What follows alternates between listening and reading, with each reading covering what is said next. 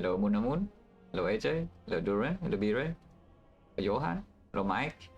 Can the max work out where character high win rate, high streak? No, not really. But yeah, I barely started. And also during this time I have had like 3 streaks that go over 10, so that's not too bad. Considering the number of runs, yeah. Hello Super Ultra Mega Hyper. Hello Malpha. Hello Monkeyverse. Hello Redman. Hello Skitty. That one, yeah, and the vast majority of this run is actually just the end game. Yeah, so look at this. From here, yeah, 11 minutes, 12 minutes time meter. Change to like 21 minutes awaken one. And then 11 minutes speed and shield, and half an hour for the HUD. This end game is really difficult. So Sapion.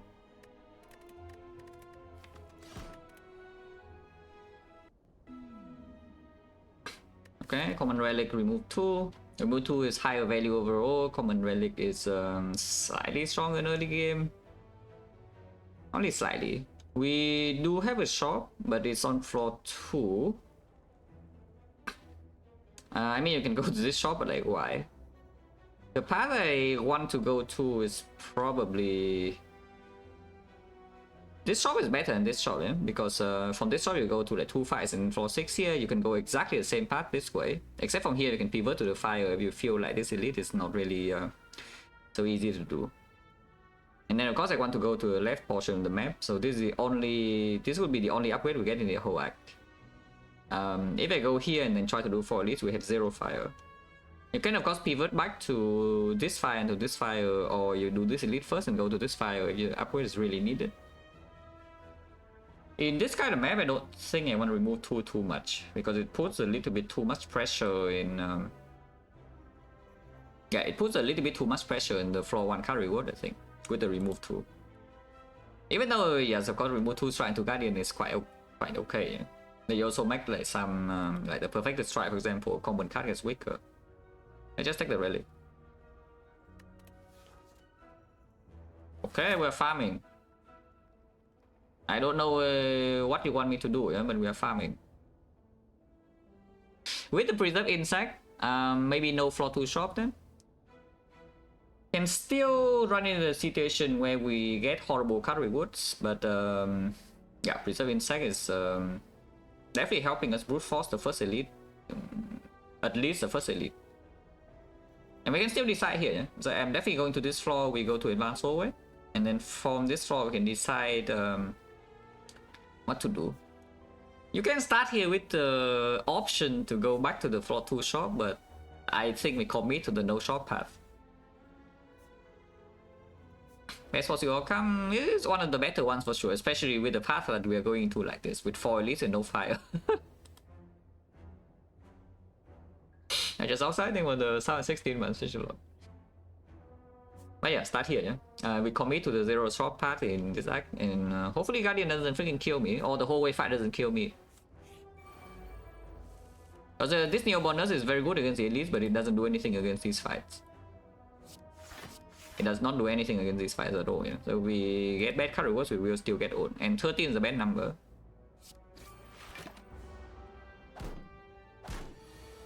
No Kaki? Some sleep? Yeah, I just slept for I think 13 hours, so you know. That's basically my body telling me that okay, I was pretty tired. You fall asleep and just sleep like 13 hours straight.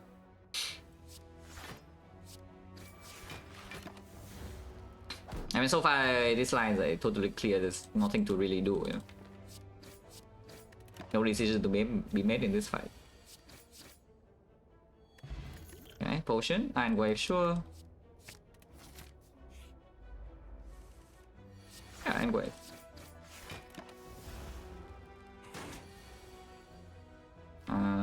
Guess attack is 2. Oh, okay, maybe Iron Wave again. That's fine. This should be the last damage we take because we have lethal this turn or full block, or it also buffs and it dies over 2. Armament, sure. The Nog fight is slightly problematic, but again, the Nog, like, this helps a lot. And these cards are okay against the Guardian, and the armaments also helps with the lack of fires, yeah? It's not too bad. 32 is a bit too high. Yeah, 32 is a bit too high, so I guess we're blocking this, because there's good block in here as well. Armaments can also help with to mitigate the frail. Which means we're floating one energy here, yeah? But doing something like bash into strike here doesn't make any sense.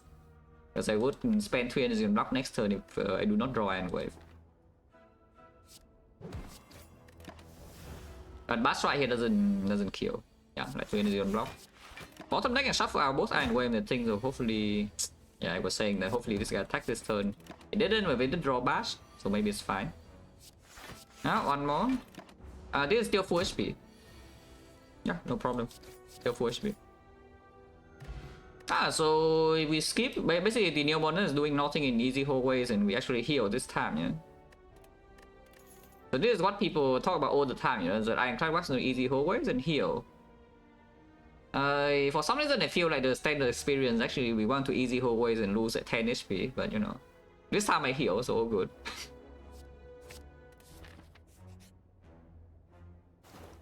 Point change now is 50, advanced away he can low roll, but if we get Giga on in here and we're like kind of worried about this part, then I could still go back here, but probably always take this elite unless we go, it's really low here for some reason, need to rest it urgently. And this fight is probably not making us too low. Not playing bash here. Next turn let's say one attack and one buff, then we hit it for like, I don't know, 12, 15, and the turn after we kill, and one energy on the other thing is 19. This could go wrong, but you know, 7 is also yeah, like here we deal the 15. Next turn, so this guy's on 19, and then we are getting hit for 16 afterwards, yeah, but maybe it's fine. Is there any angle of not playing this defense? Probably not, right? Because we do have the pretty decent block density, and 16 is not unblockable. And the Matryoshka? No, don't need Matryoshka. It's Ginger and the but Ginger is a must, yeah? At least Ginger, and then the path also needs to be okay for it. But at least Ginger. No Ginger never click. Yeah, no Ginger never click. Matryoshka is a nice bonus if it can be there, but you know, at least Ginger. The one time I clicked it, I think it was Ginger, and the Act path is pretty low value. Yeah, I think the one time I clicked on stream was Ginger, and the Act path was low value. And I mean it good, you know, 100% win rate. Would be nice I can headbutt my headbutt because I want to 9 damage on this next turn, but it doesn't happen. I guess I could do... This guy next turn is only hitting for 11, this guy's buffing, so I could try to kill this over 2 because next turn I can block 11. It's just that can get a little bit weird to kill this afterwards when it already has 5 strength. This guy has no strength yet. Probably not true.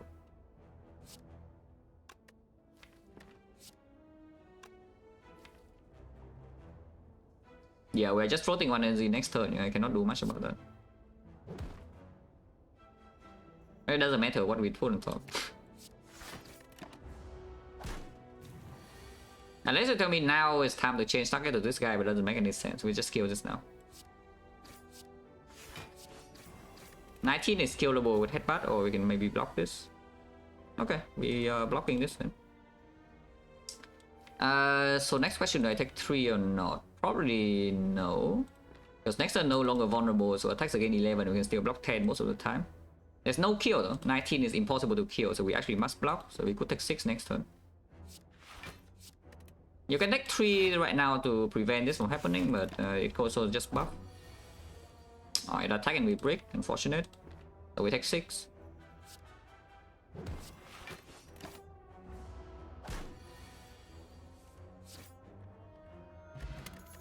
Elixir not great, and this card reward also not amazing. We're good thing we preserve insect, otherwise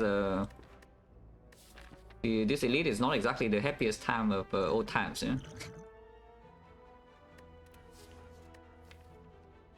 And yeah, with Insect, there's no way I need this Wild Strike. The second armament is really not the thing, and Searing Blow, yeah, no. Okay, fight this, and if this goes really bad, we can still pivot for emergency rest. Otherwise, we keep going here. If we see the Burning Elite is too dangerous, we can still again pivot to another fire. So this fire is very flexible. 14 cast sentries, and this Rhoda is not exactly the best because we're floating 1 NZ turn 1, so let's draw pot. Okay, that's slightly better.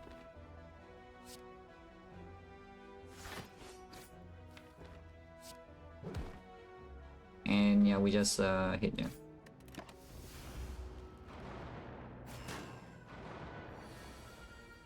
Yep, shuffle the armor, doesn't matter. Still going to hurt pretty badly at this fight because our damage output simply is just not in deck. So we will get taxed. Yeah, we will get kind of taxed. And yeah, sure. The Preserve Insect of course saves a lot of potential HP loss here. Now, but we take 5 more next turn. Yeah, expected. There could be an angle to bash here because next turn we want to play something like defend and headbutt anyway. And then bash here.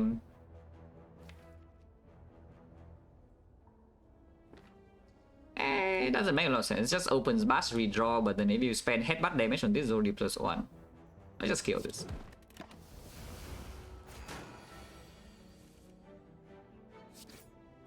And yeah, if you draw like this, you can headbutt strike plus and it's guaranteed lethal next turn. That's not too bad.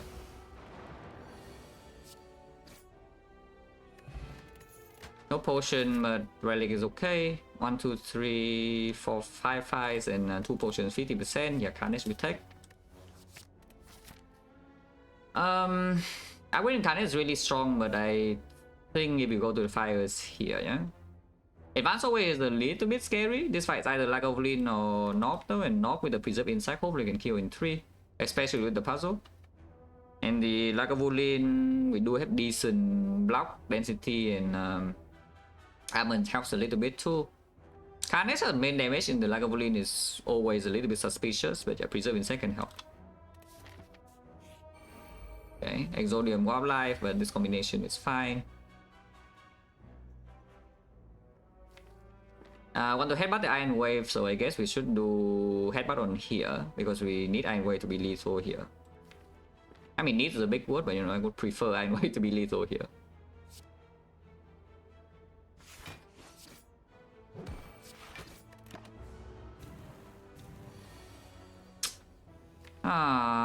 Break again.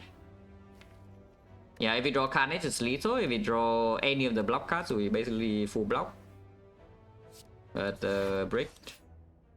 That's cool. 1 damage all.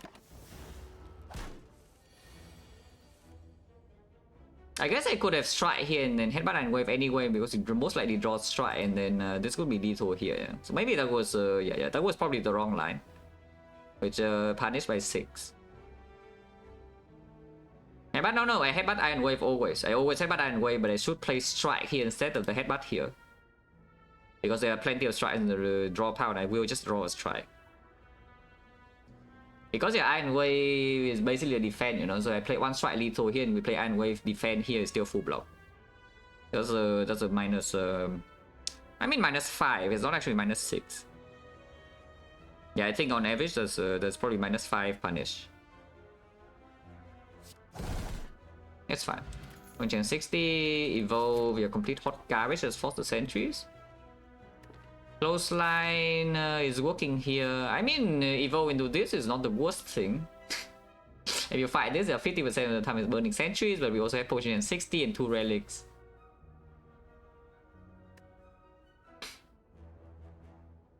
Like the stars at face value? Well, I would like to see You know, if defect plays like 60 runs or something at this speed, like whether it can get 3 times strict more than 10 or not.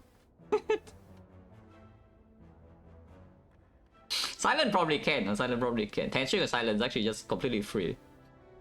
I mean, that's not a dick towards somebody else, you know. Just saying, 10 string of silence is pretty freaking free.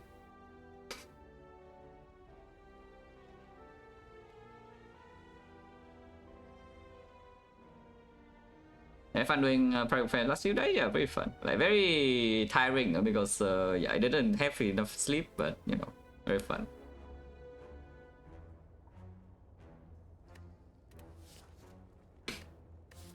Taking the Evo just because 50% of the time we face burning sentries here, and we also need the big relics. Because this fight is not even compulsory, you know, you can just, if you're scared of dying to sentries, because this fight goes bad. And by the way, this fight will go worse if you click the evolve, yeah? Then you can just go here and upgrade your carnage, and it's not even so bad. And Act 2 you can still farm because you have Preserve Insect. It's a complete nonsense, big time something like this right here. Probably not. I believe this was a knock. And this order is not the greatest. Are we okay to let this Carnage go? Let's just ask this. Like, is this damage output okay if we let Carnage go? Because with the Carnage in here, we are guaranteed to... Actually, no, not guaranteed because of the Sentinel puzzle. I guess even if we don't headbutt, the thing ideally would be like we don't have the puzzle, and then this turn we block a little bit, and then this turn we play like headbutt on the Carnage, and then the turn on the off turn we Carnage, and then it dies. Yeah? But this doesn't exactly work. We already deal 28 damage for free, though. So there are two approaches to this fight. Number one is that you just open now, and then take whatever hit is coming in next turn, and then block again maybe. And then redraw, maybe the vulnerable can land. We probably will... I mean, if I draw Bash next turn, then playing the Bash is not actually so needed. The Bash on turn 3 would be forced to be played. Basically, if this is the bottom 5 card, because it will be shuffled out with a Sentinel Muscle. So we will be forced to play Bash on turn 3, and then I block for 4 energy total, which is here 23, I'm taking 17.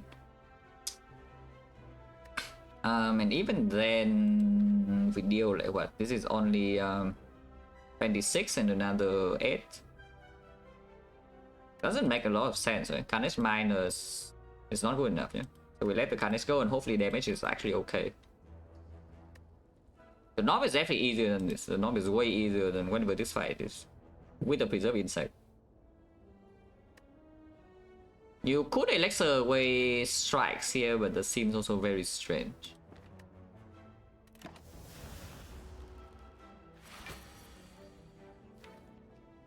Oh, that's not good.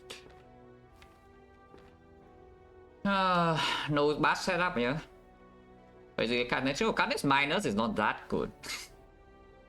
Because if you wait, you can open with some bash 50% of the time, didn't happen. Or you can also set up the armament. The Carnage minus is not that good. If it's Carnage plus, I would never let it go here. It's Carnage minus. But yeah, this order is bad. Can I ever draw well in Lagavulin? Because apparently the answer is no, yeah?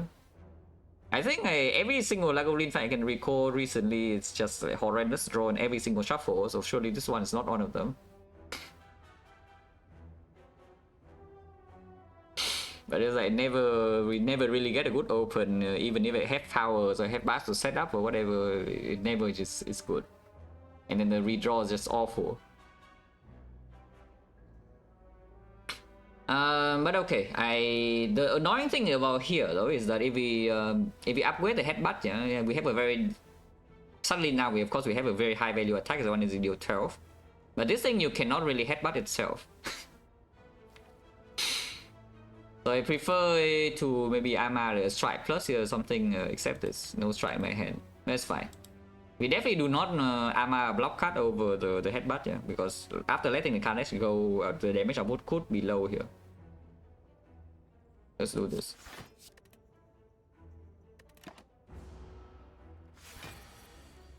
Yeah, bottom deck exactly bash, but that's fine. So if you open on turn 1, yeah, if you open on turn 1, you're also forced to play the bash this turn. Could not block the last turn.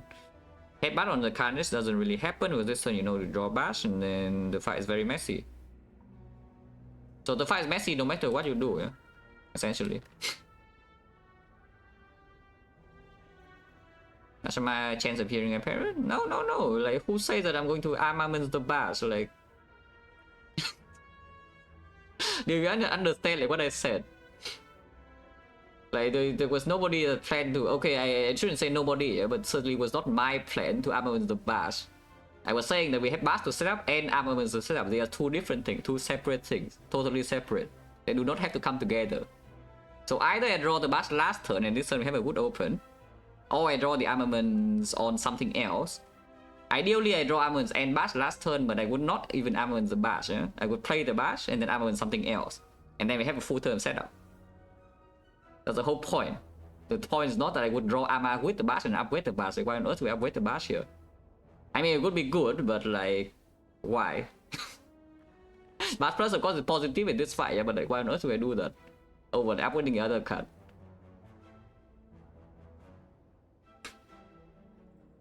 And that's the thing, like please actually understand it before you say these things. Like what I'm trying to do. Yeah, if armaments and bash were both in bottom fine, I would armor the bash and open. Because that is the most, the thing that deals the most damage.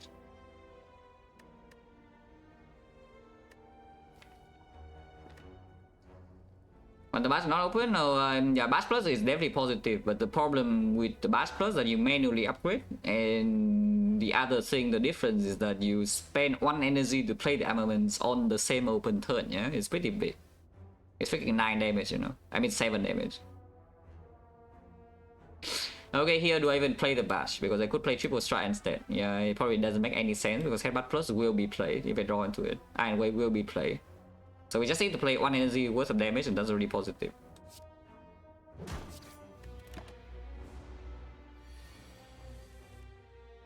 Yep. Well, at least we know exactly what we draw next turn, but that's not pleasant. That is definitely not very pleasant. So, some plans here. There are some ways you can play this fight, yeah? From this spot. Number 1 is you just go in, you are afraid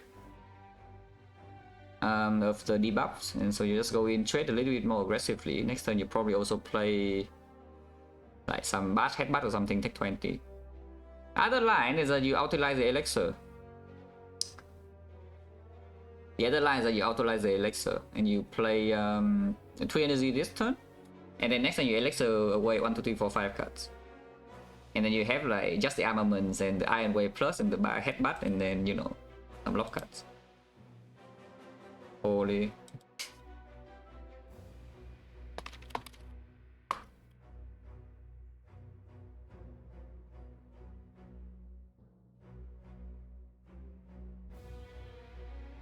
So where are we? I mean, one strike is definitely play. 66, let's say I do the maximum block line. On elixir Gluckers? No, you use elixir on turn 1, you only exhaust like 3 cards, yeah, at most. So like why would they be rewarded? Because next time we elixir for 5, you know. You know that we draw all of this, right? We draw every single card here. So you can elixir anything you want. Basically the question is just that can I just block this guy with these cards or not, like everything upgraded. Damage output is not even so low, yeah, because next turn probably I will play this line no matter what. I don't care about this bash. So we do armor and Iron Wave headbutt and we take 8. Then we deal 19. So 19 is already at 47. 47. After the buff, this is still blocking 5. And then on the off turn 47, and we elixir away these things. Should I just elixir away like defense? Yeah, I'm thinking about what about just elixir away 2 defense? That kind of close the blocking line, yeah, but it's actually surprisingly close to lethal still because of the preserve insect. Yeah, next turn I deal here is 19, so it's already at 47. 47, and the off turn of deck would be yeah, these cards are 3 strike, 5 strike. If I exhaust 2 defense, then we have 5 strikes, bash, armaments, iron wave plus, headbutt plus, and 2 defense. So on average, you can spend 20 on damage. And the ideal draw, let's say with like bash headbutt plus or something. And we get 8 plus 18, 26, 21. 21 is not killable, so probably have to block one more turn. Unless I spend an extra strike here. I could play an extra strike here, take 15 this turn, take 8 next turn. And it goes down to like suddenly 40 on the off turn. And 40 is not bad. Elixir could also still be safe, by the way, yeah? So how low do I go? How low do I go? Let's say I take 15 this turn, take 8 next turn, 23. So we lose 17, go to 31, yeah? And this fight is on 31. 31 is okay to run into this. But I do see that this strike actually meets like some pretty important thresholds. But if I play the strike, I definitely should Elixir away some cards here. Maybe I should Elixir just away these 4 base cards. Yeah, I think I should Elixir away these 4 base cards. Like, strike is not even so much of a good redraw. We do have kind of like 3 bricks as the armament, a small brick, and we have 2 defense, but even armaments can still deal 3 damage. Yeah, next turn probably just Elixir away 4 cards. But I play the strike here. That basically still allows me to block 1 turn after the debuff. But it also increases the chance of lethal by the most, I think. So I play the line like this.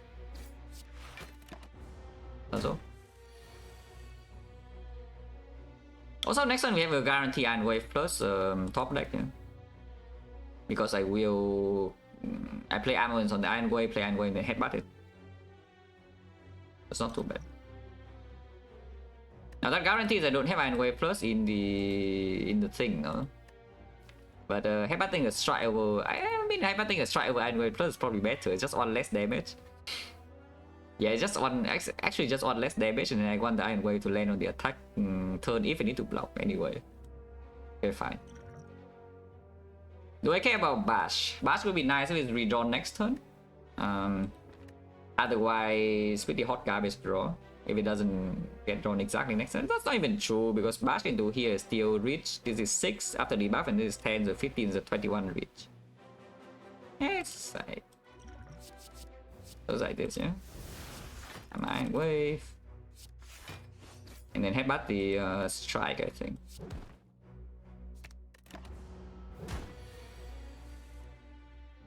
Okay.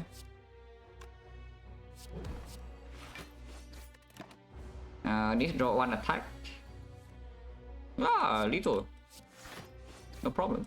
And the extra strike reach matter, yeah? See, look at this.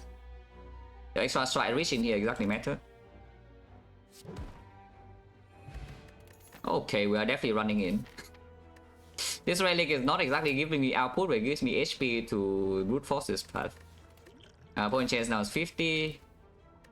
Now uppercut is click. We have some pretty big upgrade depth here, yeah? So we can solve it a little bit by going here, but that's -1 elite, so like why? And minus the burning as well, like why? Oh, flower with this deck, the flower is pretty nice, and with the puzzle as well, sometimes it can work. But yeah, we have running in, yeah? Point chance now is 50. So not just freaking smell the insect and it never shows up. The knob actually just see this, it never shows up because it knows it dies in 3 turns. So it just says that these garbage things in here, but this fight is still not very good for me, you know. But I think the uppercut itself not even that good, because next turn we have freaking 8 draw. This is a 2 cost, and then the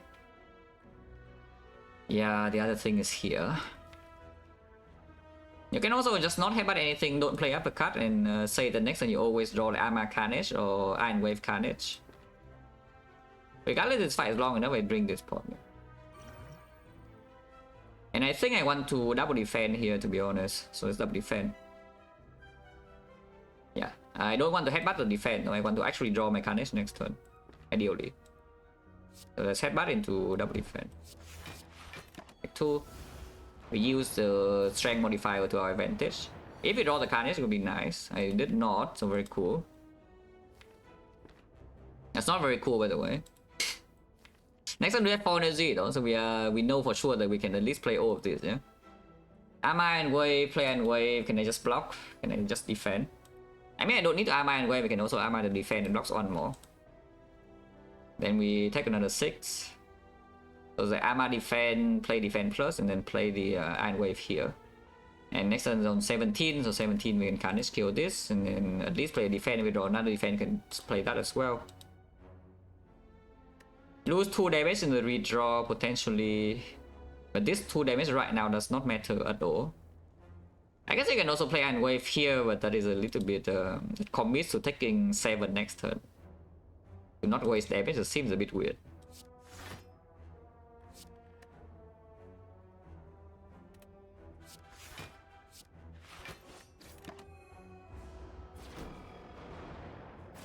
Hit middle? No, please do not hit middle here. No matter what you're attempting to do, please do not hit the freaking middle.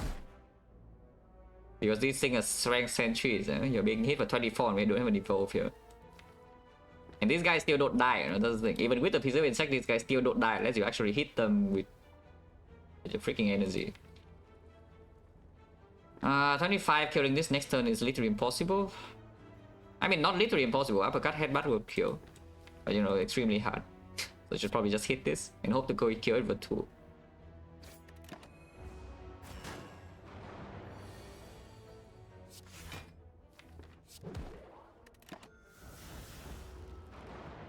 Is killable.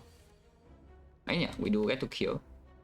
But the other choice is simply full blocking this turn. Because the defense plus is here. Because killing this right now, next turn 4 energy, even if we headbutt the Carnage, is still not... We need to draw the headbutt. So the other choice is simply just play defense, headbutt the defense plus, and try to delay the kill on this a little bit. We would waste a lot of damage though, because the only attack in here is uppercut. So maybe it doesn't make a lot of sense. Happening Carnage is basically hoping that we draw uppercut top deck, yeah, so it's a 4 out of 9. There's a 4 out of 9 that we have lethal next turn. Because the armaments on the Carnage also is not lethal, and then you're set. But otherwise you never have lethal in this deck cycle, and then you have to go blind 1 more turn. I try, yeah? 4 of 9. Also, we use exactly regen value, and we also use the flower if we draw uppercut this turn. How did not happen?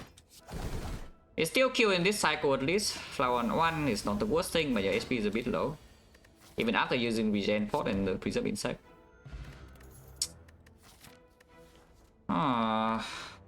These relics are not exactly helping in whole ways, which is a little bit concerning.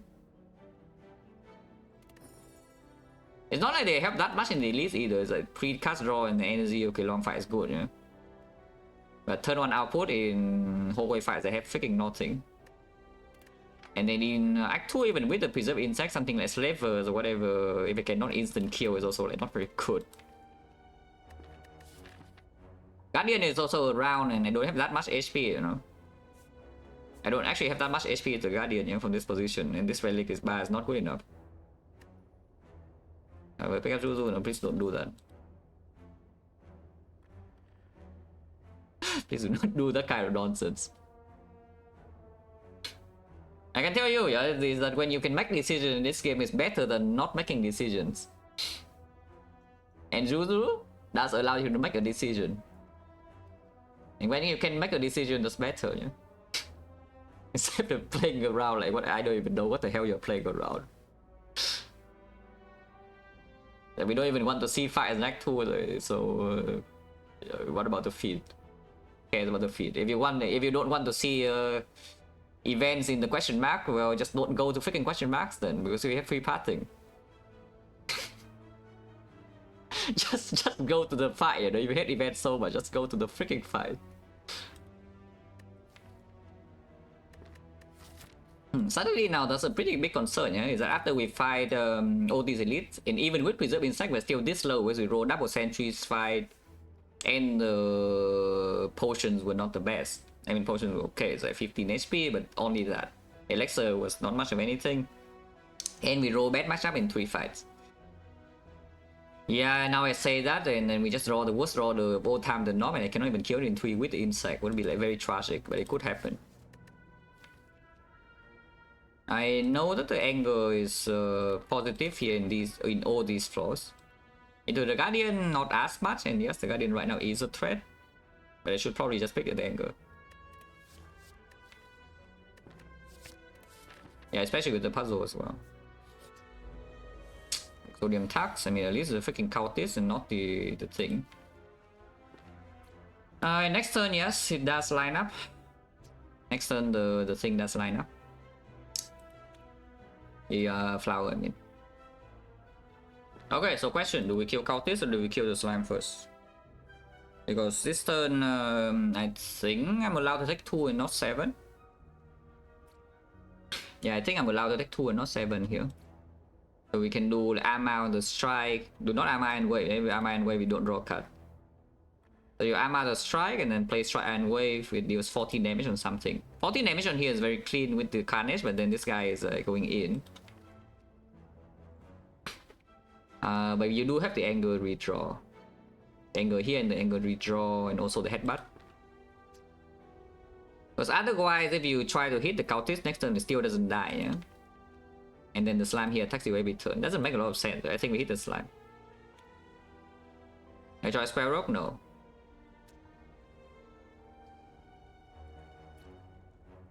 I don't play that many games in the same genre of Spire.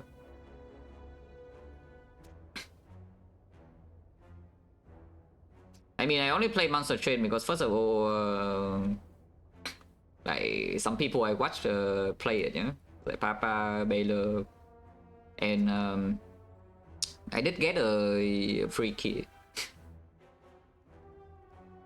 But otherwise, I don't really actively seek out games in the same genre at all. In fact, I don't care like whatsoever about the games in the same genre as Spire. But yeah, Armor, Strike and Wave, hitting the slime.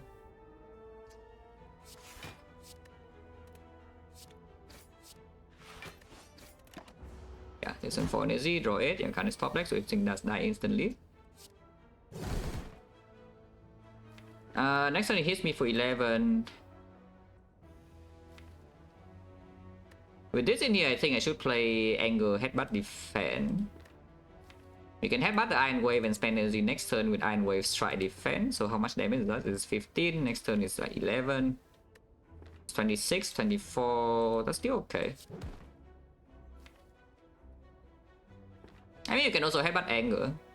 If you headbutt Anger, that's 1 more damage, and also, I mean, regardless, you're taking 1. But you have more Anger than reshuffle.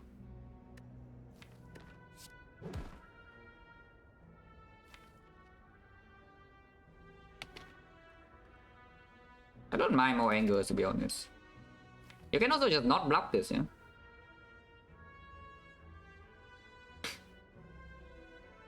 8 waffles and with the sub and 10 man special load. Is there a specific reason sleep schedule is rotating as well? I sleep whenever I want to, so it just happens to be like that. 29, 17. 17 is a pretty good threshold, but I think I defend. This could go really wrong, by the way. But ideally, okay, don't kill here, but I still block. And yeah, I do think hitting this is just better than hitting the slime. Even though flowers mess up now, the cultist doesn't deal damage that quickly. Yeah. Okay, wood potion. Yeah, especially with the upgrade deck, we currently have End the Sentinel puzzle. This potion can help a lot in Guardian. If you don't upgrade armor, that is. Maybe we upgrade armor anyway over these, but it's a bit weird. Sucks everything with the Prowess and Format, special load. So how is this? 1, 2, 3, 4, 5, 6, 7, 8, 9 fights. 9 fights. We have like 1, 2, 3, 4 potions. 5. So that's actually 30%. Now burning pack is here if you are scared of Guardian, which I kind of am. Berserk is also here with the artifact pot for 1 fight. After that, well, not so good. After this 1 fight, the artifact pot is gone. It's not so good. And sometimes we need to artifact the knob as well in case we don't kill in 3, which can unfortunately happen. Let's go shop scrabbles. No, we just farm the elites. We just go farm elites. Could be better. Yeah? I mean, could be worse. These relics are good. I'm not going to say this relic is bad or this relic is bad or this relic is bad or this relic, even this relic is bad. These relics are fine. They just like don't provide me. Basically, they don't feel like the one of the biggest problems right now with this deck is that turn 1 we don't have good support. So it's a bit scary, but you know these relics are fine. Just take the pack, eh? Yeah, just take a pack.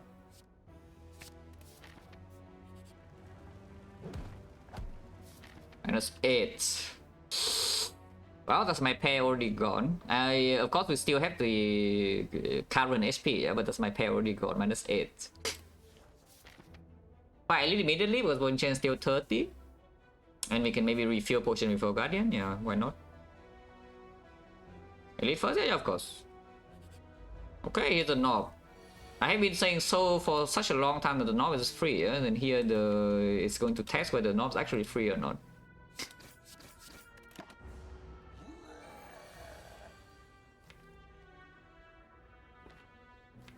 Yeah, pretty free. It's guaranteed dead next turn, so we armor Carnage.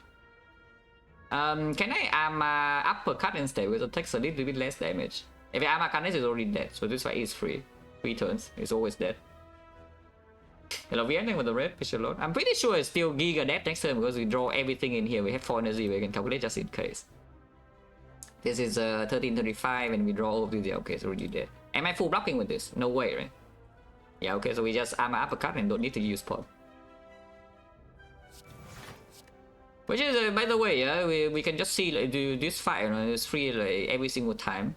Except that we saw like 2 sentries and suddenly we are what 30 HP the whole act. And the Lagavulin fight was also not the best, yeah. But you see now it's just free, you know, it's like -3, we heal 3 HP and it's freaking dies in 3 turns, like, basically always. Cool. Wow. Wow, shouldn't I pick any skill apparently? Oh, Shockwave. Ah, okay, not a Shockwave, but you know, good enough. Yeah, not quite a Shockwave, but good enough to bottle. So yeah, trans in the bottle, trans seems fine. So now turn 1 is okay, and now turn 2 is okay too with the puzzle.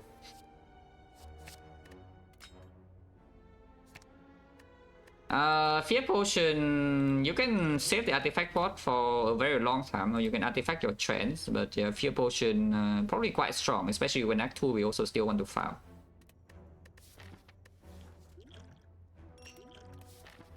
When chance now is 20.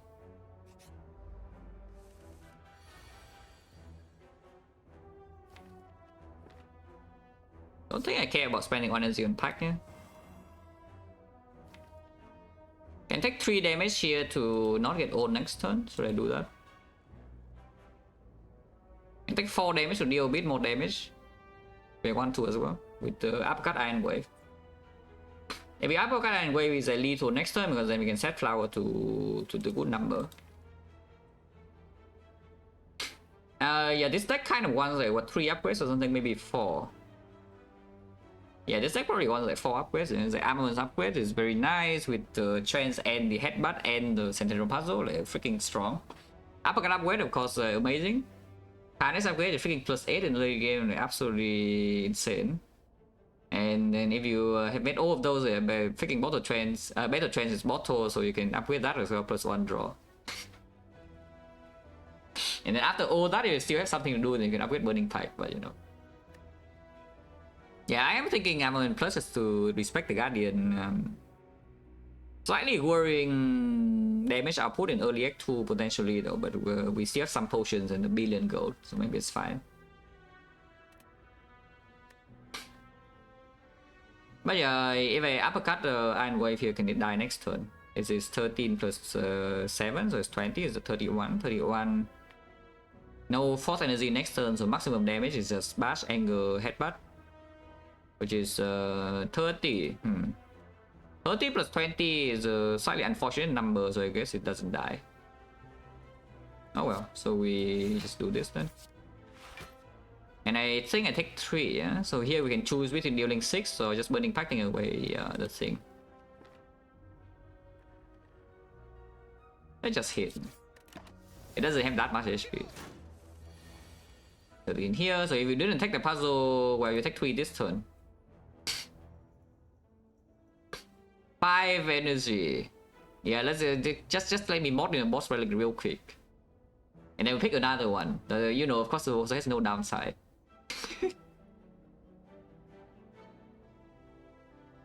Yeah, let me just get like 2 free energy relics like with no downside. Yeah, real quick. Would be nice, yes. I think the run will be stronger if I get 2 boss relics. They give me energy for free with no downside. Yeah, I would definitely agree with that. But unfortunately, this game doesn't work like that. And flower, yeah, flower always lands, right? Perfect. Will always be perfect. No, I know, but this is, first of all, it's not every turn. It's only freaking turn 1. Secondly, the armor is not guaranteed to be drawn on turn 1 even. And then you need to set it up, yeah, with your, you know, stalling Act 2 files to set this up perfectly. Do you think that is like, so easy? Like, a lot of things need to go actually correctly, yeah. Next one is always doing 8. We know that we don't draw any block, so you know, would get owned. Okay. I think we try to block this. This guy we can block a little bit, and here if we try to for the lethal line, we take. It is guaranteed lethal next turn because I Armad strike, I play strike headbutt to strike, and then flowers on 1. I take 3 more. But if we try to block in here, it should pack. I think I would pack. Okay. Not what I envision. I was thinking we would headbutt the armaments with a block card, but you know, this is fine too. Take 1. There's weaken next turn. So do I want flower on 1 or on 2? Because you can choose here. I mean definitely on 2, right? Because the Guardian doesn't activate the puzzle and turn on we have the trance. And my headbutt pack armor was full block, yeah. Turn after I have no setup though. And that's the entire point, that we know the turn after it hits me with 13. I was not thinking too much about full blocking that turn, you know? Is that full blocking this turn is a bigger thing. Like if you do that and this turn you break, you take like what, 13 and then you cry. I mean, you probably take 8.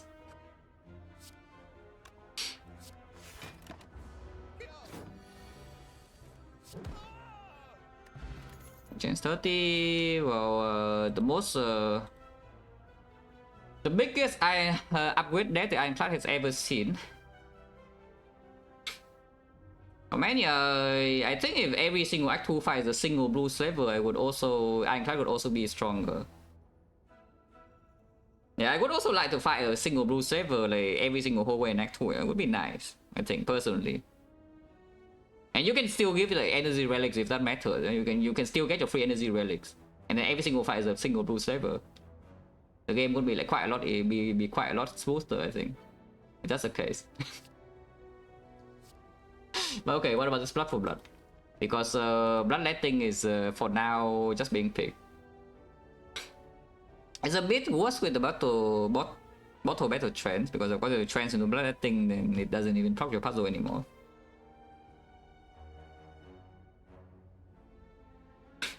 Blood for blood in here is first of all, of course, we already have the burning pact thing. As a headbutt is working with it, burning pact is working with life loss. We do want to take because of the central puzzle, not combat zone, but yeah, offering, bloodletting, brutality, all are kind of fine. And then you have all your boss damage immediately.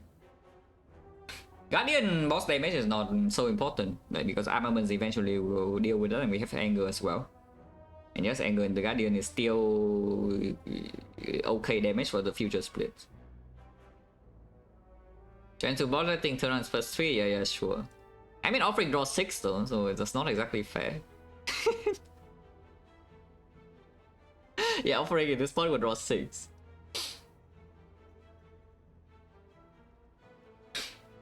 But yeah, Act 2 boss damage also is like even if we face the champ or something, we immediately sow the champ with the blood for blood. Makes Snecko a bit easier to take as well. Right now Snecko is not even that good. If we take a blood for blood, it's a tiny bit easier to take. Especially if blood for blood is not green, which you know it will not be for a while.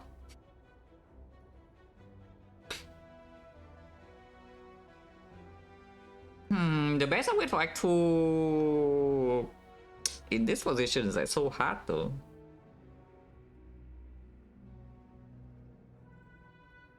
It really just depends on how we draw and what enemies we fight.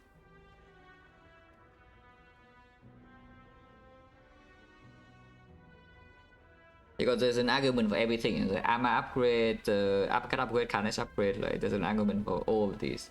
You can definitely find draw orders where one of them is clearly better than the others. And then some draw orders where some of them are clearly worse.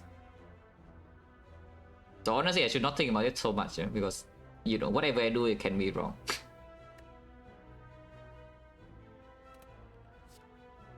Yeah, take blood for blood. 39 against the Guardian. Well, I guess just because the Guardian is here, I should probably upgrade the armor out of all of these from 39 HP. Willing to spend Fear 40 if we do need to split. But yeah, sure, armaments upgrade.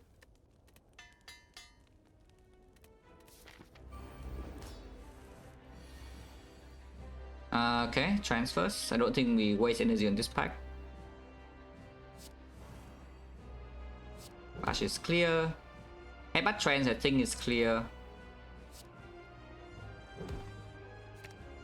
And then yeah, I should probably just try. So pack not play in the first top 4, yeah, but it's okay. Carnage can go in this fight. I don't really care about Carnage. Okay, they draw the armor. So that's already pretty good. You can do a Giga split here with Carnage, but the uppercut is already good enough, yeah. And then it also extends the weakness for next turn. Which does matter, because next time we can do something like double defense to a strike. You take advantage of the vulnerable as well, and you take 1 damage. Because it will hit you for 7 and you block 6. So taking 1 damage is perfect. Let's just do that. Yeah, I don't care about redrawing this Carnage here. With the blood for blood, deck already 8 armament plus. Okay, double defense, strike. Yeah, perfect puzzle into the flower. This turn is not the greatest turn I have ever seen, but you're not sure. Double defense takes 6.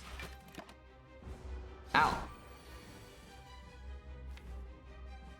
Can just armor this, or you can trans and hope to do Iron Wave. Yeah, uppercut Iron Wave take 5 is probably the line here. Okay, exactly drawn to the thing, so you can take 5 damage. And then blood for blood is decosted to 0 because it is 2 instants.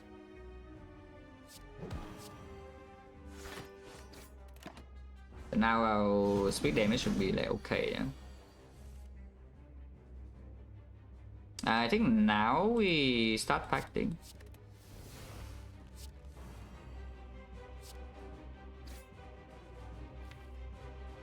I cannot break next turn ever. If I play the armor, then we can, no? That's not. Even though I kind of want to.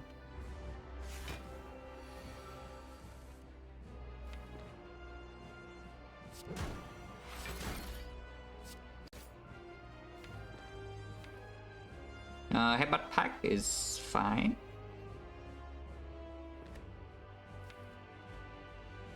If I pack into more defense, it gets weird though. I mean, you can also headbutt something like Anger or Strike, because we already know next turn is full block, and then you shuffle whatever is here out anyway. So probably should just headbutt something you don't want to draw, yeah? Which is yeah, I mean, I guess strike just goes an anger. We headbutt the strike minus.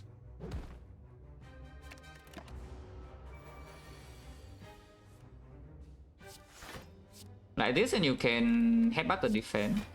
Take only 1 and deal 13, and we guarantee to have a defense on top. Blocking. Ow. On is this turn, push split. If you trans, you are guaranteed to draw into all these, and we split immediately, which, yeah, sure. Is it quieter? Is it?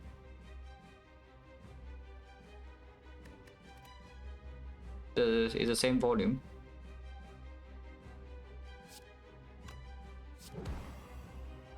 And also just full block this to upgrade the pack and the defense. If you do like armor, defense, blood for blood plus. Okay, just splitting immediately. Don't even know what that really does. It's like it gets the weakness, but the weakness is only on the 10 damage attack. How much damage is this? This is 40, 49, so it barely split is on 37. I guess the advantage of splitting now.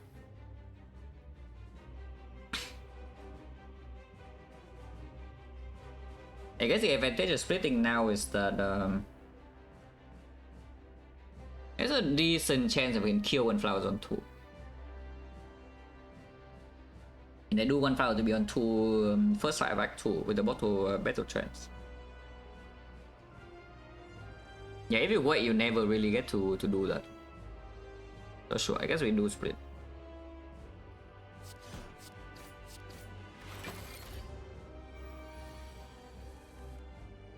Okay.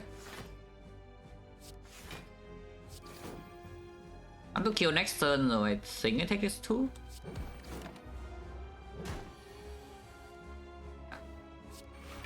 I have to take another 1, but you're not sure.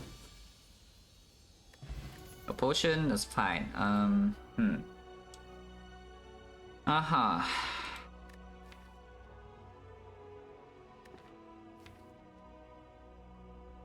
That's a bit too hard, no?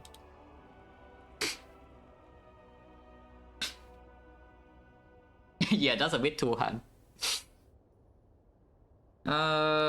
Very first thought is probably feed fire, but I could definitely see it being feed. I don't think it is ever Reaper in this position. As weird as it sounds. But I don't think it's actually ever the Reaper.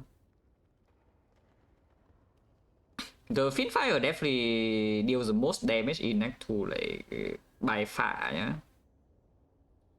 Out of all the cards in our deck, not just the 3 rare cards. Of course, out of the 3 rare cards, it deals the most. But even everything in our deck, because we have Bottle Battle Trance, and then we also have Sentinel Puzzle. This feed fire will probably be pretty big, and then you exhaust a big hand, you get to loop your blood for blood, and then boom boom, that's your boss damage. You take the feed because your endgame is stronger, but in early Act 2 I would assume that it's a little bit weaker. Quite a bit weaker, in fact. Now another thing about taking feed fire though is that it's another card to upgrade. Wow, freaking nice. So uppercut wants to be green. I mean, Karnes doesn't need to be green so badly anymore if we pick the feed fire. But yeah, uppercut wants to be green, and then feed fire wants to be green, and then burning pack wants to be green now if we're going to exhaust down to the loop. And then battle trance upgrade is always +1 cut turn 1, so that's good. Headbutt target as well, freaking excellent. Energy feed, yeah. You're on T-Nice. But good for you, I'm feeling like not too bad at the moment.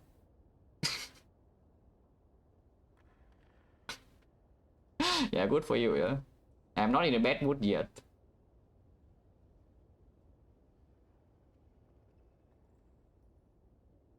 I could be in a bad mood pretty soon, no? So, you know, we'll see.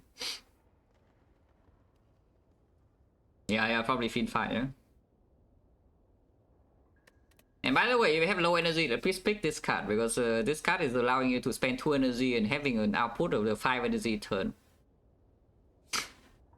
If you don't have energy, please freaking pick this card.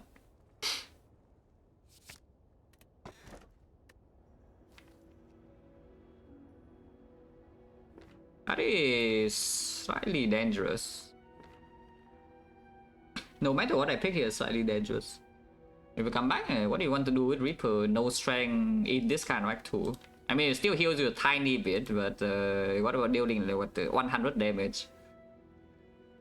Dealing 100 damage to some act 2 fights probably better than healing like 5 sometimes, you know. And we have the Bloody Idol, yeah? We have the Bloody Idol. Do I need energy so badly? Because honestly, even something like anti-gauge is not the worst, right? If I take something like anti-gauge, we are like Giga in the Bloodletting waiting room. It's like we see a Bloodletting, I don't even know, like 2 or 3 times stronger. If we never see a Bloodletting, we're miserable. Not that miserable, the flower can help. And the Fiend Fire doesn't need energy. Again, you play Fiend Fire, 2 energy. That's your turn. Cool.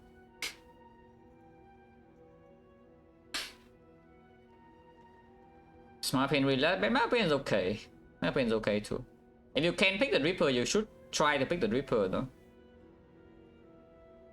Smart Pain does get in the way of what the deck wants to do later, yeah? Because at the moment, the plan of the deck is just to cycle down to Blood for Blood.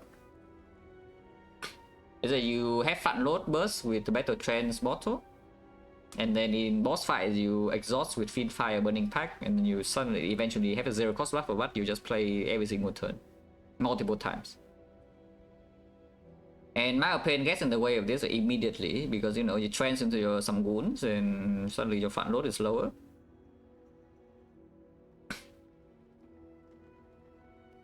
Pain ranking is lower than Reaper. I don't remember exactly what I put. Like Fusion Hammer number 1, Coffee Reaper number 2, Joker number 3, the Mark of Pain is number 4. I don't actually remember what number 5 is though. Yeah, actually already forgot what the number 5 is.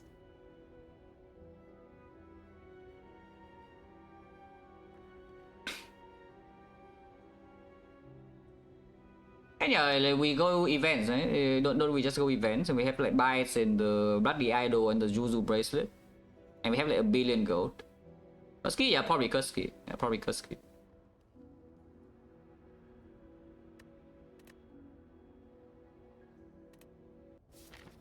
You were so sus. Well, normally I'm the one who's scared of Reaper, like. While other people are scared of Reaper now. Like, normally I am the only one who's scared of the Reaper. The last run, if you remember.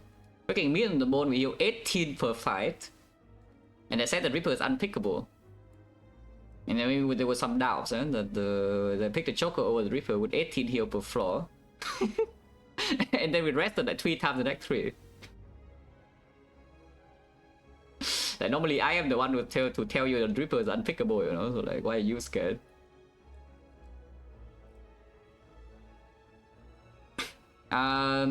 This part is pretty bad for Reaper though, I would say. Yeah, this part is pretty bad for Reaper. The war, no, Elisa, no problem. Elise fine. Elise, no problem. Always though, always scary. Yeah, always scary. Elite's fine. Yeah, and then one to here is a freaking Grand Leader. Our deck has no answer to leader. The pattern, the freaking worst. I cannot proc my puzzle because she doesn't attack until she swings for the massive amount, and then the minions she summons also never attacks. Also must be killed, like the Fat Gremlin. And then she swings 1 time for 48, I take the hit and then I die. Oh, cool. Well, I mean, shop is definitely the thing, yeah? So we start here, and regardless, we need to start with 2 fights anyway. So I do here, and then we evaluate whether I go to shop or not. Most likely I will. But we can think.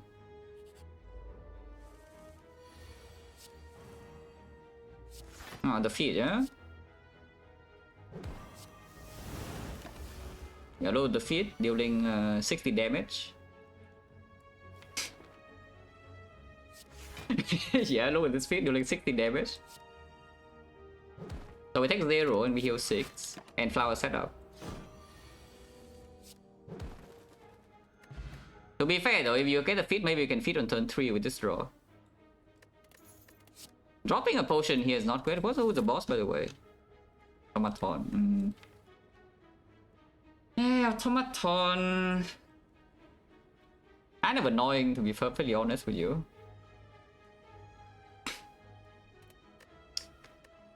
Endless Brew. This is definitely not, unless you tell me like true wit, except we don't have a freaking upgrade for it. It does speed up this thing of exhausting now the Blood for Blood. It definitely does speed it up, but yeah, we have no freaking upgrades for it. How many fires do I get this arc, by the way? It's like first fire here, and then maybe second fire here, or here. Probably go this way, because we don't really care about this too much. This is like so many question marks, though. And by this point, as Bloody Idol sustain, I guess it's still good for Act 3. But there could be a situation where we don't see enough card rewards in this arc and we go this way, but don't need to worry about that yet. I don't need to worry about that yet. Regardless, I do see that we have like 1 upgrade here, 2 upgrades here, 3 upgrades in the act total. So for now, yeah, Fiend Fire probably still first fire, and then Uppercut could be the second one, and the third one, these are not so needed, so we can think about the third one. So for make feed more unattractive in the vacuum? No, the feed is more unattractive because I don't want to die in Act 2. It's that simple, it's literally just that. Because I look at this relic bar and I was thinking that maybe Act 2 could be slightly more dangerous than you would think, yeah? So take the thing that's stronger in Act 2, and it's not even weaker later, so that's the point. The point of this thing is that it's not even necessarily weaker than the feat at all in the end game. Considering that the main damage in the deck is already like usually this thing, yeah, and then you just need to exhaust faster.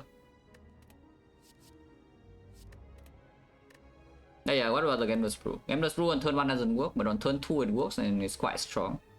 The turn 1 it trains you brick, you take the puzzle, and then on turn 2 you gamble for like 8 reach, and then you can always draw until your feed 5 is not drawn yet. These potions are kind of good though. We do have armor plus, so maybe it's a bit weaker. 2 vulnerable source, but yeah, 2 cost, not that easy to play.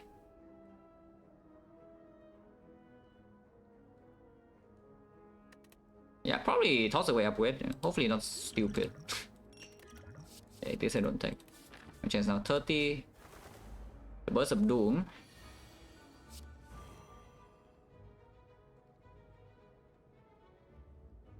Intentionally float energy, huh? But I think I'm doing that.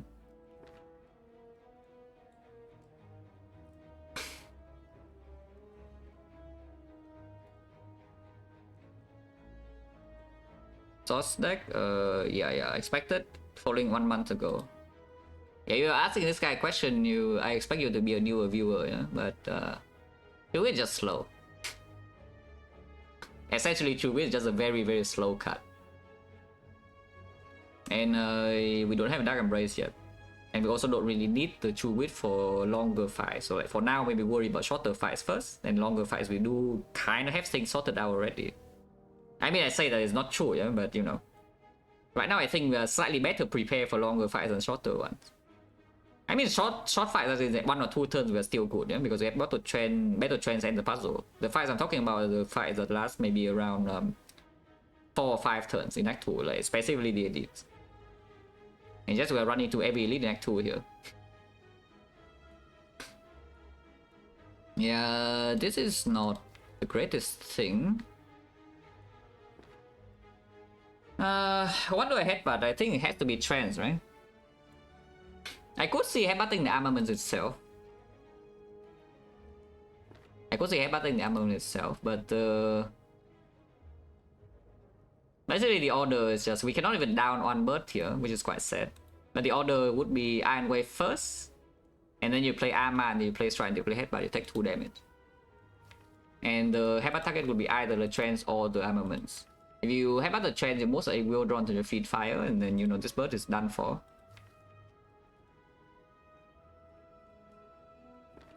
I just say that I should put damage on like this guy because it has lowest HP, and this bird next turn is just getting feed fire or something else. If we don't draw feed fire, and then what? Then I'm sad. Okay, let's not be sad.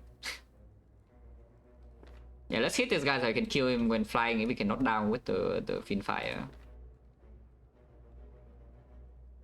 Okay, so that's probably it. Like, we just hit this anyway. Yeah, anyway, first, so I actually take puzzle.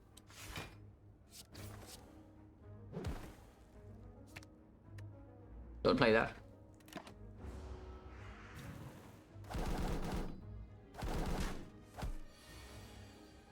Oh, swooping now. That could change a bit. Because this guy decides to freaking swoop for like no reason. I could change the situation a bit and just do like armaments, defend, and then just feed fight this guy instead and down him. Our blood for blood will be 0 cost, so this guy could be killed when flying. And it's not that okay because next turn this guy could swoop, and I'm quite sad. And this turn we're already taking like 5 damage. Yeah. But you know, if it decides to swoop, then we cannot do much. It just randomly decides to swoop. At least with this attack pattern, I'm pretty happy that I did headbutt the armaments and not the trends. Yeah, otherwise horrible things happen.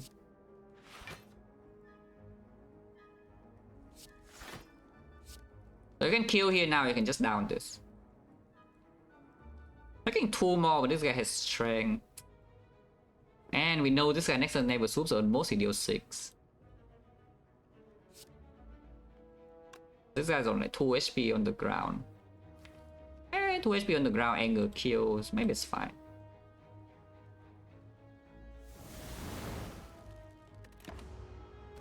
Ow. Okay, both buffing is no problem. Do I want to redraw anger? 4 base energy, but for much 0 cost. It's probably still fine.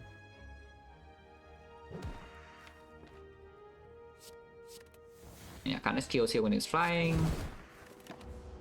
We got his strength, but we have the yeah. Okay, even if he decides to swoop, it's still fine.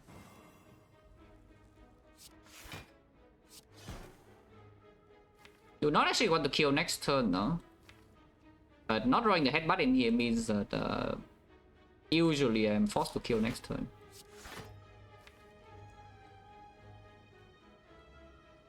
I guess it never suits. If I draw defense plus, that's already good. And we have, yeah, every defense screen.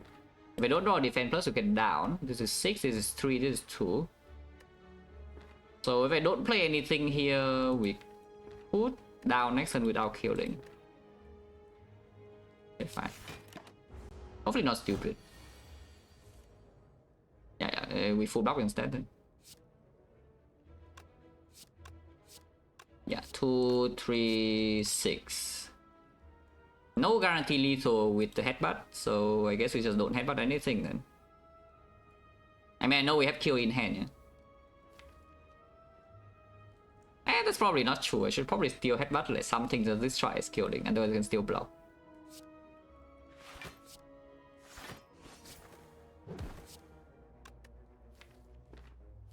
Okay, Iron Wave then. Okay, it's dead. 1, 2. Oh, that's not good. We're just throwing away potions here. Potion chance now is 20%. Oh, second win. I mean, we'll take that, yeah.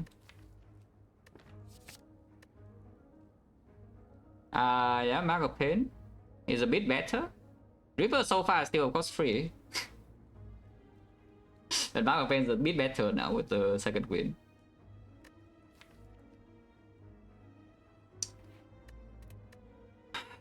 Two gameless brew cannot beat over the fear port, right? I think.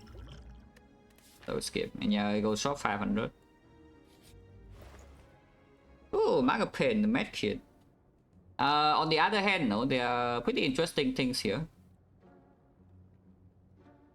And I'm not talking about the relics, yeah, because these relics are trash. But Apotheosis, for example, we do have Armament Plus. What? I see. I shouldn't have farmed so much. Or if you did not farm the extra elite, the next one, now you buy the Apotheosis and you have Bottle Lightning first relic. Wow. Farmers lose again or what? Like the 2 cost deck, for 2 cost deck it means 0 cost, right? Our deck's going to be 0 cost real quickly, yeah? And I mean, I think you know that too. I think you also know that because the enlightenment on this is completely worthless, and then this also goes away. So it's only on these, but this is 0 cost. But yeah, Apotheosis dropkick is possible. But I think he will be better than Secret, but you know. Inflame on sale. The Reaper. And the remove is strong too. Unfortunately, these relics are kind of bricks though, and I want a support on turn 1. I want relic support on turn 1, except it's not here. I think Apo is still good, even with Armor Plus. Yeah, I think the Apo is still good, so I probably will buy it. And then remove is strong. I have no fish or anything. Remove is very strong. Even if we see buys, yeah, whatever, who cares? Then we see buys with Dripper. Now what? Can save gold. Can buy the Inflame on sale, which doesn't actually deal that much damage if we are looping them to block for blood anyway. Which is kind of now that with the Burning Pack also being green, second wind exhausted with other things. Block output is not the greatest at all. I think this dropkick should be in my deck, even though it doesn't work against Automaton. It does work with the Fear Pot. We have 2 vulnerable swords. And yeah, it is a free cycle card for blood when we exhaust down, which is very powerful. Because right now we don't even have the second cycle thing. There's a Burning Pack Anger thing in here. But there's no second draw card. We don't have a Pommel Strike and no Struck It Off. Have a kid? Why on earth will you buy a medkit? I tell you that even if you have Mark of Pain, they don't care about this at all. Yeah? Why really could people pay gold for this without the Mark of Pain? We even have a freaking second wind now. Do I care about this Inflame? Do we have both stabbing damage problem? Maybe I don't take this Inflame. Like, not really. Right? Preserve Insight is basically that already. And Automaton, we don't need the Inflame either for anything. It's just like maybe the next Reaper easy to pick if we see one, but you know.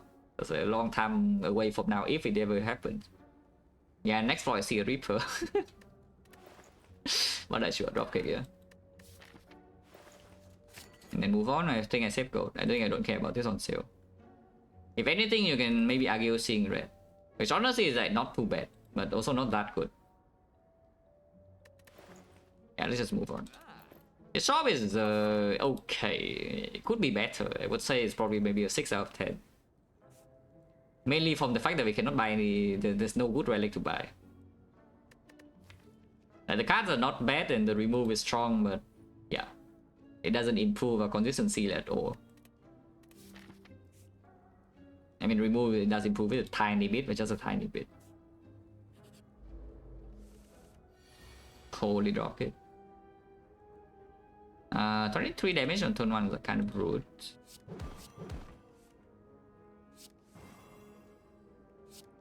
Ow!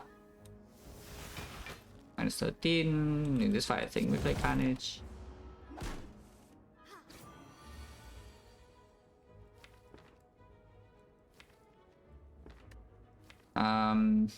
But trends. Yeah, but trends, yeah. Okay, 1 armor and redraw, not after Apple is down, no way, right? So.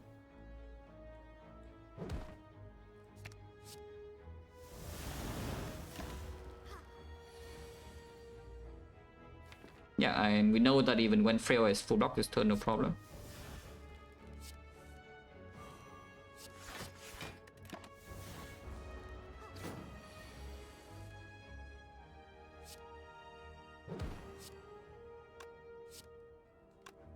Yeah, 42. Do nothing and then next turn we kill, yeah? 1, 2.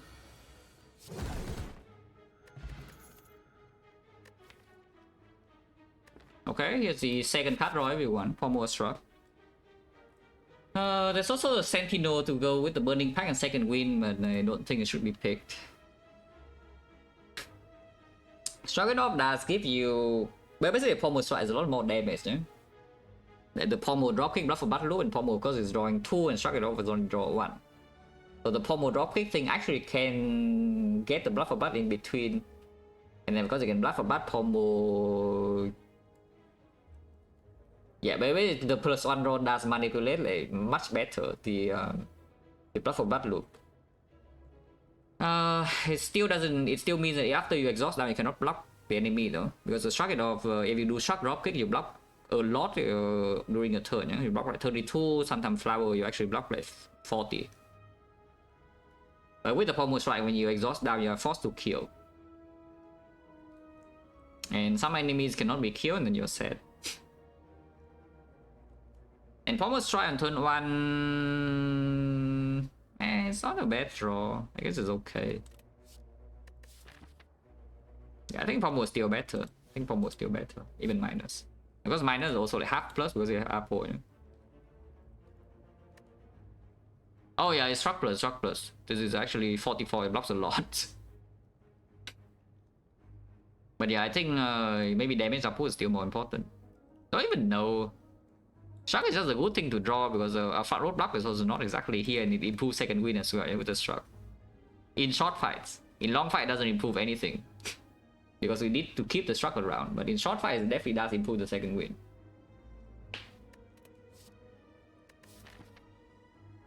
But yeah, I think I like the pommel better anyway. Hopefully not stupid. Mark. Okay, the Coffin Reaper is pretty scary, yeah? I can tell you that Coffin Reaper is suddenly scary immediately. Unless you're telling me we're not taking this offering. Because of the bottle trends. Yeah, this freaking bottle lightning just comes like, way too early, man. Bottle battle trends and now every single good bottle shows up. Yeah, it's like Shockwave is here, Offering is here, Apotheosis is freaking in the deck. And suddenly I'm afraid. You can also take Bloodletting here because yeah, with Bloodletting you actually are infinite.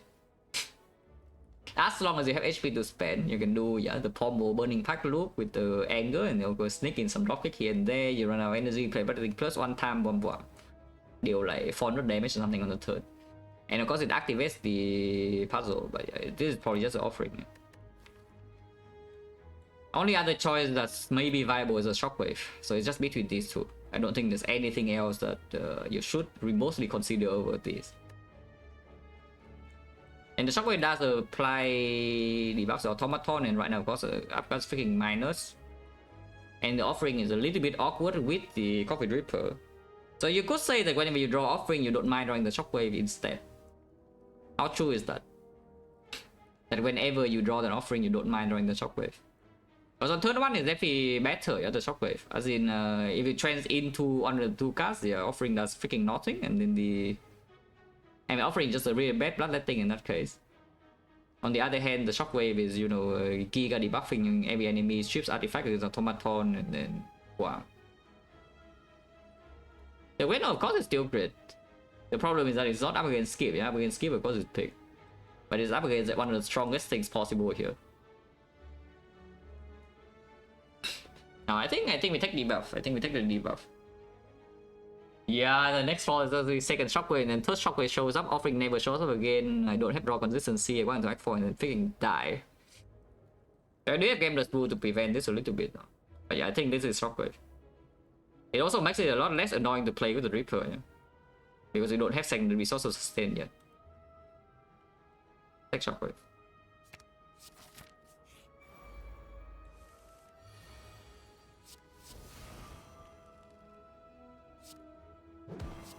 Take 2. Oh yeah, the feed is coming. Look at this. Look at this feed. You see the feed? Yeah. Ooh, Bloody Idol Ceramic Fish, if we see that. Complete garbage, unless you tell me it's War Cry for some reason. Upgrade Apple first still, is that true? Probably true. And am I going to hallway pass or not? Or am I going to the question mark maxing here? I guess with the Apple upgrade now we don't need to go to this fire so much, so you could change the path to here. Ah, possible. Upgrade Apple and then go right, probably still.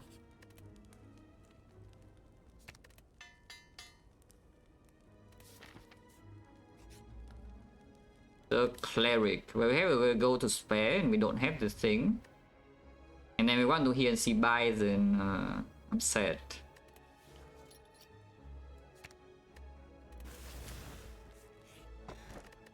Oh, bag of marbles.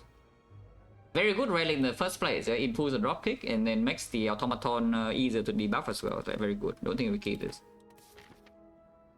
Okay, fire versus the thing. Apple plus now. And the shockwave, so uppercut upgrade is no longer so important in early turns. Bag of marbles is also vulnerable already here. I think there's no reason to go to this fire. You can upgrade like pommel or battle trance maybe. Let's take the fight. Let's just take the fight.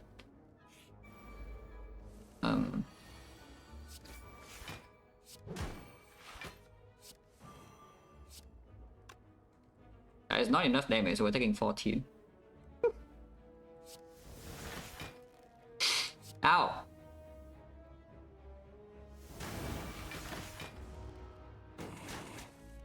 This event is like not a very good event if you ask me. That's fine. It's dead this turn if we choose to, otherwise you can take some damage to set up the relic slightly better. I think we just get the hell out. Yeah, blocking here, actually blocking only takes 1, no? -1. -1 for the flower on the trance turn with bag of marbles. It's probably worth it. Okay, fine, I pay 1. yeah, 1 SP is probably fine to pay.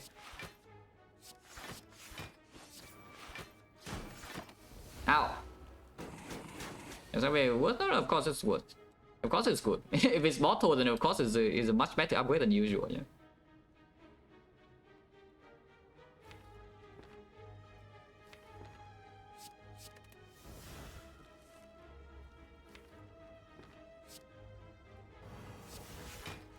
Yeah, kill next turn.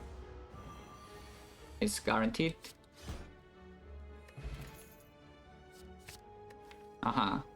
Okay, change the plan. We do not need to. I mean, we're still looping blood for blood kind of, yeah, but we can loop. We can do a different loop.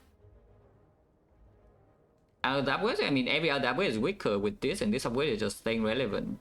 So you know, it's good. You can also just not path to fires like here. But yeah, if you want to make an upgrade, like this is one of the better ones for sure.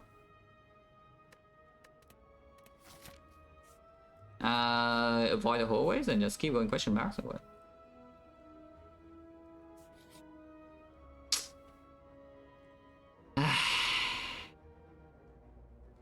I must remove it, it's better now. Yep, now it's better. It wasn't better before because you could just second wind away the armaments. You cannot second wind away your strikes, but you know. I mean, I'm still taking this, yeah. Freaking buy plus with Reaper here. So Act 4 is a bit more dangerous potentially, but not even true. It's just specifically the hard fight, but the hard fight was a free pathing and the Gambler's Brew and you know the weakness. Yeah, sure. Also plus freaking 45 gold, we get refunded a little bit. After being scammed by the freaking by the cleric. At least you get some refund. Oh, my favorite event in the game. If you watch the Family Feud, you know this is my favorite event in the game, yeah? Oh, my favorite event in the game. And just remove a bite. Goodbye. Fight this. Holy Juzu. Oh, but actually the Holy Juzu. Thank you, Juzu. That's the hard first cycle already solved, and we do have the buys plus now even, yeah. So can probably just save potions forever. Duplication potion at the moment is nothing to spend on. Like later on, it could be Dark Embrace or Fear No Pain, but of course we don't have those yet. And Gambler's Brew is also like extremely strong. So I don't see why I would replace this potion.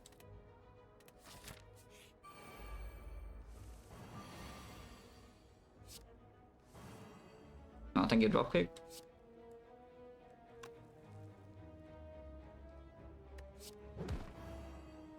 You can intentionally take the thing here, but probably not.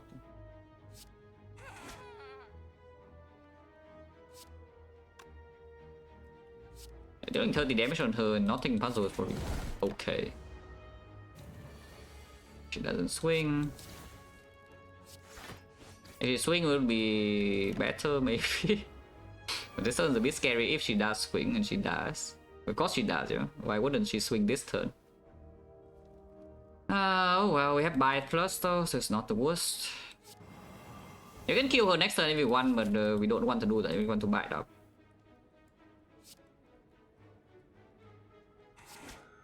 Ow.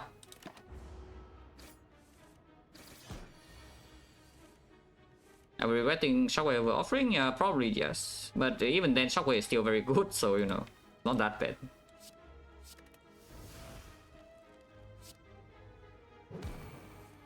Oh, not doing any bites. And this fight is not exactly totally safe to just fool around. So we need to be a bit careful, especially when she resummons. I think we should try to at least like almost secure the kill. Because we can bite these instead if she swings again. And yeah, bite plus is pretty good.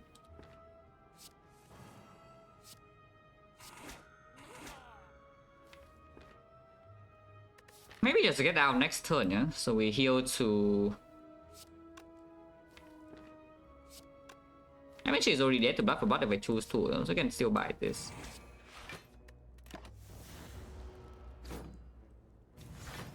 Okay, she doesn't swing, so we can still stay here. And flower could be messed up, but I think this HP is worth it. Especially if she resummons now. It's guaranteed lethal. If she swings, we need to get out. Otherwise, we can still stay here for a bit. Yeah, bite's pretty good, huh? Yeah, personally, I think bite's pretty good. Okay, she still doesn't swing, so we can get the last bite in and the flower, yeah? Do nothing. And this is 4 HP. Very good.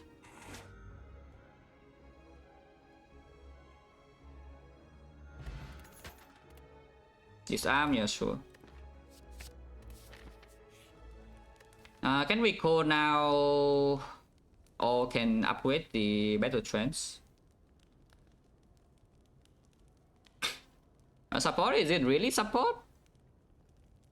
Because it makes it not possible to take Sentinel Puzzle first card, you know. And then after you play Battle Trance on turn 1 of the heart, then you cannot take puzzle anymore. How lucky can I get? Yeah, they actually was very lucky. The leader would not even attack me on turn 2. But you know, it's fine.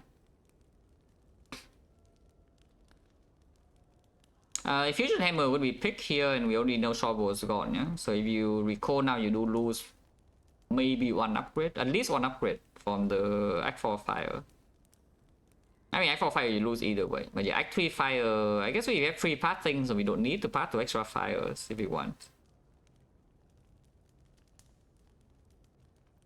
Fires are never rest anyway, so just about something that's better to upgrade. Set up every fire in Act 2? Yes, it was. It was. We did see good fights for them, to be fair. We didn't see like all the any garbage fight. I mean, Snake Plane was a little bit bad, but even that was okay. But I didn't see like Avocado, didn't see the Double Thieves, didn't see like Chosen +1. Those are the fights that mess up your thing. I didn't see Triple Cultist. Those are the fights that mess up your flower. But we saw like what Centurion Mystic, and then the Birds is still okay. And yeah, single Chosen, no problem. And then yeah, Snake Plane, but we did have enough damage to kill in like 3 turns. They don't leave the fight with full HP though.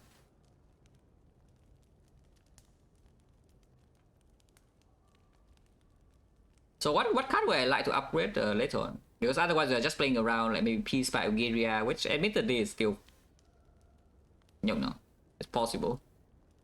Not unlikely. So it's just about like whether I would pick up a card I would prefer to upgrade over this trance later on. It's just Dark Embrace, Feel No Pain, maybe. Yeah. Basically, it needs to be a power. Yeah, it needs to be a power, otherwise the upgrade doesn't make a lot of sense with the apple. Probably just the... I could see Barricade, you know, could be Barricade. So Barricade, Dark Embrace, Feel No Pain. Maybe Brutality. Could see Brutality being picked and upgraded from this spot with the Sentinel Puzzle and the fact we have buys to heal this HP back. And drawing 6 per turn also is very good with the power 2 second win thing. Yeah. Because we are not that fast yet. Without the Dark Embrace, we are not actually so fast. In the Automaton fight is +1 cut. I think I avoid the trends. Automaton is not actually a complete pushover, so don't disrespect it too much. Yeah, do not disrespect the Automaton here too much.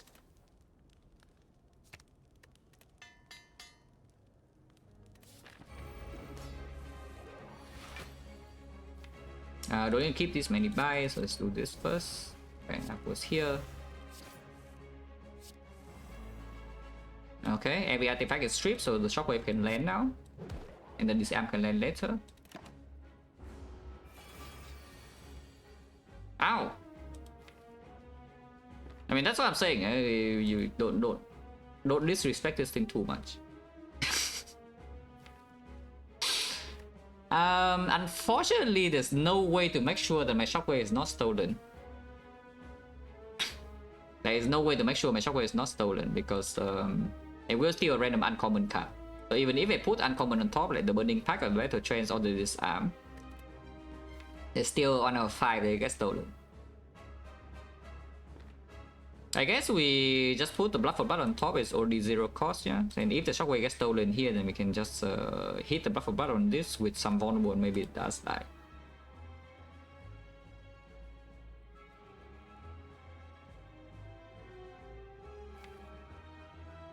Okay, next question. Am I ignoring the minions in this fight or not? Basically, am I trying to exhaust down to power 2 second win? And full blocking Automaton with weakness, or am I trying to just rush the fight? Because if I am trying to exhaust now, I should definitely put like the burning pack on top.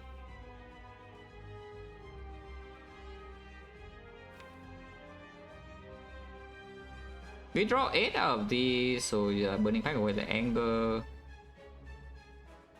Oh, the shuffle out power 2 and second win though, so it's not even so good.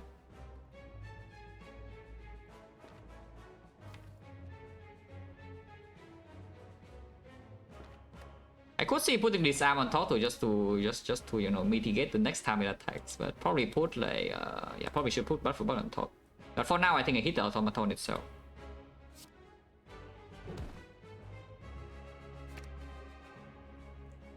I can drop it and then feed fire with 1 bite. Seems a bit strange. Because feed fire redraw is not even so bad for this deck, yeah, with the Trance Plus and the Burning Pack Plus and the Pombo Plus also. Ow! Oh right, of course, I draw this immediately. So it's 1 out of 4 and not 1 out of 5. That's fine, no? Second win being safe cap is not even so bad.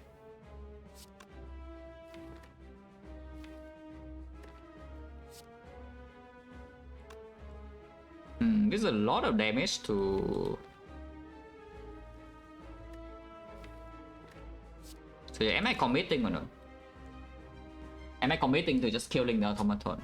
Then we have until turn 6. This is already turn 3. But it is vulnerable now.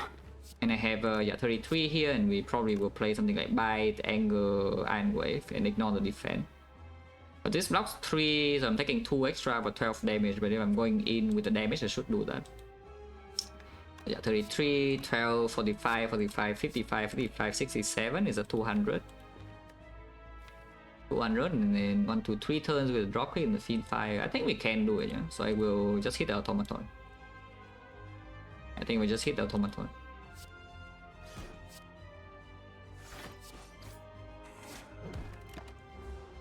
Hopefully not stupid. Could very well be stupid.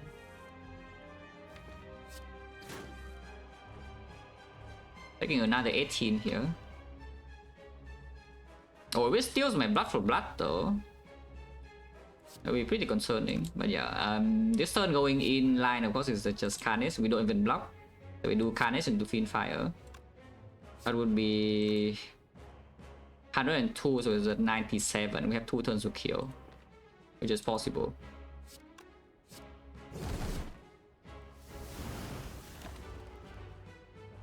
I think Trance is not the best thing ever either.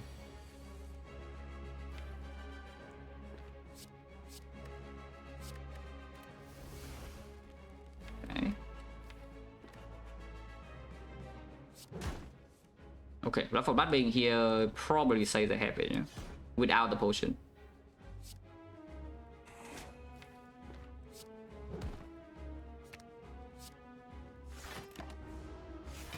It does have a lot of blood this turn, Blood for Blood alone is already 33. And it's lethal. Exactly on time. Barely enough damage, exactly on time. Even when we bottom deck 2 block, 2 damage cards. And of course I can always Gambler's Brew to guarantee they have lethal in hand, yeah? So there's no risk this turn. Good. Oh, it is a barricade, huh? Yeah, it is a barricade, and yes, we are picking this barricade. I mean, you can also take Juggernaut for fun because you can do power 2 second win Juggernaut, but this is not consistent enough, yeah.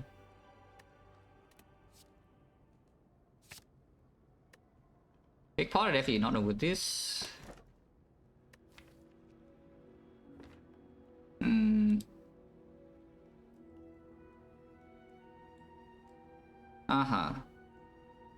Farming or what? His Joker is actually still kind of free, funnily enough. It's only not free after we have exhausted down, but after we exhaust down, now we don't even need to rely on this pommel dropkick thing because we can just power 2 second win with barricade now. So the Joker is like kind of free for a long time.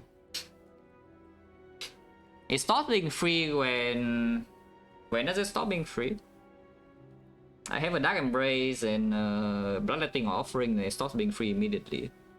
It's like 2 cards away, yeah? I guess that 1 offering is already enough to make it not free.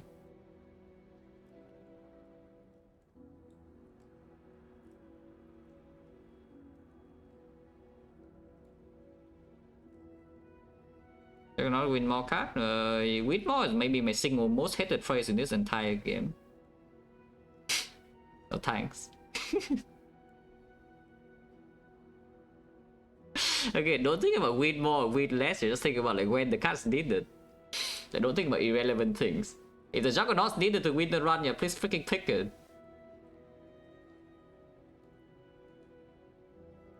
The free no, at least are pretty free. I'm just thinking like, do we... I mean, not that free, because Retomancer deck still has no AoE and Nemesis could be a little bit bad. If we just draw damage on the intangible turn, the Nemesis could go wrong as well. Giant Head is probably fine.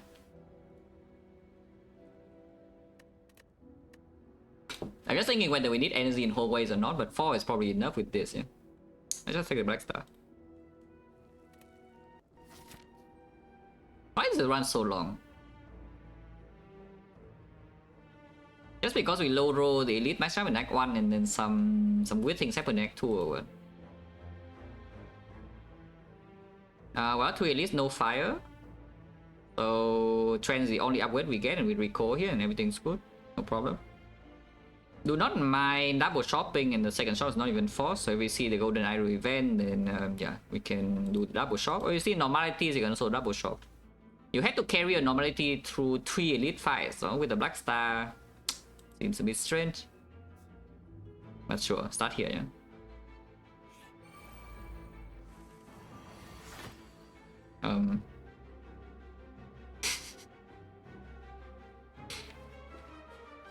Reality check against the Darklings, but hopefully not. If I packed here and draw to second win, I get 10 less block, but maybe still fine. Yes, I packed away the thing because this upgrades to like +1. I could upgrade, I guess I should have exhausted the Ascender's Bane. Yep, reality check against the Darklings. Well, we are by stalling here with the barricade, so you know, it will take a while, yeah. Yeah, we always leave this like full HP unless we lose fairy. But you know, reality check.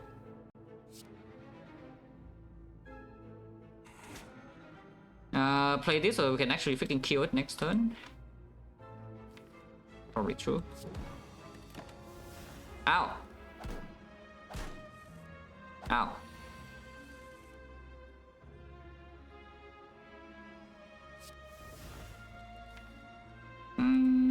This is not very pleasant, I will tell you. I mean, we can full block here, but that line does not control the fight at all. Otherwise, how much am I taking is like 17 to 12, and there's no more bite here. Barricade is not even down yet. It probably still has to be this, no? It probably still has to be this. Now, one thing I have bites, I tell you, otherwise we perish pretty quickly in this Act 3. Might still be perishing, but hopefully not. And bắt the power through, yeah? Like 4 more. But next time we have power through second win with the barricade down.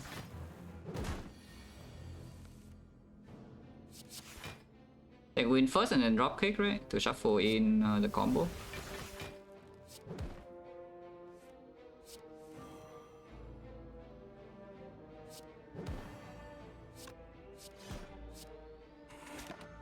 We'll play defend to stabilize, but bite here is also good to kill this turn. Yeah, looks like we are mostly stable. Infinite sucks. Infinite sucks.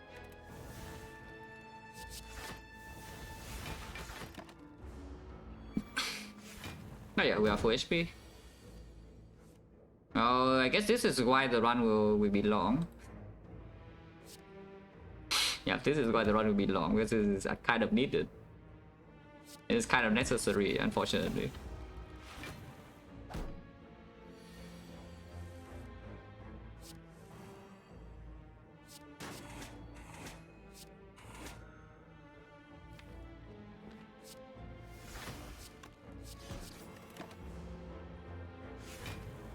At least it's bite plus, so it's not that slow.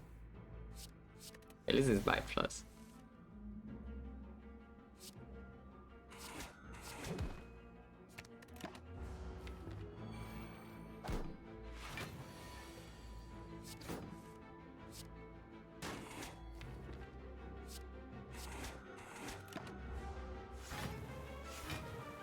Also, our block is needs to be refilled soon. Block refilled. Don't want to headbutt anything.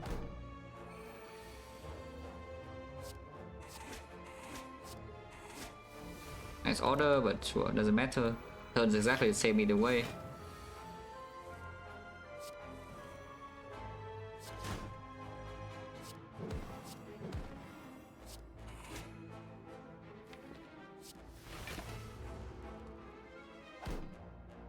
I mean, during this turn, you can also see how fifth energy is actually quite strong, yeah? And it's still free for the most faster choker.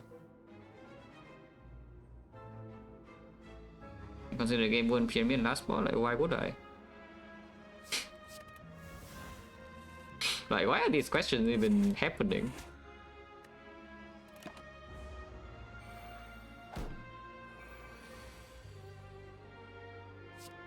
Give me like 200 max HP and then we can think about that.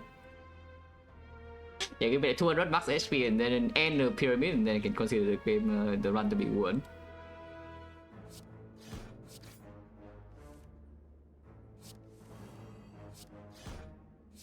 Oh yeah, next turn is kill.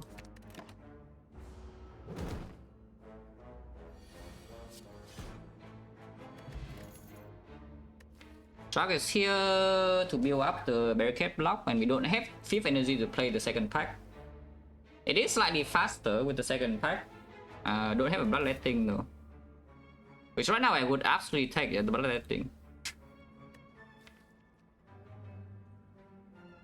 And yeah, Shark is just a cheaper way to build block instead of relying on the power 2 second wind. But if you have the second burning pack in your deck, you can also play power 2 without second wind more often. Yeah, I'll probably take this, yeah. Go here. Annoying. But we still want the Pommel Strike in the deck. It's Pommel Strike minus. It will be plus at some point. Defense gets exhausted by the second wind. And we don't have that much energy to play the Pommel.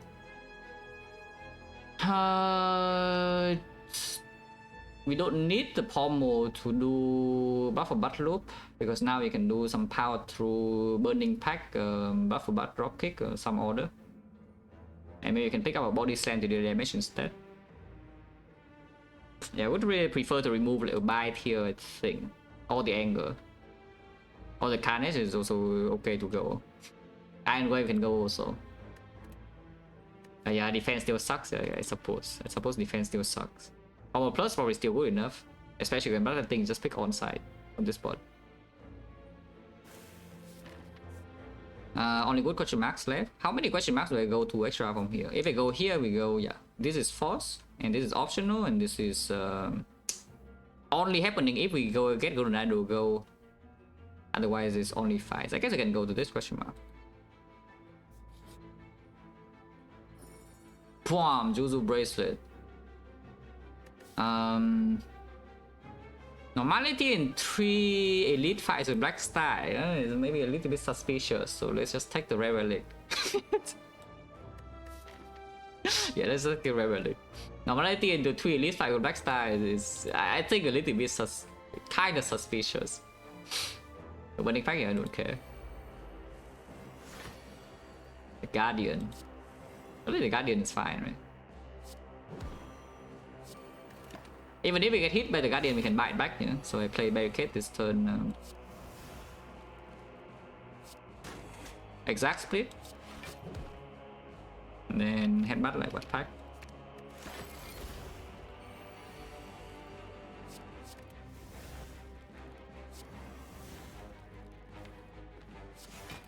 Yeah, disarm plus he also, you know. I think of course never does anything.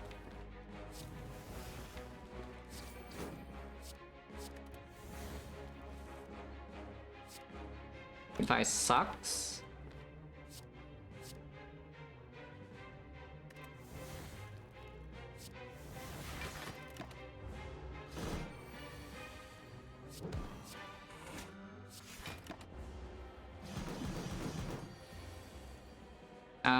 This fight is a bit annoying to deal damage because our Blood for Blood is 3 cost.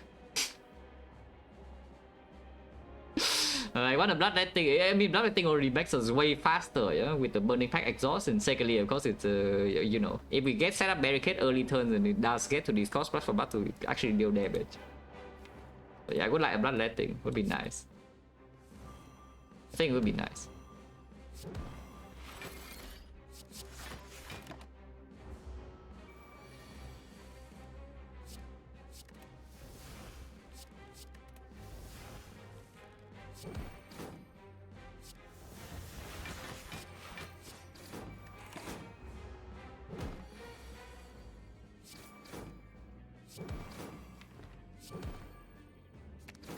Yeah, otherwise our damage output is just really slow, you know. And this is what Fiend Fire is for, I suppose.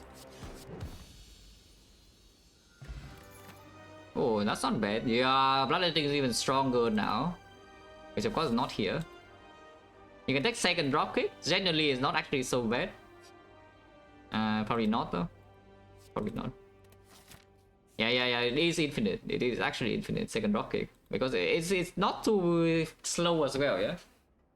And then the only fight where this actually is a problem against like Time Eater, but Time Eater we have disarm 3, and then the heart. Is the heart even a problem with this? With the second dropkick? Like, or is it just good? We do have Bag of Marbles and the Shockwave and the Bash and the Uppercut. Basically, like, is there any problem if we exhaust down already that we could lose a fight without the second dropkick? But second dropkick gives us infinite damage. And right now I don't really see anything. So with Blood 0 cost as well, There's no freaking way this is needed for like anything, yeah, so you just skip. Ah. Ah. Ah. A bit poor, but you know, it's fine. Yeah, just a bit poor, just a bit poor. Minus 2,000 gold, yes. And more than 2,000 because we have fish as well, yeah? More than 2,000. It's not even doing anything, it's only barricade at the moment. On the other hand, I can, you know, take the other broken relic. This is the ice cream is pretty nice, the barricade is pretty nice, but let's take the other broken relic, yeah.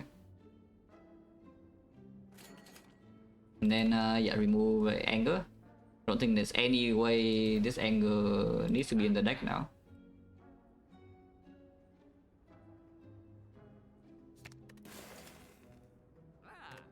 Is there anything else I want to do here? If we see 233 gold from this question mark, then we still have more than enough gold for the shop, yeah? In the next shop. The win here is costing me 4 gold. But I don't have a Dark Embrace. And I have 2 burning packs, so like, is it so needed? Like, what does it do? Probably not much, let's just move on.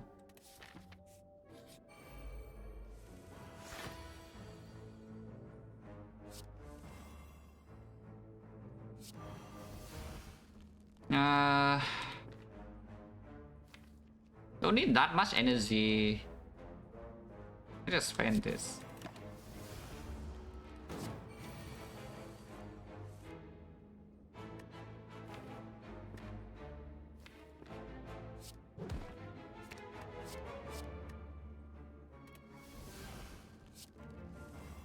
What?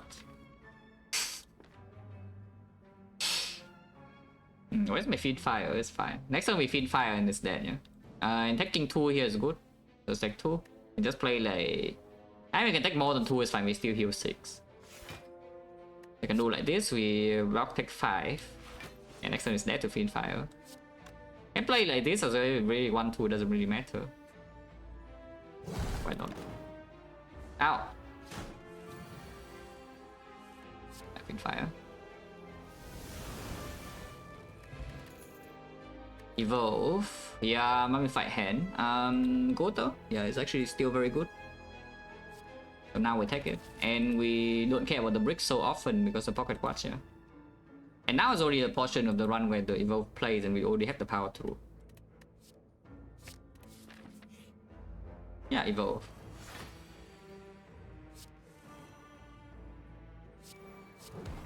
Got 10.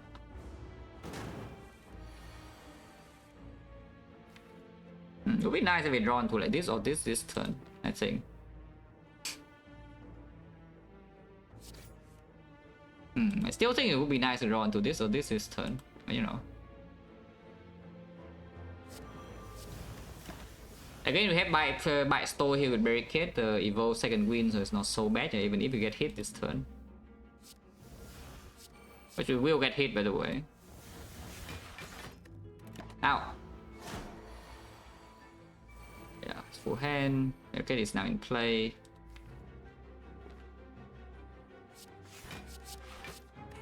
Do need to second win away these burns at some point, no? Otherwise we do get overloaded even when it's disarmed. That should not be a massive problem. Don't need that many bites.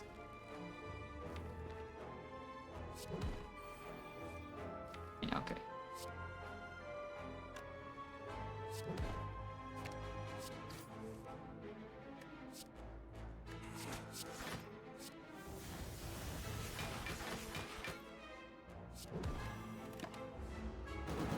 Yeah, I don't need to play that many bites here to full heal. Nice turn. I guess Finfire owns. We have no more weakness here, but it's still good, yeah.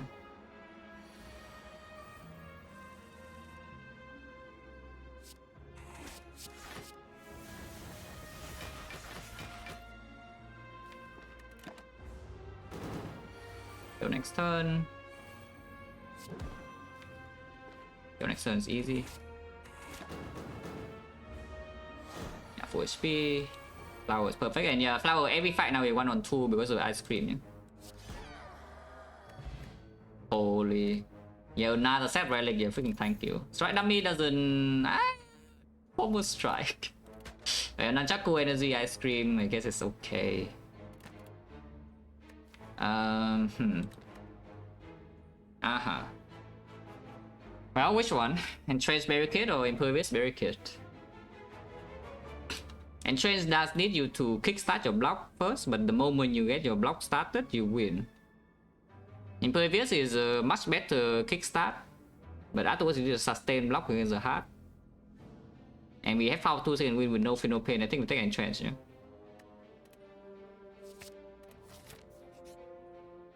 Wait. Giga poor. Giga poor. Oh man, the 99 gold. Yeah? Normality in the Nemesis fight, they don't even freaking matter with the play 3 cards per turn anyway. And now we have a billion gold. And now we could have a billion gold instead of just poor. Okay, now what? Yeah, remove leaf. Yeah, I think it's a remove leaf angle.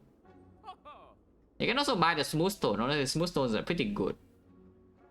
Like generally, smooth stone is actually pretty freaking good because it does help you build up initial block to entrench.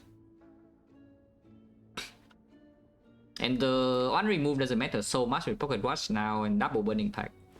Like generally. Yeah, finesse go infinite, finesse drop kick, and yeah, finesse, and then you can. You have finesse barricade. Unfortunately, this without smooth stone is not positive block, but you can buy the smooth stone with this as well. And suddenly you have 5 block. And then before Forbidden Red is 3, you play 2 cards against 5 block. So you gain 1 block with 2 cards play, and then you go bump up. But yeah, I think I just buy smooth stone and leave. I think I just buy smooth stone and leave. Move on.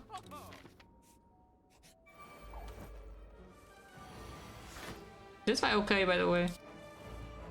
Is this fight okay? I hope this fight is okay, yeah? 1, 2, 3, 4, 5, 6. 60. Energy would be 5, and we draw 10 cards. Otherwise, I can just attack the 2 things here and we try to barricade and change back. Yeah, we can also just barricade back. I mean, I don't even need the entrench. I could just uppercut here and fin fight this guy. And then we just power 2 second win barricade against her. And back up 80 HP we lose next turn.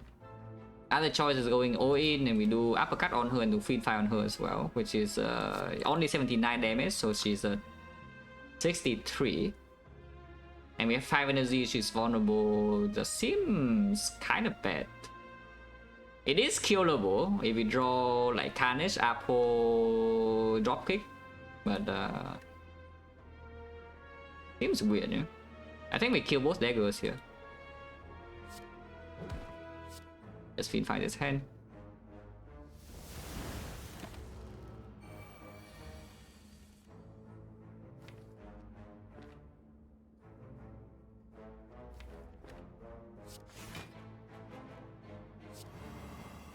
Can take the puzzle this turn, so we do not need to. Freaking smooth stone! Freaking smooth stone! Because the smooth stone will kill 1 dagger, now I will not proc puzzle anymore.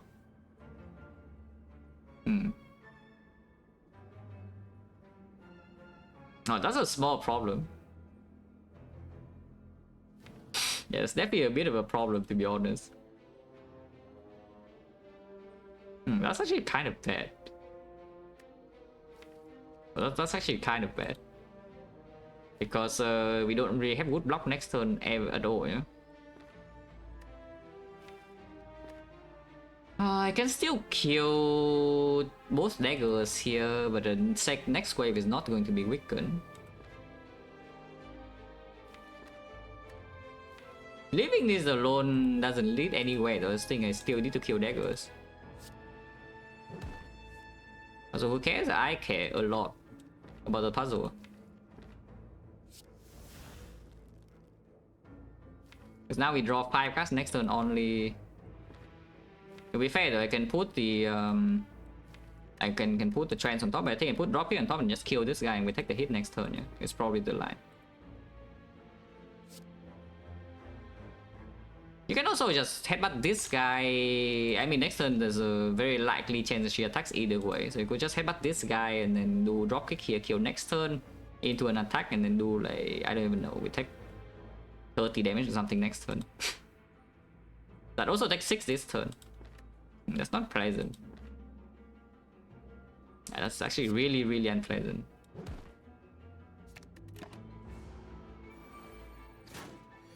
Yep, here comes the damage.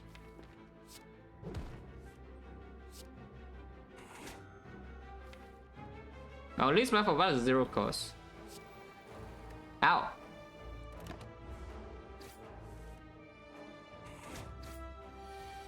Okay, she doesn't attack this turn, which is, I think, good for us.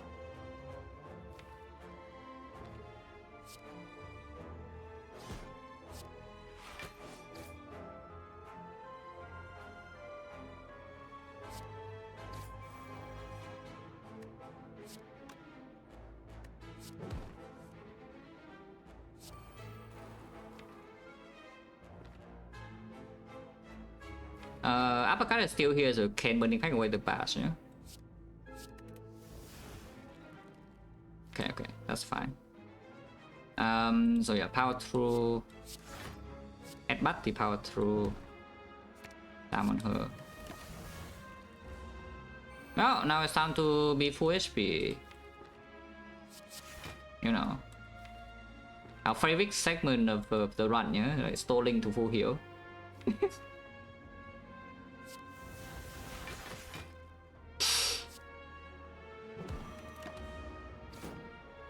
They'll need to kill this wave though, but it should be fine. It should be summoned, still doesn't matter. And yeah, now we are stable. He is also disarmed 3. Yeah, so now it's done. But we are full HP here. So once again, yeah, buy it's pretty good card, but is it good or is it terrible? Is it the worst card in the game? Or is it the best card? Who knows? Either way, we are full HP.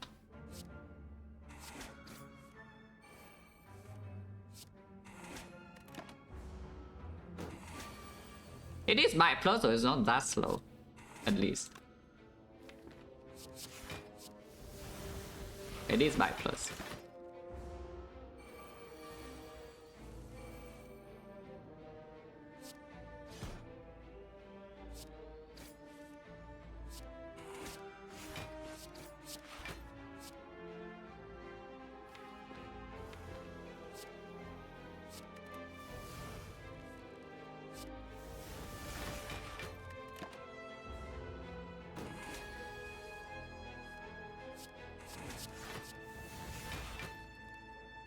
This is with our entrench, yeah? This is with the entrench being exhausted on like, turn 1.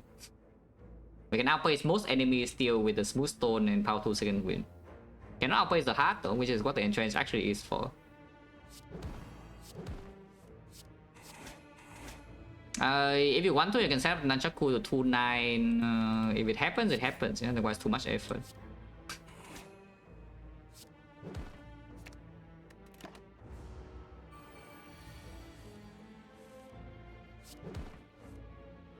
It's pretty close. I mean, I'm not full HP yet, so maybe we need to stay here for 3 turns.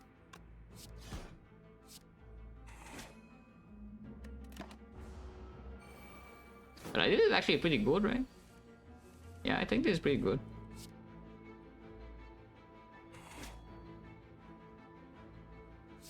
Yeah, like here we bite 2 more times and it's full, yeah? And then 1 bite is only... We only need 1 more bite to kill her.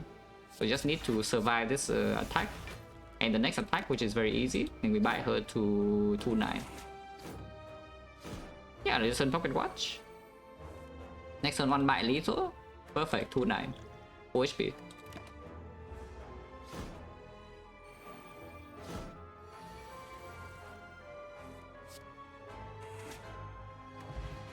Wow, well, thank you, Black Star. Struck everyone, anything? True Wit is okay too, I guess. These are both fine. This blocks 10, this blocks 9, cycle 1 card. Cycling 1 card doesn't matter too much. We have an entrench now, so yeah, exhausting down to the entrench is also very strong. You can also like second headbutt to, you know, headbutt the entrench again. And probably True Wit is fine. Export not needed. Question marks are faster. And also we can still roll the billion gold event. Sure. Okay, a billion gold. Ooh, a billion gold, yeah, not quite. Every card I pick here is 18 gold, yeah, but for some reason I feel like these are... Ooh, that though. I don't want that. Okay. Well, so if I risk it, if I risk the double bash, then we would have gotten the feat because, yeah, we click 6, we click 5, 6, no 6, 7, and then I can click the 8 for the next card reward and it would be the feat. So going to be feat plus, and yes, feat plus is still a lot of HP in this part. Not about too bad, doesn't happen.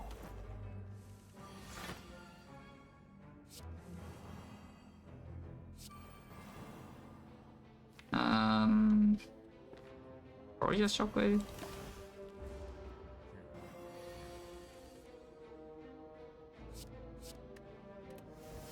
Alright, this fight dealing damage is not so easy, but we can just entrench our way through, yeah. But I think, yeah, the Blood for Blood is just not going to work in this fight. With the most, probably the wheel slightly more.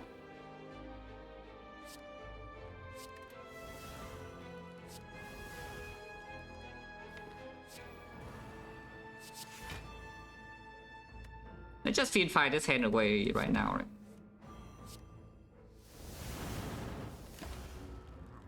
We never take damage this turn and then we are stable. Yeah, we are definitely stable immediately.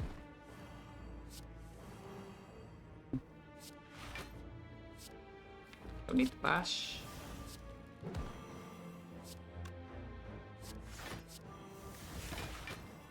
Okay, guy's dead.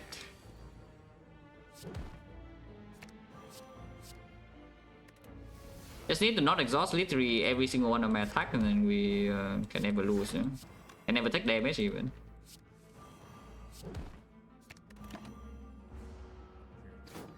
Unfortunately, without a body slam, I don't think it's so realistic to control the Nunchaku in this fight. So Nunchaku is just going to be screwed. Unless it somehow lines up perfectly, you know, not so easy.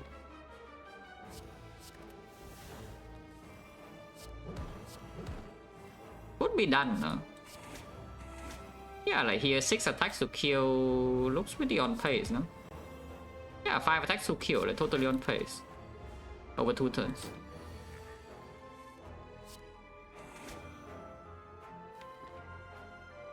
Should do nothing this turn, no? And we drop it with Avon. Yeah, like here we just do, yeah, 1 bite and then bite and then headbutt. It's exactly so even. Can slow stack as well, 2-9. Wow. Oh, thank you, Black Star. I mean, Blue Candle is actually okay though, funnily enough. Another upgraded card. We don't have Toxic Egg, by the way. Dual Wheel not needed. Iron Wave no. Second True Wit don't want. Move on. What if I still go to the shop because I kind of don't want to fight these fights. And we still have 280 gold. Like, it's basically I'm lazy. We have not gone Act 4 yet. Yeah, this deck is actually still, especially because the Black Star did not give me very good relics. We are not even like totally safe in Act 4, but I'm just feeling lazy. Let's go shop. Oh, being lazy. Ah, lazy. So yeah, new big lazy is good. Now what? There's a mirror here, so you can mirror like Entrench, you can mirror the Dark Embrace itself, you can mirror... I don't even know. Like... Burning Pack? Probably not. Mirror Shockwave? Yeah, Mirror Shockwave is very possible, yeah? Yeah, mirroring the Shockwave is very, very possible. Yeah, Mirror Feel No Pain we don't have, exactly. Mirror Disarm? What about mirroring Disarm? Probably not, right? Disarm is only for the heart, like for the speed and shield Shockwave is already stronger. And the against the heart as well, drawing Shockwave early. I mean Disarm early is 30, but Shockwave early is also 30. You can also just not do anything. You can also just, yeah, again, like just save gold, go into Act 4 and then buy anything. Oh, I can remove. Remove twice is good too. Removing twice, this actually is very strong now. Maybe remove twice. Yeah. Let's remove twice. Remove.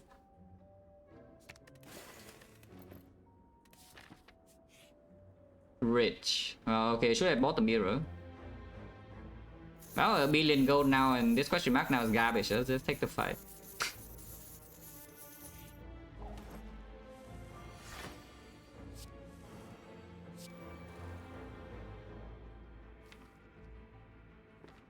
Yeah, I should probably Shockwave. 3.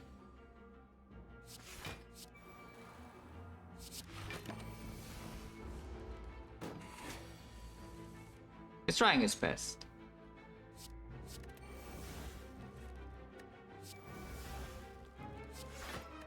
Well, burn the whole deck. Oh, damage dealing in this fight actually is a bit of a concern if Blood for Blood is not decosted, huh? And if I burn here, I don't have weakness anymore. Surely it's fine, right?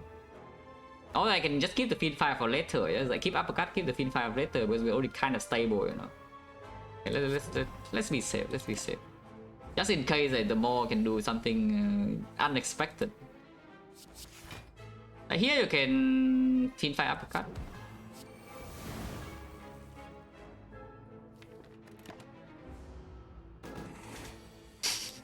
How long does it take? Like way too long, but you know, I'm just being paranoid for like no reason.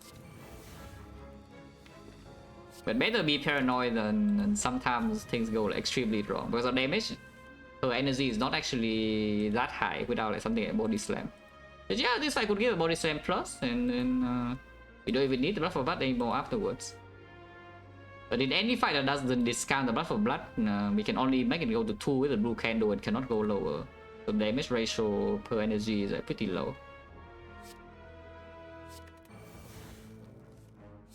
Do we have dropkick to help a little bit? We still have like 4 more dropkick loops, so it's not the worst conversion with energy. Yeah. Nice order.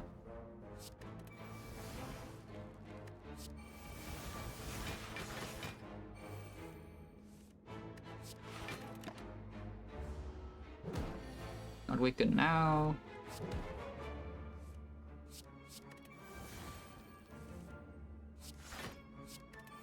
But sucks.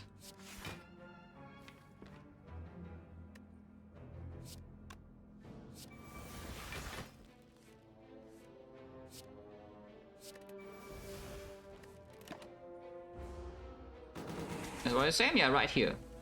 This guy would drop it. I don't think it's actually good to pick up by the way, the Body Slam, but it's very convenient. And right now, I think I like convenience. I'm pretty sure the Body Slam is actually just kind of bad to pick up here for this point. But it certainly is convenient.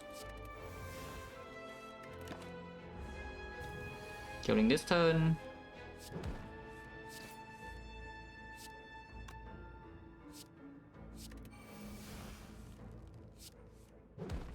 Yeah, like here we can still, yeah, exactly perfect setup as well, 2-9. That does not look like a Body Slam. 3 common attacks, but you know, not the one I'm looking for, so skip. Second Gameless Brew, yeah, still keep Fairy. Death Trap, yeah, avoid it.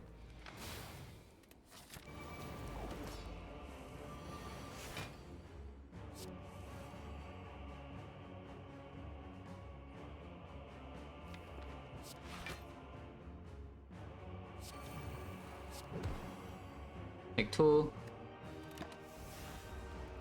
Need to kill the cultist. Also need to play a lot of power, so is this fight even okay? Is this fight actually okay? We don't have that much energy, you know. Barricade doesn't need to come down so urgently, though. There's something nice about this.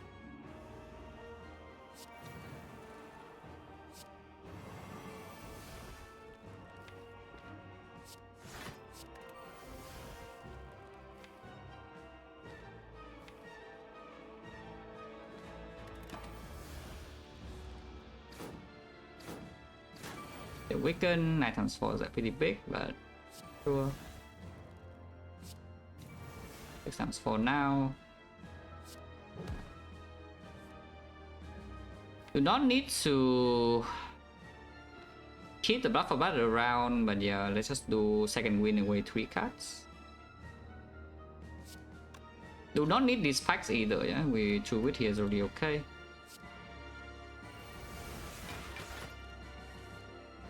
You don't even need the power through. Without the power through, it's not that easy to build block, so maybe I should play the power through, especially with the evo.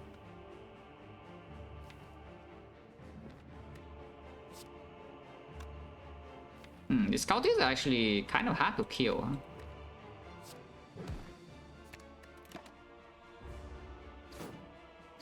Maybe you have thought about that. So you don't have that much time, you know, to kill these cultists.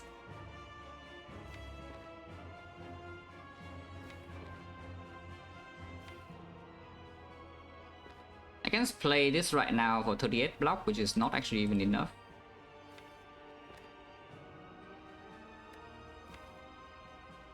Can I ignore the barricade? Let's just think about that a little bit. Because if we ignore barricade, this guy only has 3 strength. So we never really do the enchant thing, yeah? But I do see that playing the barricade this turn can lead to serious problems. Yeah, I think I should not play the barricade at all in this fight. Going already pretty low, but it's still fine with store energy now. And afterwards, I can still buy to full. But the cultist needs to die like now. Yeah, and the bluff for bat is 0 cost, so we could do it. And we just do power 2 second win. Yeah, that should be good enough.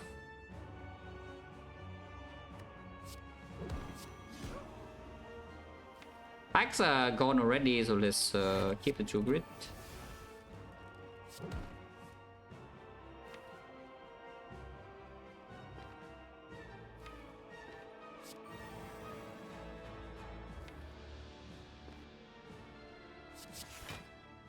Buy it a little bit to not like easily die next turn. I buy one more time. And second win away everything here as well, yeah. But I think these are not even so bad redraws for now. Need to exhaust more attacks for me to burn the block away.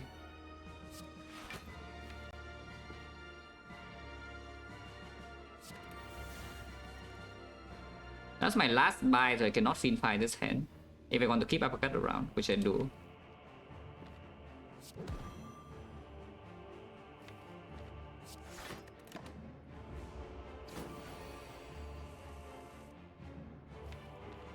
This fight is like kind of messy, but we should be full HP still from this spot.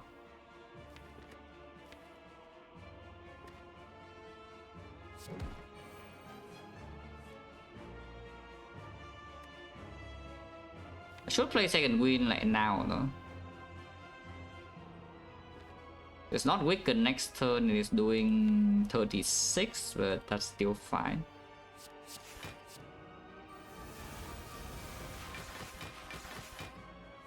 I mean, it can be weakened, it can still uppercut. And next time we do know we have Evo Plus with this and can feed fire. That's probably okay. And true wit away an attack here as well, like... probably not. 6 times 4.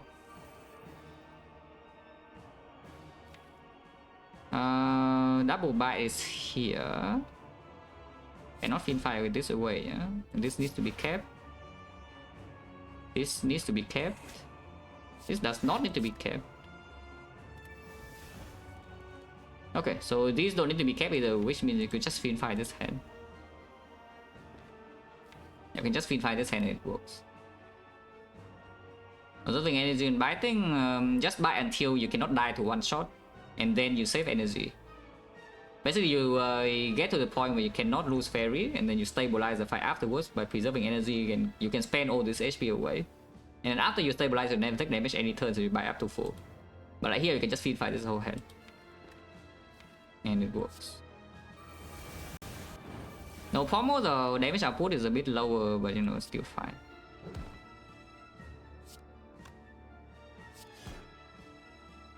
Yeah, this is totally okay.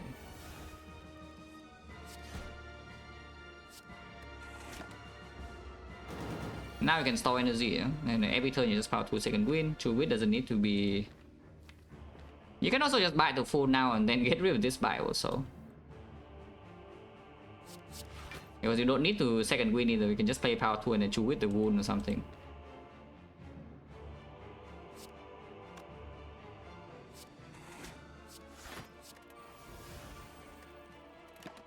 And yeah, with the pocket watch you can never break. Deck has exactly 10 cards. You play the same turn every turn.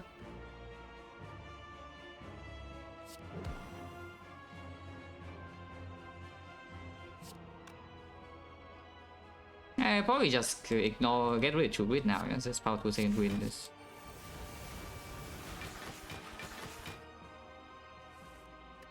Let's see if I just play power 2 second win and don't even need this to be weak anymore. Say 39, this is more than enough block.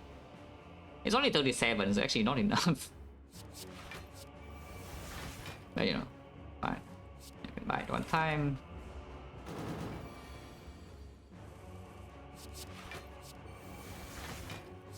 Every turn we store 1 energy, yeah?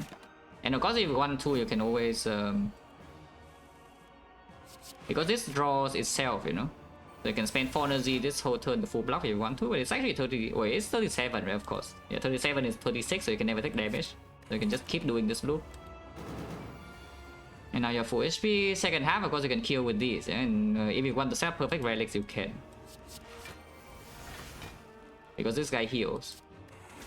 But again, that's like too much effort, so probably don't actually get the 2-9. Unless it's convenient. If it's convenient, it's free, then I do it. We need pocket watch for the split turn, otherwise I could break. So let's not be too impatient. And now we kill with like 2 attacks.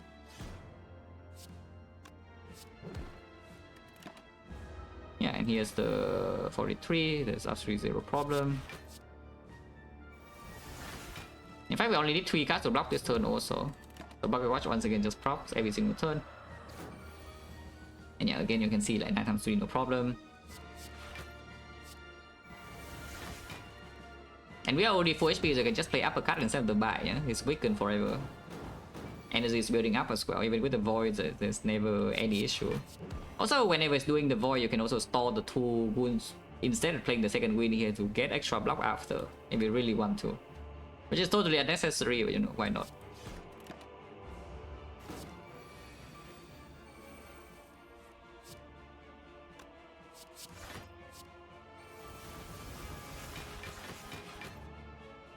And yeah, this fight is totally consistent and it doesn't actually scale, so you don't need barricade.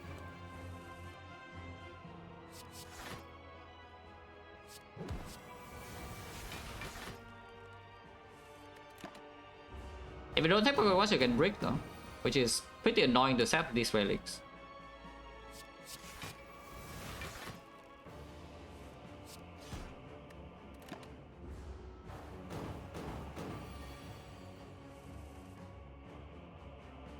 Oh yeah, a turn like this you can deal extra damage with the 2 bigger attacks.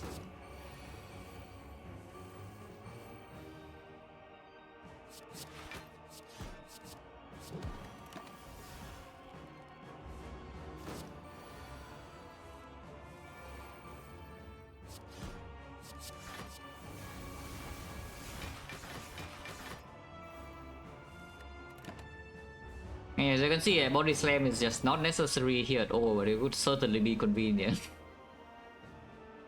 Yeah, the body slam would certainly be very convenient. Even kill this one with 4 attacks would be nice, so can we do that? Probably can, right? For blood, yeah. This will draw into blood for blood and everything. 21 energy is definitely enough. Yeah, blood for blood and power 2 second win again. It only draws 2 though. Not enough. Well, unlucky. You got berry nhưng mà farm ra 2 months fish a lot. Yeah, it's barely not enough. This is why keeping True Wit around could be a thing, but True Wit, you can never keep True Wit, you need to exhaust this bite in the first place. Oh well. So I guess Nunchaku will screw, yeah, but maybe I don't care. Yeah, we could stay here for 3 more turns and get this a little bit better, but I don't care. Yo. The deck easier setup against Samito, maybe? Just because you have more freedom to deal damage after they're done, but the dropkick initially doesn't land so easily. Oh, I'll just play powers then. Ow! Now there is of course a very visible threat against the spear and shield, yeah? Is that you can also see how this deck is functioning. Is that it takes a while in order to actually stabilize. So if we take way too much front load damage in the opening turns and the deck doesn't have artifact, then yeah, you could lose fairy and spear and shield, and then first cycle of the heart you die. Of course we buy out the Act 4 shop because we have like 874 gold, but you know, could still go wrong.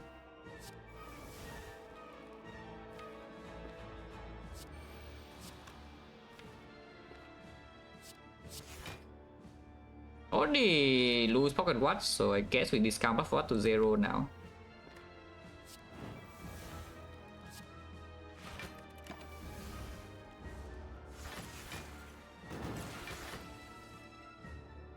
Yeah, now we stabilize. We do a meal ticket, so this fight you can actually exhaust every bite though. You do not need the bite healing here, you're already full HP. It's certainly more convenient to stabilize the fight with like something like this, when you can just exhaust the bite freely.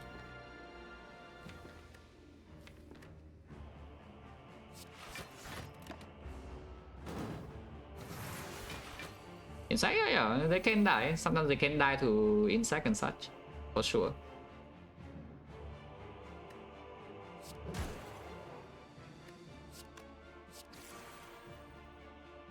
As a second win this, don't care about the thing. If we can draw into entrench, now we are stable. He'll draw into entrench, no. We're not quite stable yet, but you know, maybe it's fine. Okay, watch already break, so might as well deal the damage. Can disarm here, yeah, why not?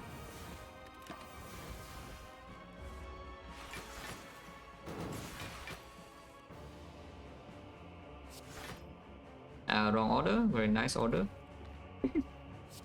Doesn't matter so much though, but yeah. Just minus 21 block, no big deal.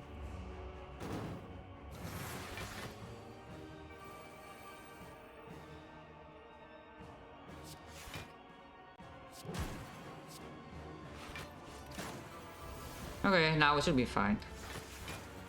This turn I should draw into some power 2 second win entrench. Yeah, power 2 first.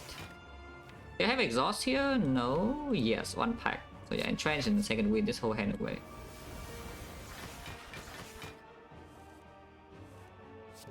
Yeah, now it's just stable. And we do not need to buy store here. Okay, so now we just deal damage like slowly to these. If you really want to, you can set up relics, and setting up relics in this fight is a lot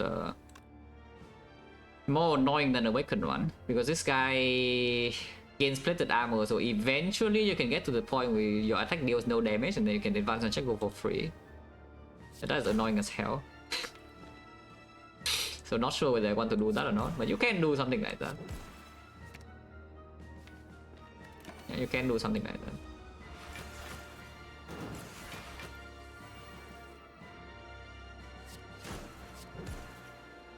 You probably just do like pommel dropkick though.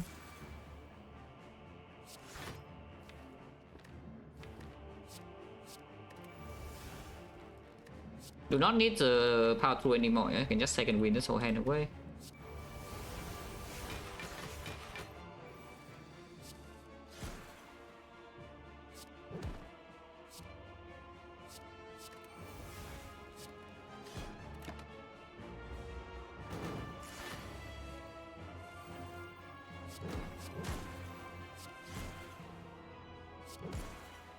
Don't need second win either. Damage.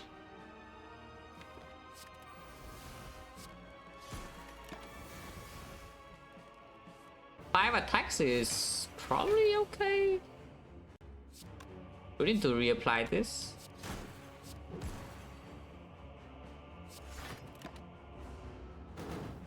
Oh, if I play the Enchantress, maybe you don't have enough. Oh yeah, no, Finfire is always here. Finfire is always here. I got Blast Finfire. Yeah, Finfire and 2-9, yeah, perfect.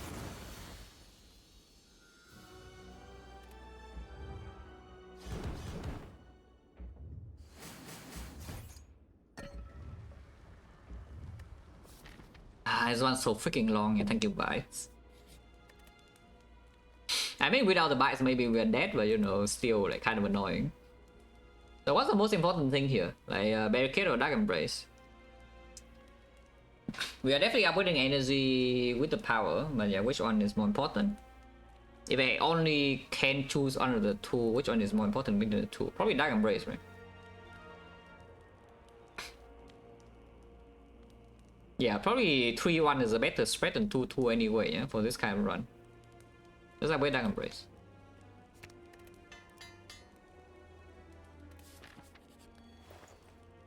Well, we take that. I mean, we buy every relic in the shop because we are freaking rich. But that one first. I mean, we're not that rich. If we buy this, I cannot remove, and I kind of want to remove. I kind of want to buy this, I kind of want to buy this as well. So probably not the kunai. Eh? Kunai doesn't do anything. But we can buy everything else. Like second shockwave is good, yes. And Dark Shackle is great, and second shockwave is good.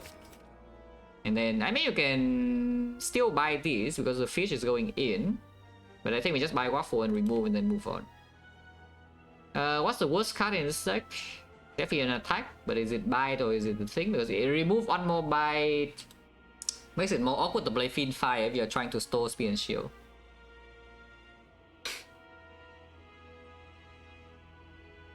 Probably Iron Wave, right? Out of all of these, I would assume that Iron Wave is probably the worst one. Even though it does block extra with Smooth Stone. So it could be 1Z deal 8, block 1Z block 8. Like with the Pocket Watch and the Ice Cream, I don't think we ever care about playing this card. What about Hemokinesis? Probably not, right? The heart will... I think if we cannot discount buff a button the heart, it means that we're already winning pretty convincingly against Pommel Dropkick. So there's no way we need this to activate the Blood for Blood. But yeah, just take the Waffle, 60 max SP. And then remove the Iron Wave. And move on. Yeah. I don't want anything else here.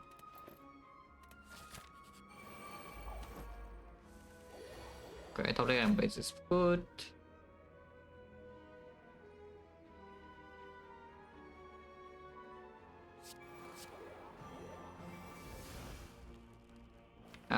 Defend. Playing. Yeah, and now it's Victor. Is it dead? This thing is dead. Jason was right. Jason was right.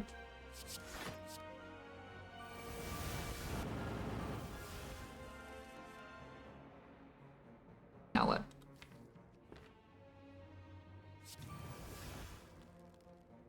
Just evolve and then we buy full heal to full, you know?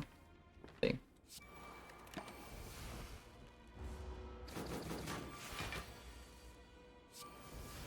Eric is not down yet, or is down now? Probably doing nothing is better than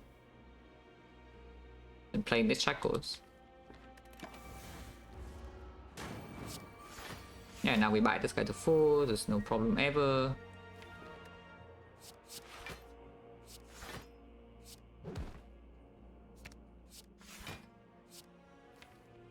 Wait, is uppercut? Oh, uppercut's still here. Not that we need the uppercut per se, but you know, it's still here.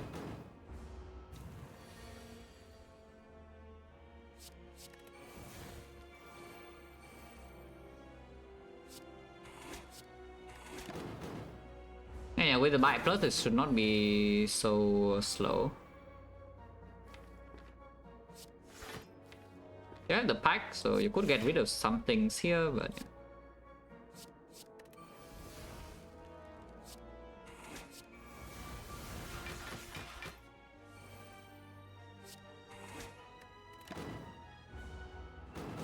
ideally I want to play 12 attacks. Should be fairly easy to play 12 attacks. And not the 089, I mean. Should be fairly easy.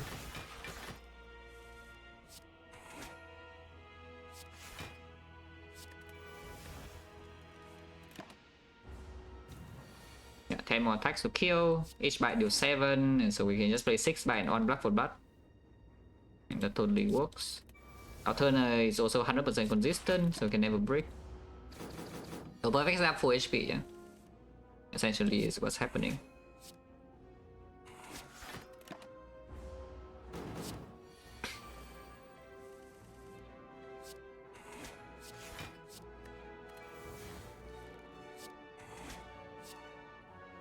It sucks.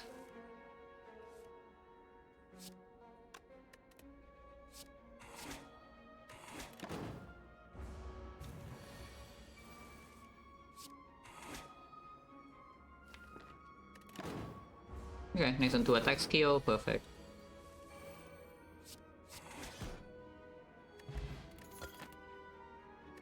Ah. Definitely click the relics in the wrong order, because you should totally click the other wolf first, but it doesn't matter. Surely I would remember other wolf for 1 fight. How about the exhume? Exhume is disarm, exhume is... Yes, dark shackles? I don't even know. It's probably doing okay. Honestly, it doesn't matter much. Yeah. I think this fight is like pretty hard to lose unless it's messed up very, very badly. But it could be done. It could be done. I have seen stronger runs die. Yeah, I have definitely seen stronger runs than this die. What about now? No? Dying now is pretty hard. Yeah? Oh, blood for blood is not discounted if I do it like this. I can make it to 1 cost. I guess we don't even care because we have promo dropkick. We have promo dropkick, so I guess we don't need to care about that too much. Energy 1 energy goes on this, and then 3 energy goes on this, so entrench first. And now we can disarm with a barricade.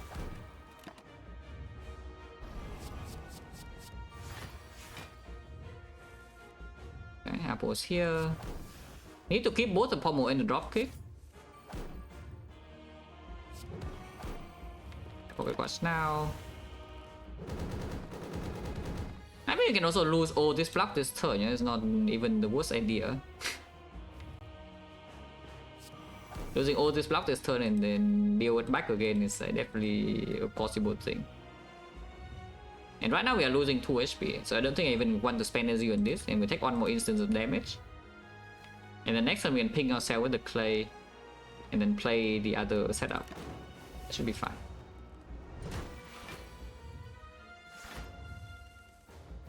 Yeah, like this. 1, 2. In fact, if you want to fully block the next mount hit, you can do so too pretty easily. By headbutting the exhume, and block for blood is only 0 cost. Let's headbutt the exhume, and then just full block the thing. No. At 2015, it is actually 0. In fact, we don't even need to exhume this arm here, but you can.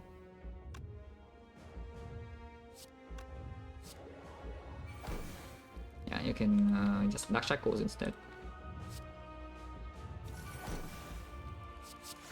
Need to build block now though. If you don't build block like this cycle, then things could go wrong. But I think it's very easy to to build like a billion block this turn, so just build a billion block. Oh yeah, Fin fine now, still have a true crit.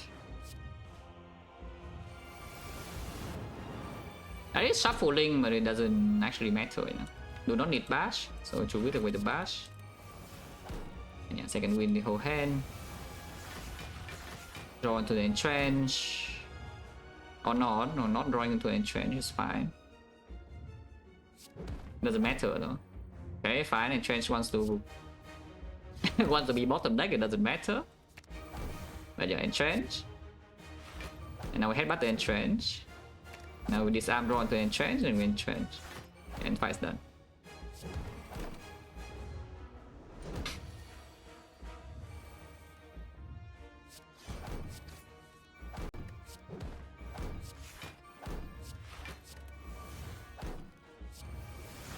Also, our damage is not even slow, yeah? Blood for Blood now 0 cost, so damage is actually very fast.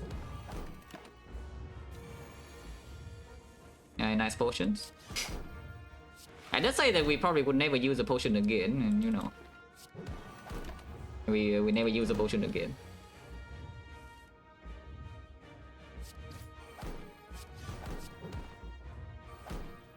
Wrong order, but that's fine.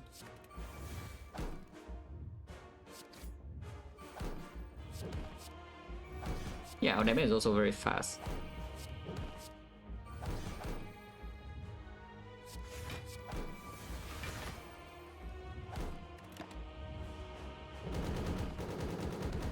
I mean, full, I am full though. I'm perfectly utilizing the Burning Blood, so I am full.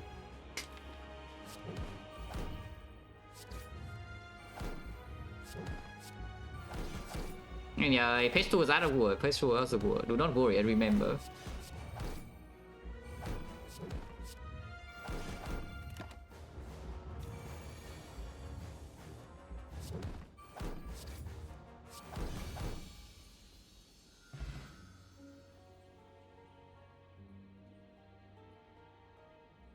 Oh, this one actually is like way too long, yeah.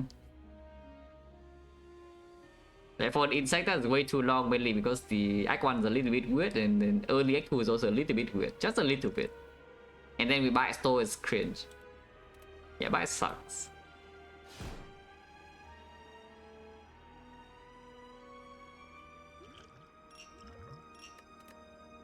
But once again, Fairy Rescue mission successful.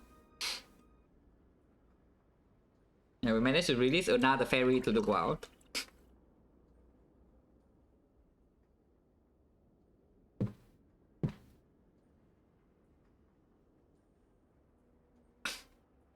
Holy pet shatter.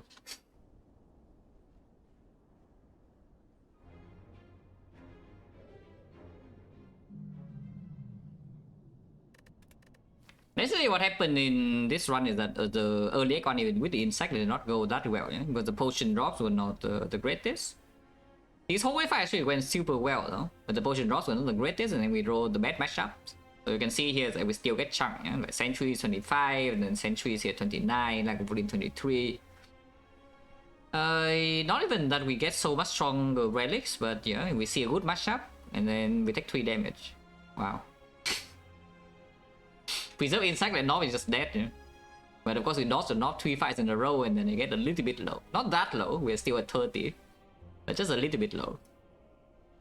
And then yeah, Guardian is a problem, and then Coffee Reaper, yeah, also see buys, see the Apple, Act 2 no problem, Act 3 no problem, we buy store like every time we take a chunk of damage. Without the buys here with the Reaper, this actually could have been a bit dangerous. Because I guess you do have the meal ticket by this point, so you do heal 15, so it's not that bad if you are not living. But yeah, 38 damage to Darkling is not very pleasant, yeah. And then 16 the Nemesis, you're full. 42 to Retomancer, very unpleasant. And of course we leave every single fight at full HP because, you know, bites are stupid. I'm gonna throw Fairy away, pick it up or something else, pass on Fairy, I mean plenty of times. Yeah, because Ghost of Jar is a pretty dumb potion.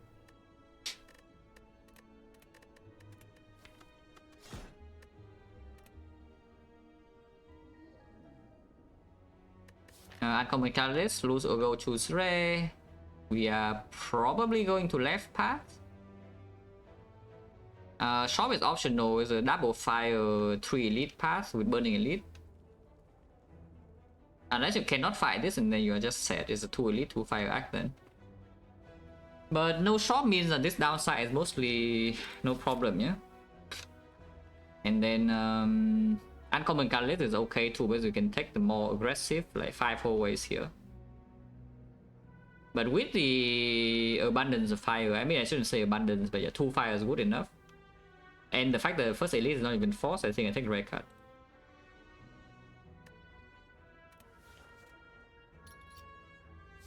I remember the last time I started with a Reaper.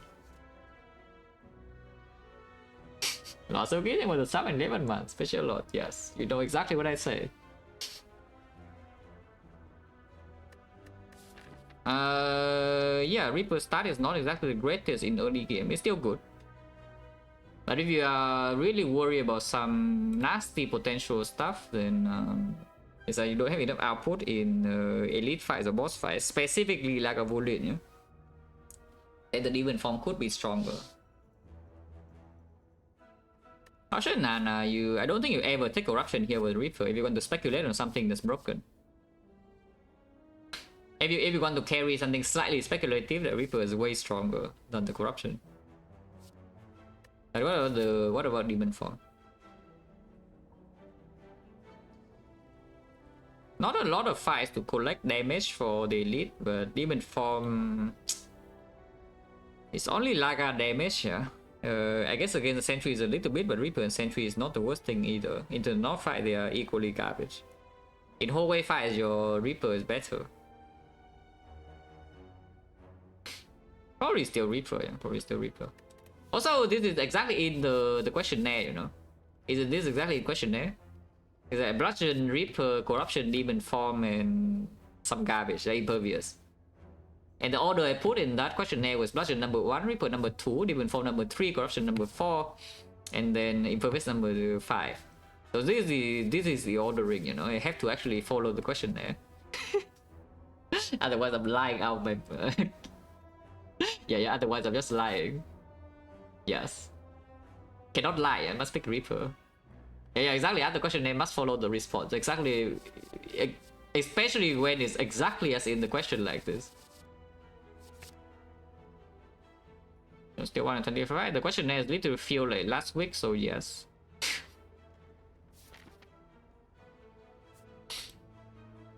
But that's only between those cards. The premium cards were in a different list. I don't think I want to take 5 fights, though. So I want to do 3 or 4. Yeah? So we start here. Holy. We probably will have to take this 6 because, you know, damage output in the deck is not enough. But we did heal the thing.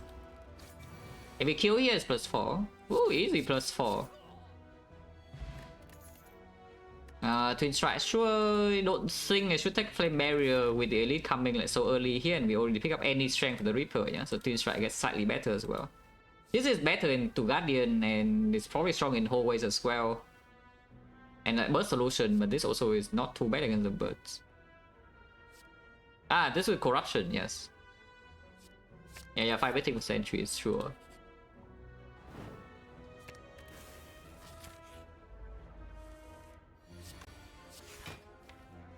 Probably will still bash. I mean, Blast and withdraw like what Reaper. I mean, bash still good though. We can actually kill this turn. Yeah, we can. So -1 in the draw worm is fine. Thunderclap Reaper combo of the gods.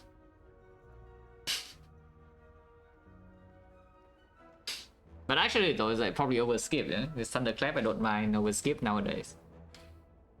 Yeah, before I see a secondary source of debuff, like no uppercut or no shockwave yet, I do not mind a Thunderclap too much in my deck.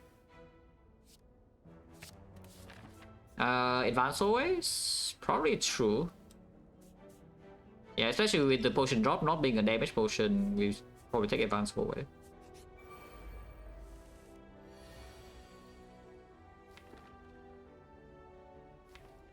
Double defense here seems stupid, so let's do this instead. Holy. Ow. I didn't even calculate whether that was better than playing defense or not. Yeah, I just want to play Reaper and 2 targets, so I play Reaper and 2 targets. Is it the flexing moment or what? Flex Thunderclap, flex Twin Strike, flex Reaper. The other choice is what, second Twin Strike? Probably not, so we just skip. No, we are flexing, yeah. Yeah, we are flexing. Okay, flexing. Probably play Reaper here though. 20 HP next turn, but still killable. Ow. Oh, okay, not killable if we don't draw any of these though. Jogum didn't buff. I don't know whether it's a good or bad thing because I'm taking a hit this turn and it's quite a big hit. Not sure. Unless you tell me it's time to drink. We drop 2 potion, 3 fights, that's 30%. It's not nothing. Would be time to drink. If this potion into the elite is like what, 7? Maybe in Sentry is 10. And we already see the pattern end draw order now. And drinking right now is only losing 1 charge, it's not even losing 2 charge. It's probably fine. Even if it saves only 4, where I think it will save more than 4. Shuffling out the Twin Strike here, so if the Jogworm is buffing next turn, we could run into some problems. But I do have Essence for 3 still. How big is this? This is 14, 18, so we still need to spend 2 energy on this to kill unless I play Strike now. And then we can spend Strike on this next turn for 9 damage. 8 damage because it blocks 5. Probably fair to do this. It is buffing. Holy, okay, did not count on that, but you know, it happened. So now the Jogworm is freaking done for. It's not actually done for, by the way. It will attack me for more next turn, but then I'm frail. So I'll probably still kill this. Yeah, but now with the essence we can block this. And this doesn't deal damage, so exhaust the slime.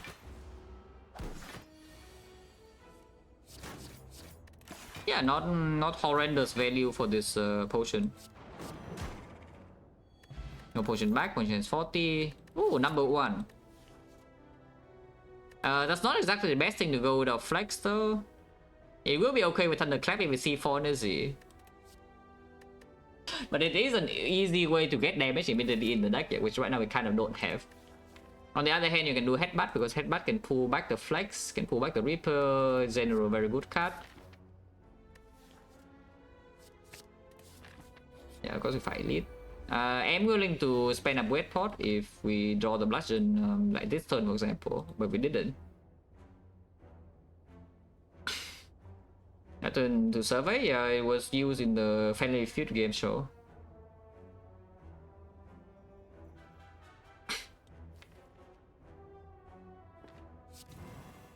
Probably has full block and then play Twin Strike, right?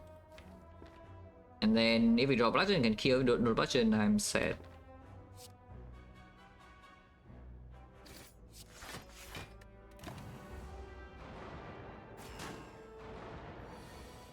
Okay, I guess I'm sad. I'm sad again next turn, by the way. So do we upgrade pot this or not? We will have bludgeon plus for this fight. But if we face Lagolin, then upgrade pot could still perform. Yeah? Upgrade pot right now is not bad value. Next time I'm taking the full 10 no matter what. Unless I play the Reaper defend upgrade pot next turn to one-shot this and then I get hit by these guys for a lot. Seems bad. Yeah, upgrade pot now we can Reaper for 15, it's only 13 and block, so we take 12. Or you can double defend and redraw Reaper plus, and you play a Strike plus somewhere else instead. The slightly annoying thing is that with the Reaper plus, this guy is 34, and 34 bludgeon doesn't kill. And next time I will still just play the single bludgeon on this. But if we upgrade point and play double defense, can still redraw Reaper on 2 targets, and then you can play Strike Plus like here. The way is as little damage as possible, and then redraw Plus and also kill this. Maybe it's better.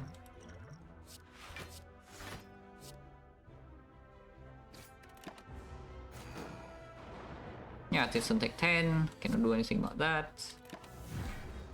Redraw Bludgeon will kill now. Don't happen. 35, so Flex Bludgeon is exactly not enough. Okay, either way, not happening. Put this to Bludgeon range, yeah, and then we can slowly hit it and attack it. Ooh, Reaper Plus. Ow! Still getting tax though. Okay, Bludgeon is here. Next turn, it is possible to kill 50% of the time, and yes, we draw lethal because of the flex. Also, Nega right after I pick up 1, 2, 3, 4 attacks. I mean, to be fair, this is Neo, but yeah, 1, 2, 3 attacks. Just for the sentry, so these powers are worthless, and the only thing maybe is True Grit, but why? Because you're scared Guardian on this floor. Understandable. Probably not yet, yeah? Yeah, skip upgrade Bludgeon and run into here. No potions or no potion 52. This fight can go wrong. Hopefully it doesn't go wrong.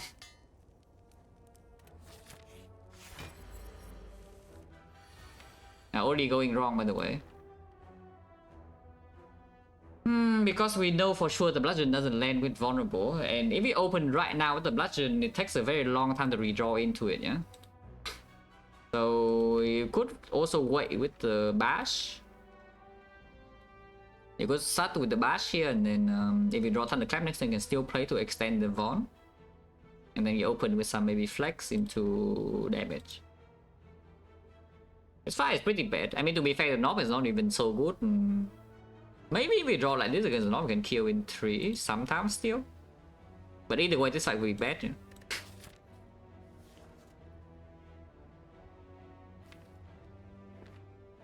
But yeah, I think we wait.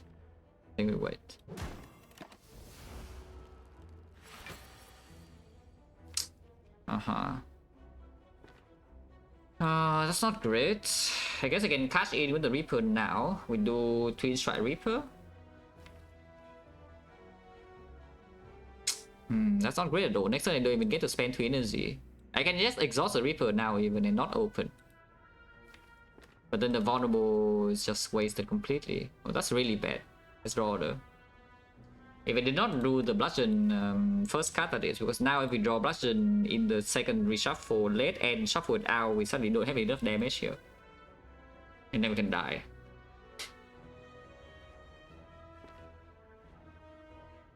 But yeah, this is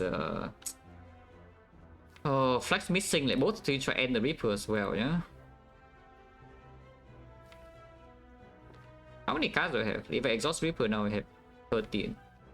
So no matter what, that's a low roll. If I keep the Reaper and we have 14, so yeah, again, no matter what, there's a possibility that Bludgeon will just get shuffled out.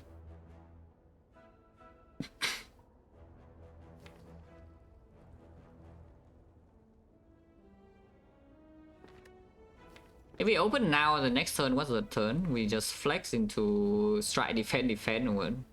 So we deal 8 damage. And this turn we open with 20.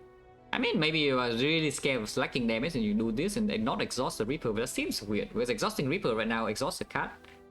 Or from the redraw. Exhaust the bad card from the redraw and then heal 6.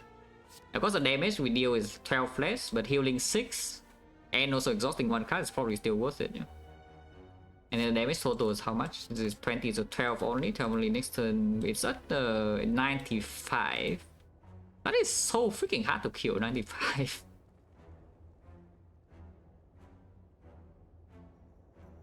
From 58 HP, dying here is pretty hard though, but it could happen. Maybe next time we just shoot just straight and play 1 defense only and cash in with the vulnerable, yeah? It's like Flex Thunderclap to strike. Probably should do that actually. Yeah, I roll maximum HP as well. Yeah, drawing bludgeon on turn 1 is just so awkward because you play it immediately, then it takes forever to redraw. If you don't play it, then it also still takes forever to redraw, and you can never. And sometimes it opens a low roll and you never draw it at all. So drawing bludgeon on turn 1 in this fight is just bad. And of course it happens.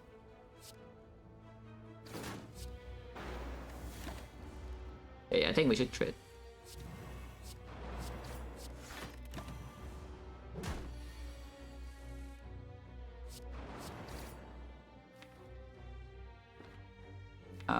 Well, bludgeon bottom deck when we draw bash, then it's still guaranteed lethal. I still have enough HP to tank face tank a full hit, yeah? Absolutely a full hit.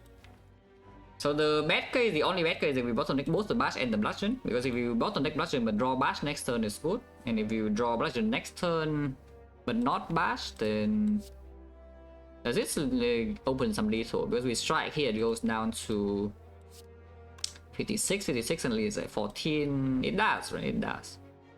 This basically plays around the case of drawing the bludgeon next turn, which is more likely if we play strike here. I play strike. Okay, never mind. Just lost 5 HP, but it's fine. This draw is good enough. Yeah. So we heal to 29 here is guaranteed lethal next turn because vulnerable lands on the back, lands on the thing.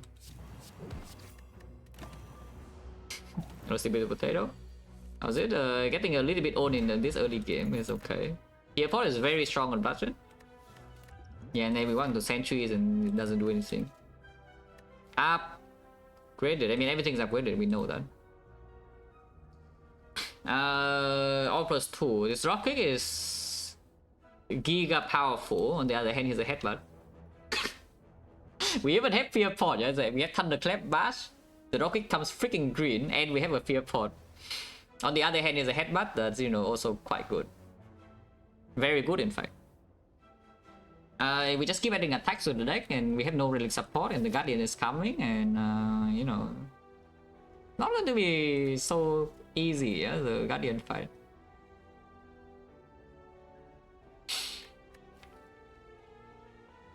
Next fight is either the Knob or the Sentries, and Sentries is the worst fight than the Knob because the Knob we do have Fear Pot Bludgeon, so at least that is already chunking the thing for a 63.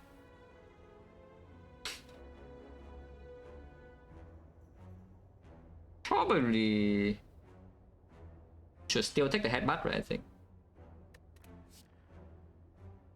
Yeah, because even if we see a headbutt again, you can just take +2 and we don't want it. So the usual argument of seeing second headbutt is worse than, you know, headbutt into dropkick, or seeing second dropkick is not even true anymore. Because you can just take +2. And yeah, this with the bludgeon as a key attack and also some flex reaper thing has to be stronger. For now. Later on, of course, this could be way more important, yeah, but for now, this is pretty good. No reason to go here. Okay, Panic Bludgeon. 29 is safe, right? Right? 29 is safe, yeah, there's no way 25 is not safe, so we go here. Yeah, looks safe to me. Do I headbutt defend or not? I kind of want to land Flex Thunderclap Reaper here, would be nice.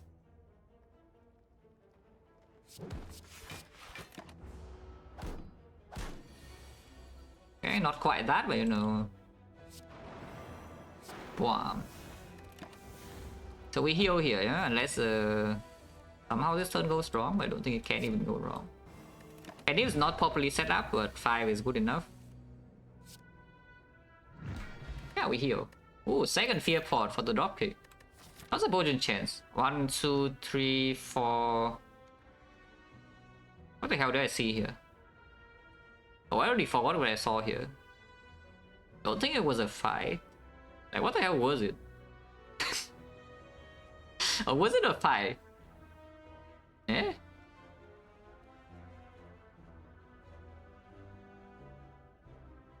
Wing, yeah, wing statue, right? Wing statue. Right, wing statue. So it's like 1, 2, 3, 4, 5, 6, 7. And we got, what, 4 pots? Is it 4 pots? Double fear. The essence. And upgrade pot. Okay, 4 pots. So yeah, 1, 2, 3, 4, 5, 6, 7 is 30%. Upgraded. Again, everything's upgraded. This deck is totally shaping up to be the best deck of all time against the Guardian, guys, by the way, just so you know. The Guardian is coming, yeah? And this deck is improving every single flaw against that fight. Kind of concerning, to be perfectly honest with you. This flex upgrade is good. Is there any angle that I rest here? Because maybe I need to double rest before the Guardian fight. And we just, you know, we don't block ever, we just trade the Bludgeon vulnerable 63 into headbutt the Bludgeon another 63, another half HP of Guardian. And we just play attacks.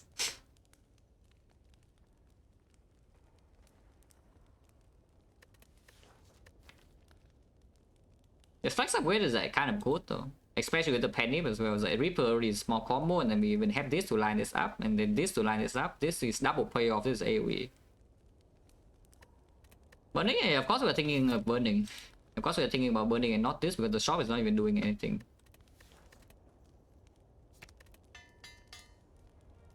Actually, nothing ever goes wrong. Okay, at least it did not attack yet, otherwise it would be quite upset. Now it's dead right now if I want to, and Penny was on 8. But it doesn't get Reaper HP.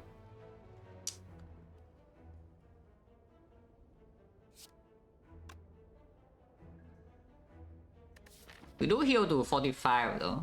So what is more important, is it Penny with the HP? Because I'm pretty sure if we split here with the Pommel headbutt and headbutt back the flex on top, if the Pommel doesn't draw the Reaper, otherwise it can just play Reaper now. Then we leave this fight with much higher HP, yeah? Maybe like plus 10 or something, could be more. Sometimes you can even Penny the Reaper. That has to be worth more than Penny, right? Because next fight is still a whole way. Yeah, there's no freaking way, yeah? Oh, actually, that's stupid. Still fine, still fine. But yeah, it should, no, that never works, never works. This is too much damage. So it never works to headbutt the flex after seeing the thing. I guess you could do Pommel first. Yeah, you could do Pommel first and then flex into the headbutt. That's the proper line. I mean, still fine. Next time we just Penny the Reaper. Next time we just Penny the Reaper and it still works. Just don't have the flex strength though. But even if you do the other order, it still doesn't have that much HP, yeah? for you to heal in the first place. But here suddenly the Reaper heals 16. You know. You're using 16 HP is pretty good. For free.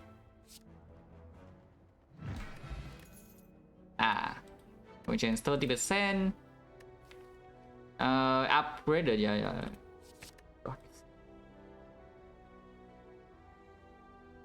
But okay, yeah, go here. No reason to go here now. We take burning. Regen over fear. Fear 40 is very good with bludgeon one time. So if we see the knob, unless we draw very well, that you just top deck Bass Thunderclap, and then with bludgeon naturally, I think one fear pot is gone in that fight. Yeah? And then the second fear pot is to split Guardian. So maybe I don't even care about regen.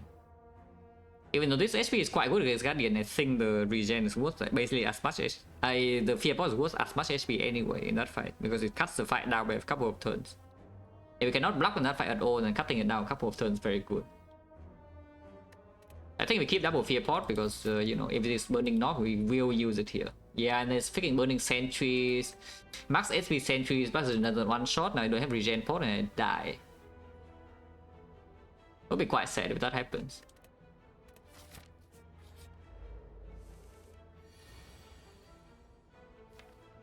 Weaken now, so it's at 39. That's not strong enough. Yeah, Bastion is still lethal with bludgeon. Yeah, if I play Bash defense, lethal with bludgeon. I can also go for the maximum lock line by doing defense headbutt defense. Yeah, maybe I do that actually.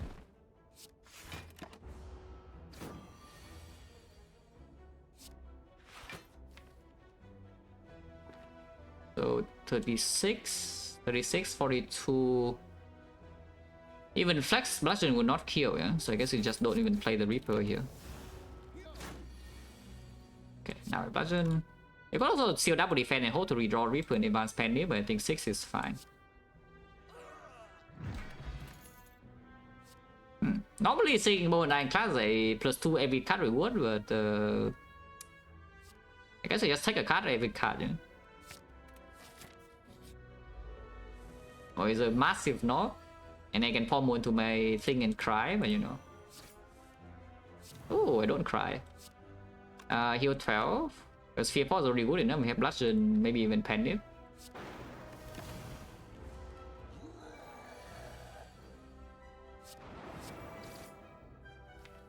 One out of 21 I'm sad. But even then it's still dead, right? Because I could just... No, it's not. Because I bottom deck with Trance. Okay, so I don't play defense, yeah. Yeah, it's dead. In like this, and we can advance maybe a bit more. I just get a Twin Strike on top. Akabeko, yeah, Akabeko Reaper, Akabeko Twin Strike a little bit. You just actually never skip a card, yeah, with the Singing Bowl. Yeah, Akabeko Pandit was of course. But yeah, actually just never skip any card with the Singing Bowl. Now what? Upgrade Trance. Could see upgrading even Spot Quickness or something. Can even recall, but probably upgrade Trance. Double rest, yeah, Reaper is just broken, you know. If you draw okay with the Reaper and then it lands with this and the whole way fights are not garbage, you actually have full HP. I mean, it kind of happened. Well, just play this now. Exhaust this for 4 damage, or you wait later because you do have Spot Quickness Reaper. And I should have done Struck first if I'm not going to play Reaper now. Because I don't think I'm playing Reaper now. Yeah, instant punish must -8 damage. Hopefully I don't get hit next turn. Okay, not getting hit. Yep, not getting hit, it's fine. I want to draw a spot right now, so I will just, you know, do this first. Okay. I mean, it still lands, so we'll shuffle out now, which is a little bit sad. I guess he headbutt the Trance instead, yeah.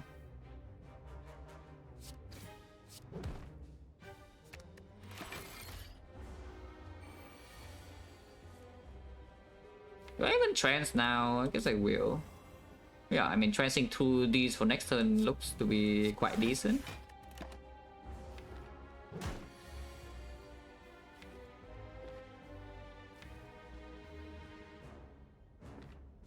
I was hoping that we would draw Bash this turn, but not the Bludgeon, so that we can just Penny Bludgeon next turn, and this thing is, you know, this thing is now going to know what's up. And instead, I am the one who's knowing what's up. You can still do a pretty big thing next turn, there's a headbutt. The Flex, and then so we have Flex Reaper with the Pandip, yeah. So it's like 7 strength, Reaper heals 22.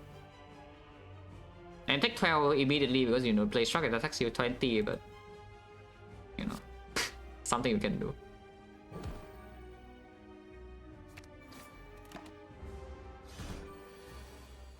Yeah, like this 22, yeah. Yeah, we take 12. Hopefully I don't need to fear pot from this spot. Yeah, from this spot.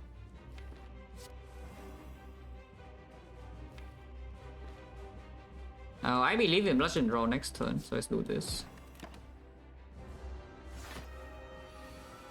Boom.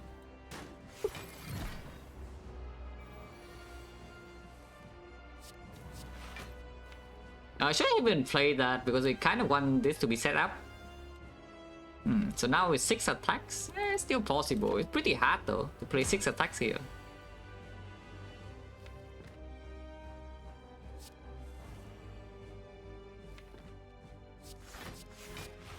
Maybe it's not that hard.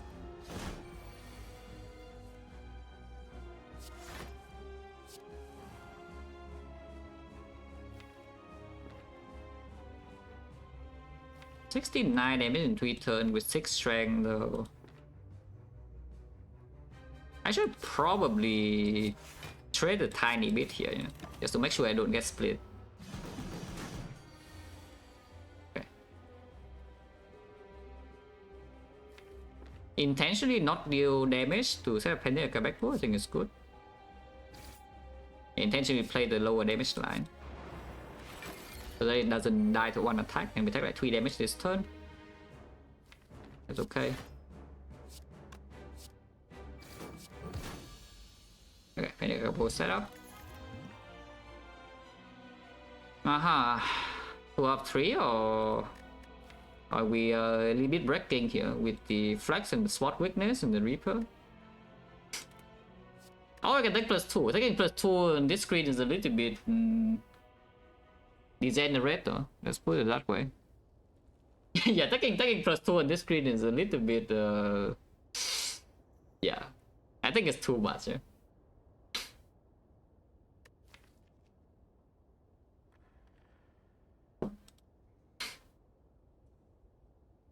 Don't have any innate strength, you need to draw flex or spot. Either spot needs to land before and then limit break works, or it's on the same turn as flex. Can set it up with the headbutt sometimes. It's probably still better to take demon form, yeah? And then we just see XecnaR, right? It does not look like a XecnaR. In fact, it looks like total garbage. So that's fun. Yeah, it looks like absolute hot garbage. Well, color it is, and then we are stuck on 3 energy against 4 waves, yeah? And then maybe terrible things happen in Act 3 or even inside Act 2, but hopefully not. This deck with the Black Star is not very pleasant. We need to draw Reaper pretty well. And fight 2 elites at least, so let's try to fight 2 elites. Starting here, go to this shop and go elite number 1, elite number 2, elite number 3. Because this way is forced to go to a second shop, and then it's slightly unpleasant, but you know, it's fine.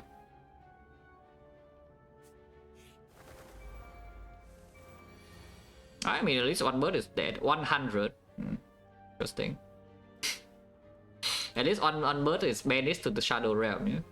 Otherwise, you can also do Reaper, you can also do Demon Form and wait for the Reaper. Because you can take 18 here, play Demon Form, play nothing, and then hope that you draw the Reaper with the Penny Akabeko thing. And how much damage is that exactly? This would be 12, it becomes 14 and 14. Yeah, 14 AoE basically, and we heal 42. So you can actually sit around for a very long time while waiting for this, yeah? Because it will heal full the moment you draw into Reaper if you preserve this. What's this? I believe in Reaper. Yeah, I believe in Reaper. Look at this.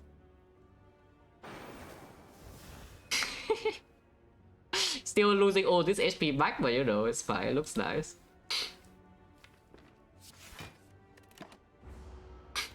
Yeah, so it looks nice. And now the demon form's in play at least. Yeah, triple buff, but they are like dead. I know Akabeko is not going to work for the next fight though, but it's okay.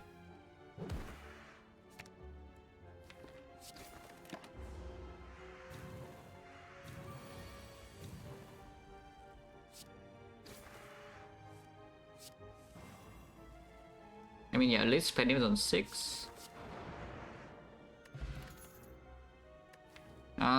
Taking Dark Embrace in this position seems incredibly stupid. If you ask me whether it's a good idea or not to take Dark Embrace in this position. With our deck exhausting, yeah, grand total 1 card. We are Giga Energy staffed. And we cannot really block. Just 2.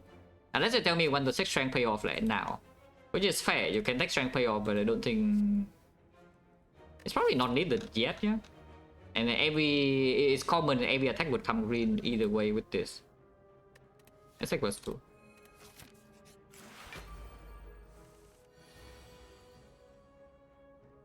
I can do that again, but yeah, probably not. This guy has plated, so the first card Reaper with Akabeko doesn't actually work. Can still play the Reaper, but just staying here to stall this guy just simply doesn't happen, yeah. Yeah, 100 will be good here, I agree. I think I don't want to commit on a Xeon Struck first, so we just transfer and maybe lose one draw. How is this? 81. It's not quite killing. And the potion is good for the elite either way, huh?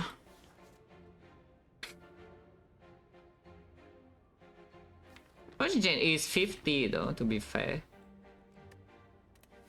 Potion is 50%. What is stronger between fear and fire? In elite fight we did 4 energy. But the fear bot of course works okay with the Reaper, yeah. Fire is better for women leader and slavers. Fear is definitely better for both stabbing. So what do you think is the scariest thing? I don't freaking know. All of them are scary. Maybe you can pretend leader is the least scary because she doesn't attack you for so quickly compared to the other things. Saber we have Akabeko and Reaper also heals multiple targets. Leader will also heal multiple targets. Both stabbing is terrifying. Yeah, probably use a fire pot here. We use a pot. I don't need to do that yet. But I'm pretty sure I need to play Blast Journey and take 21 instead of blocking. Is that true? Yeah, I'm pretty sure that is true. Instead of blocking 18 here. Yeah, we just play Blast Journey. If I double pot it's dead, but I don't think I double pot here. And okay, do we kill with 2 attacks? If we can kill with 2 attacks, it would be great. I mean, of course, I can always kill with 2 attacks with Headbutt, Bludgeon, and next turn is dead without any potion, and we take another 12. Actually, no, it freaking heals 12 here. Oh, it heals 12 here, so it's not even lethal. It's like 15, 45, 60, 60... No. It doesn't. Okay, so is Spot, Headbutt, Pommel lethal or not? This will be 22 plus 6, 28, 28, 48, so it is. So we can 5 pot this turn. And then Pendant Akabeko 9 for this fight. Okay. Yeah, 28, 48, yeah, so it's dead.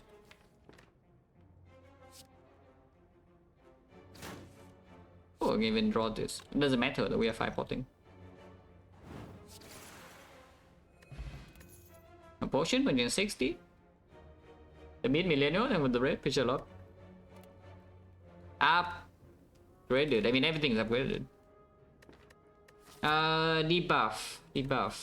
This debuff is not exactly the best debuff of all time, but it is a debuff. On the other hand, is a Pummel Akabeko, Pummel with Demon Form Strength, Pummel with Flex, Pummel with like, again, Strength Pendip. I don't know, a lot of damage to be honest, this Pummel thing. And the other thing is also common. Yeah, I think we're good luck. Sigmo was sad? Yeah, Sigmo is sad. I am also sad. I am also sad. But you know, it's fine. Don't worry about it. Yeah, I already see what is happening. Yeah, as I remove. I guess if we see Bite Plus right now, do we even take the Bite Plus? And max HP is really kind of important. We already have the Reaper to sustain. So even if I remove Strike here and we see like Bite Plus, I'm not... maybe I don't even take the Bite Plus. The deck doesn't block so well either. You're taking Bite Plus, like how much do we even heal from that? Because right now I think I just remove and buy Discovery, you know, then move on. With Pendant Akabeko being set for the next fight, I don't think I need to buy a potion for this. If we roll a fight in here, what sucks to be me, but then the fight is probably also going to be okay with this setup. And then there's a 50% chance I get a new pot. But I think I just remove Strike and buy Discovery. Yeah. Move on. That looks decent, yeah, decently broke. 163. I can see spending a bit more though to prevent the cleric from showing up. But if you see Vagrant, I kind of don't want to get shame, you know. If I see Vagrant, I want to play him fair and square. And yeah, buying a potion to close the cleric when the second shot is right here seems a little bit strange. Let's move on. Oh, it is a fight. Nice pending at Quebec. Yeah. Except I don't even take this. Sure, Vitality. Vitality says I don't full heal here, but I really am not so optimistic about full healing in the first place. Yeah. 140 damage, by the way. So at least that's pretty good. She's buffing, but we can deal enough damage to her to force her to heal next turn. And I think we just try to reap her next turn, yeah. Yeah, like this.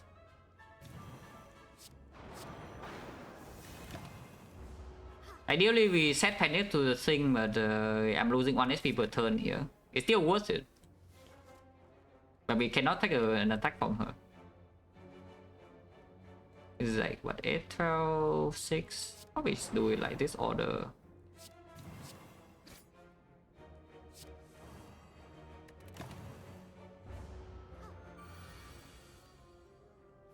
Yeah, 3 attacks is exactly enough to kill. I mean, not exact lethal, but you know. Exact energy and then penny for 9, perfect, yeah. Okay, not that bad. No potion, 160. Upgraded.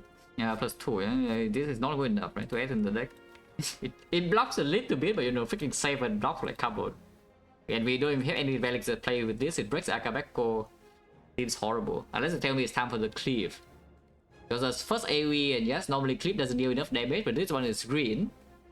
So it already deals a little bit more damage than usual. Yeah? It comes with Akabeko, which actually wipes out the gremlins the first wave. And in fact, if you even land it with Penny, it wipes out Rectomancer minions. Cool. Yeah, just let's try. Swarm upgraded.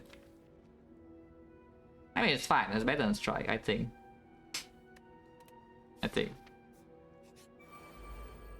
Cleave? So you don't need Cleave. Yeah, Spoken is missed though. Unfortunately, Spoken is last miss here. If you draw into Pummel Renner, she's dead though, I'm just saying.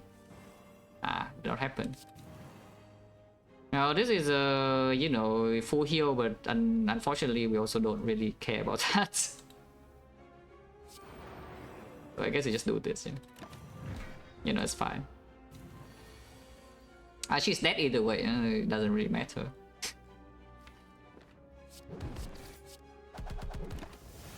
Yeah, it's a good thing this is set up, otherwise we cannot kill the wizards and without spending bludgeon and everything sucks because she can still attack.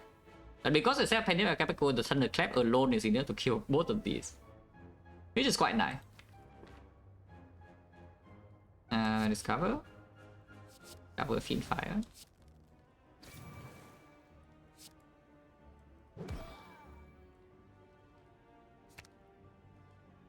And next time we kill her with 2 attacks, so Pandemic Capital once again is set up for the whole way on 3 energy. And yeah, 2 attacks is kill, so Fiend Fire here is clean, yeah? In the next turn, Bass Pommel, we have 4 HP. Do not need to play Reaper. Yeah, perfect fight. No potion used, no HP loss, relic setup, perfect.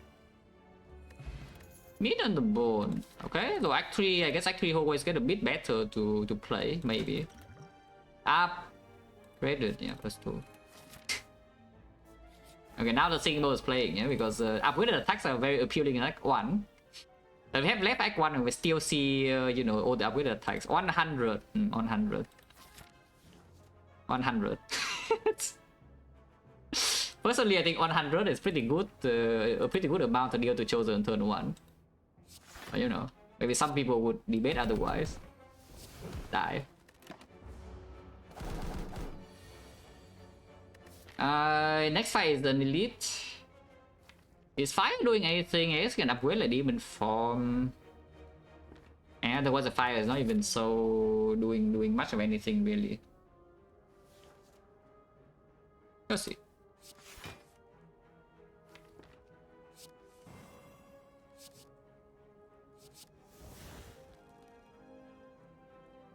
I am pretty sure it's like not ever possible to set up Pennyback Cabeco again. No, the bird doesn't have enough HP.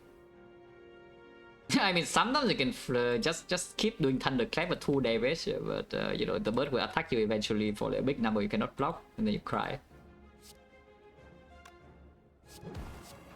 I do this order without the flex so that maybe you can advance Penny a bit more. But if you attack, I cannot block it, we just bludgeon and kill it, which happens like next turn. I guess I can down it here. Okay, let's down it then. Oh, maybe we can. Maybe we actually can. Yeah, taking 3 here is still full. If I play Demon Form, we cannot though. So let's not play Demon Form. Let it fly up. Yeah, I mean, I can even play the Reaper now. He goes to 3, and then 3 is Thunderclap is not doing the thing, and then you finish it off afterwards. Oh, we actually can set up against the bird here. That's crazy. Apparently, I can make it once again on 9. Upgraded. Yeah, +2. Unless you tell me one angle somehow. I don't. Do I not? I don't, right? I don't think so. Yeah, now the Singing Bow is showing its true power. The +2 every fight. Which, by the way, is not good. Yeah, I want like 1 good cut. I want the shockwave, you know, like some debuff, shockwave, uppercut plus would be nice. But right now the automaton is coming, I still don't really apply vulnerable and I'm scared. Fire right now is upgrading Demon Form. Which honestly is not bad because we can just walk into here and rest with automaton and have Demon Form plus. Let's just upgrade Demon Form. Yeah. Let's upgrade Demon Form. Makes the Reaper stronger too. I also would be nice if we, you know, our deck actually applies Spawn. Which for now it does. Because we have Blast Thunderclap and also with Fear Pot, but into Automaton doesn't work. No reason to go to this fire though, so let's go question mark and now we can see Twack. Okay, remove sure. Keep removing Strike, yeah. Of course fire edit. Uh-huh.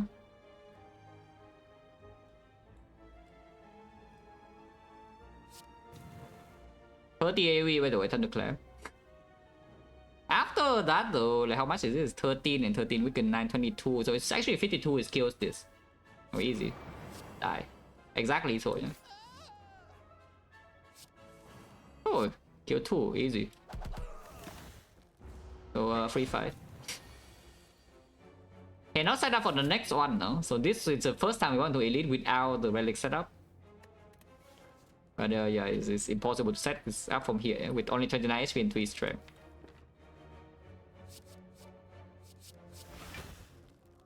And we are missing 1 HP, so I would prefer to Reaper, which we can. Yeah, next on Reaper is 7, and this is killing, so you know. Headbutt whatever, we can even headbutt spot for fun. But Reaper strike is already lethal. We have 4 HP.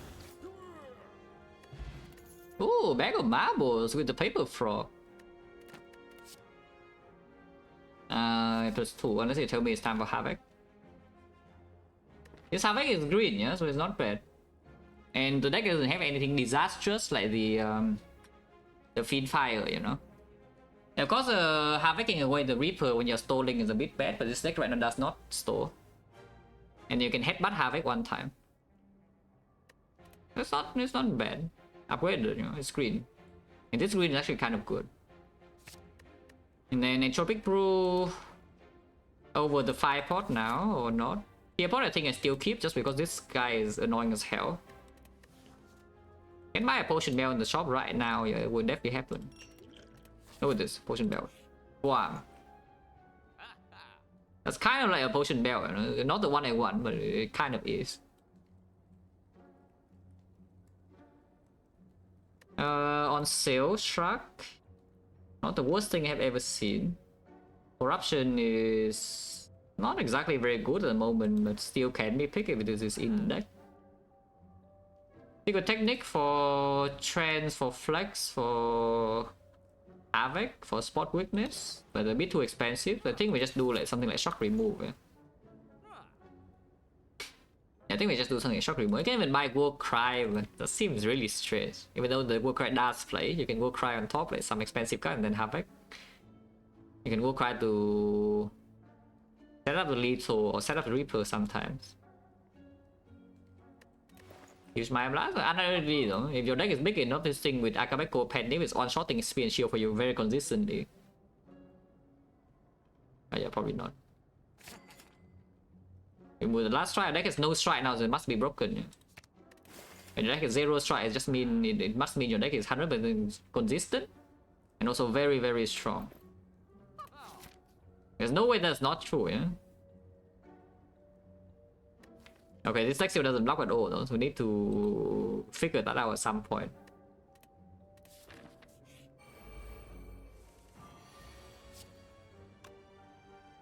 Get the Akabeko first. I guess I can do this first. Okay, so Pummel first and then Havoc, because if Havoc hits an attack, then I lose Akabeko value and that's bad. Pretty good Pummel though, so far, honestly. I would say that I'm pretty happy with how this Pummel has performed.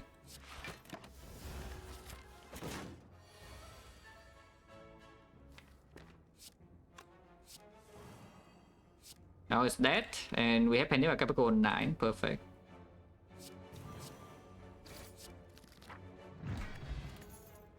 Candle, yeah, Exhume. Pummel, Discovery, Reaper. Big one is the Reaper, of course, and then whatever we have away could be pulled back. Also, Corruption is on the table now. Yeah, sure. Holy, we can pull back the Curse. And open Entropic Brew if we say Block Pot is good enough, because Potion Bell is not showing up, and the Sphere Pot is still being preserved until at least Automaton, I think. But yeah, after you use this Automaton, you can drink this to get 2 new pots, if you say that you don't need the potion in any other fights. Which may or may not be true, because with Penny Akabeko on 9, sometimes this fight simply does not have enough HP for you to set up again with Automaton, yeah? So you will not have this set up in Automaton.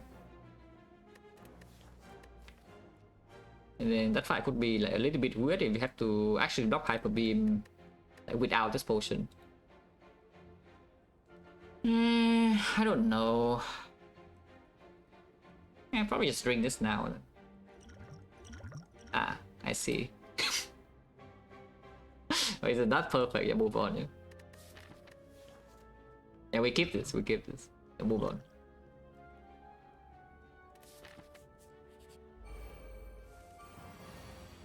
Once again, we have like this Giga Thunderclap, Panic Akabeko. What are you? Okay, fine. That's one shot the Cultist with a Thunderclap minus. I play a Thunderclap minus on turn 1 and the Cultist just disappears. It's pretty interesting, but you know. That's how it goes. Now Panic was on 2. Do a wheel, yeah, will never freaking land, so let's do +2 instead.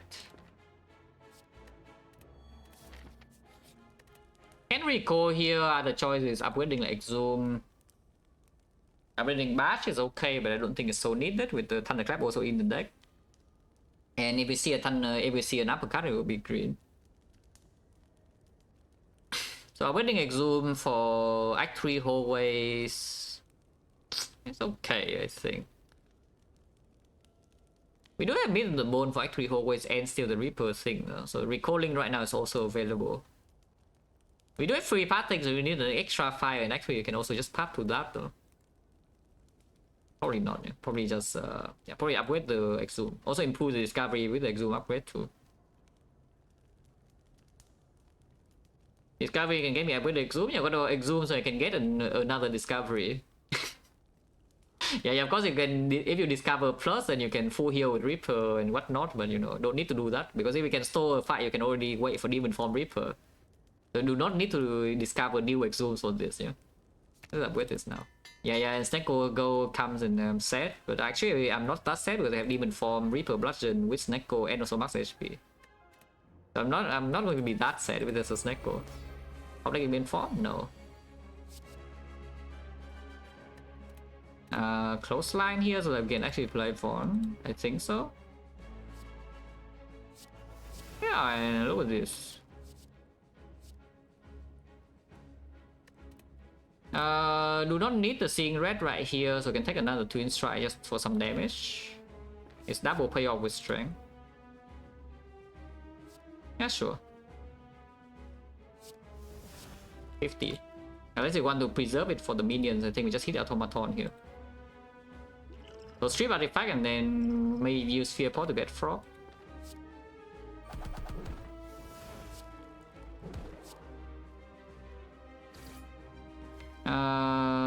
Harvesting here, hitting something like Spot Weakness will be pretty bad. But yeah, I should still play it. There's nothing that randomly exhausts its Twin Strike. That's fine. Yeah, that's totally fine with me.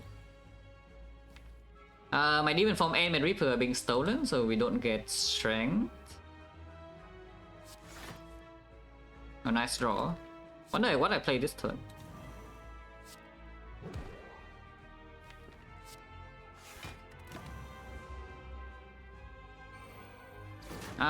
We probably just ignore the Demon Form and we use the Spot Weakness here, which will land for damage. And we can do a Thunderclap to Heavy Blade Panic here, so do not need to Fear Pot yet. Or you can Fear Pot right now and Heavy Blade into Headbutt. Because then you can guarantee headbutting the trance or the spot. And this potion is not so important for Act 3, yeah? Because after this fight we already had back with Marbles turn 1 and the deck still has the 2 vulnerable sources too. So yeah, I think I don't mind using the Fear Pot here, to be honest. I guess then we cannot have Panic the Heavy Blade because I actually know I can headbutt first. Yeah, I don't headbutt the Heavy Blade ever, so I can just headbutt first on the spot or the trance. In this position, probably trance. Yeah, probably trance.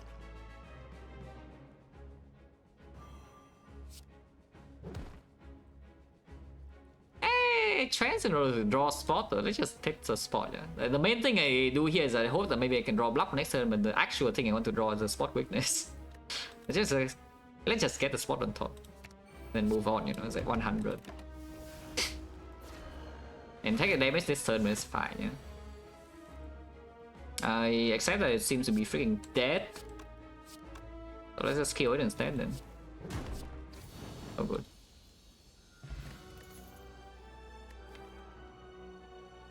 Exhume now for the limit break. Actually now we have Exhume for limit break, but the strength source is not super consistent. But strength is not permanent, spot can miss, and even form is expensive. And of course it doesn't even work on the same turn. But yeah, from this position I think limit break has to be better than +2 though. So the question is just whether limit break is better than this or not.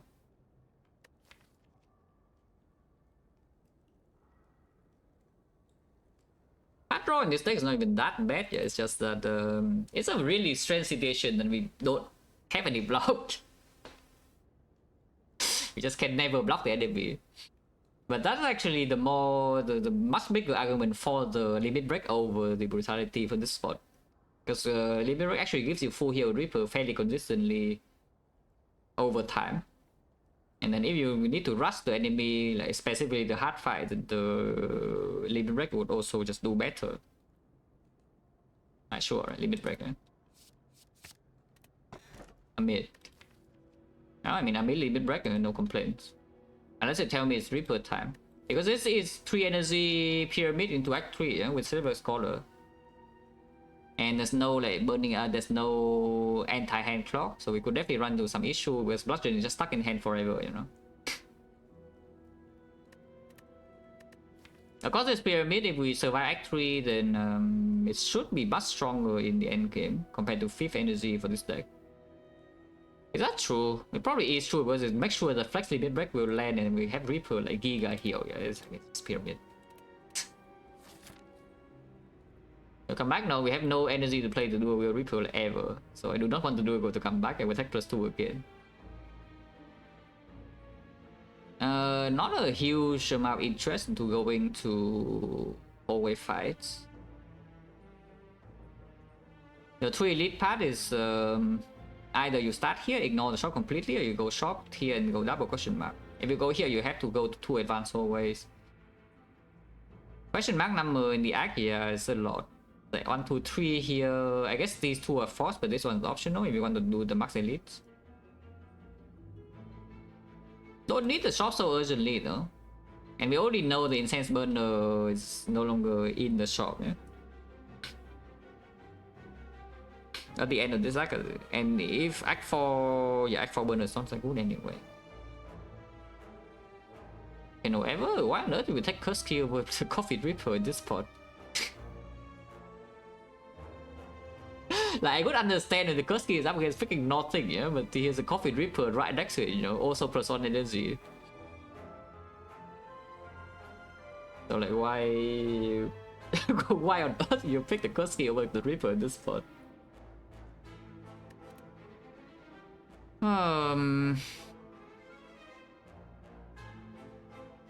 Yeah, this shop is empty. Remove is not even that strong. So what on earth am I hoping to see in the shop? Like artifact? It literally just that, yeah, I go to the shop and I'm just looking for artifact. There's nothing else. And we can buy artifact, yes. But that's basically the only thing I'm looking for if I go to this shop. I guess I can buy like Orrery also. Yeah, Orrery is good. So like artifact Orrery, there are 3 shop relic hits. Yeah, 3 shop relic hits. And what else? Frozen Eye is not that strong, but Frozen Eye Havoc I guess is still decent. Going here effectively kills back for shop if I spend any gold, yeah? But maybe it's fine. Maybe it's fine.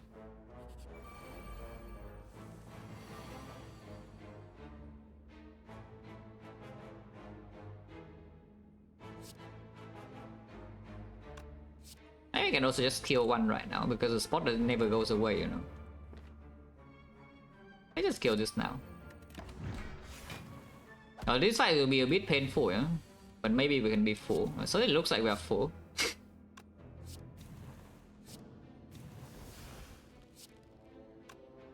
Just play Liberate now, yeah. It looks pretty full HP to me.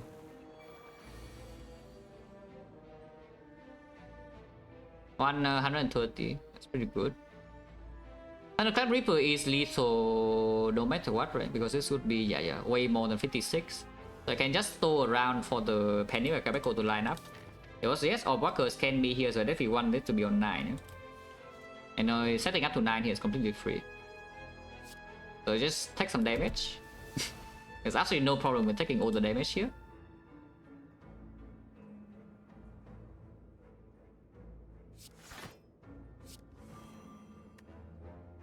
Cover... Sure, why not? Holy... body slam, no? Because it's an attack. Holy an attack.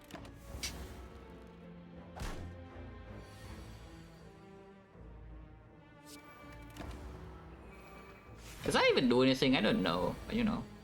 It feels like it's just maybe doing okay, so I take it.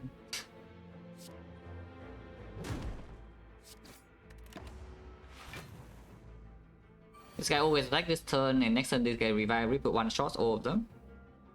But I do not need to play the Reaper, I can play Pommel first into Reaper, so Pioneer Capital is perfect. Just block this turn.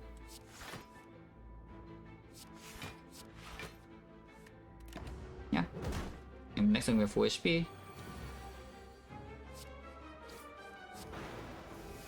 Full HP and setup. That's 2. Unless you tell me it's time for Server Soul because we can get rid of Demon Form in hand. Why? Right now, Master SP is very, very valuable, yeah, for this deck because you saw what happened here. That can basically happen in every single fight from now. Like we just take damage and then we limit wreck for the Reaper and Wom full heal. So the max HP in order to give us time to do this is very, very important. That is artifact. Sometimes. Is artifact sometimes or artifact always good? Do you have a favorite card? Necronomicus, if that counts. Yeah, if it counts an economic curse. Oh, enlightenment. Enlightenment. It's pretty decent. But only in hallway fights, really. In the elite fights and boss fights, I don't think I care about enlightenment too much.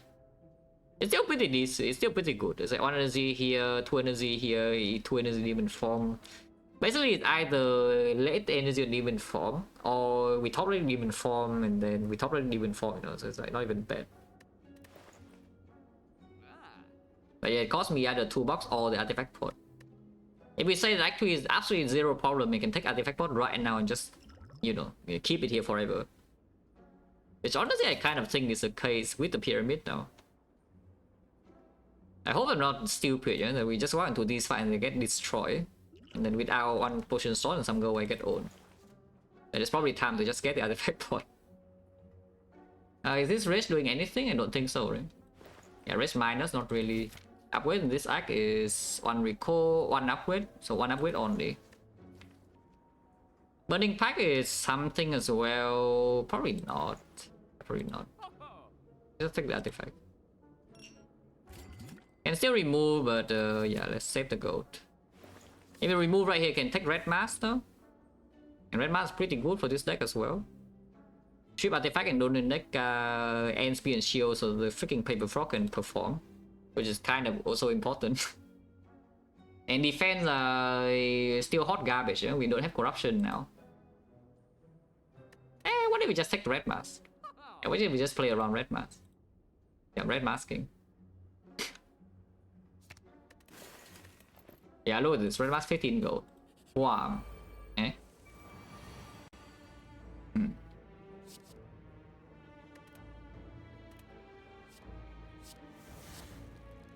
63, that's pretty big. That messed up my setup for the next fight, which is very bad.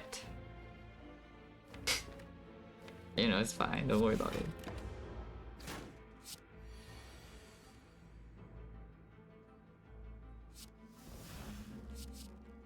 Infinite.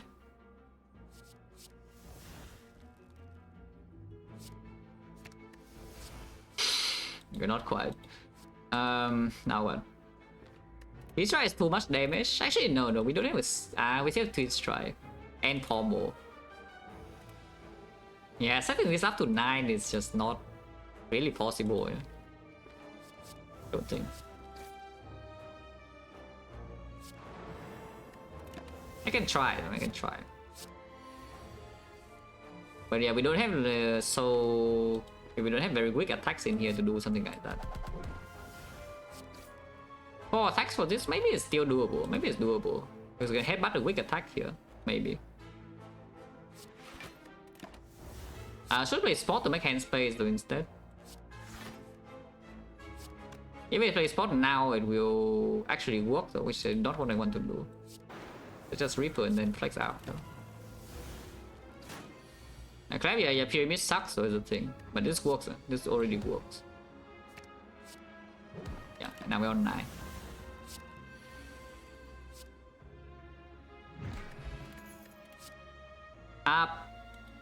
Upgraded.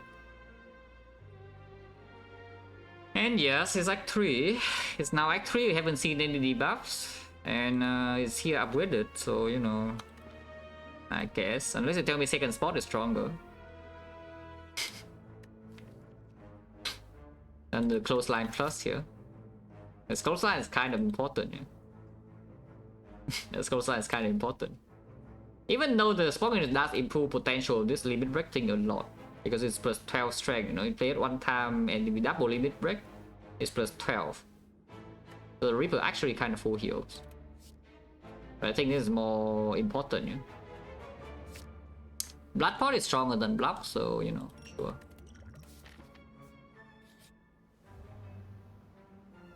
Oh, I mean defense garbage, no problem with that. Awakened one's coming by the way, and what's our plan against that fight? No idea.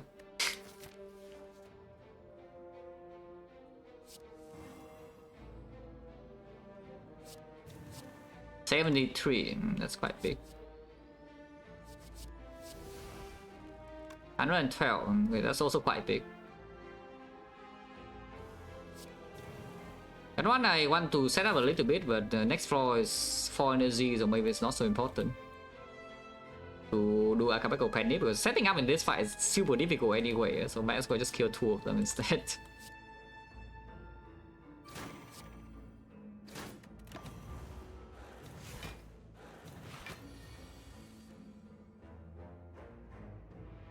And like this turn, for example, is not even... I'm getting like hit in the face, you know. Ow!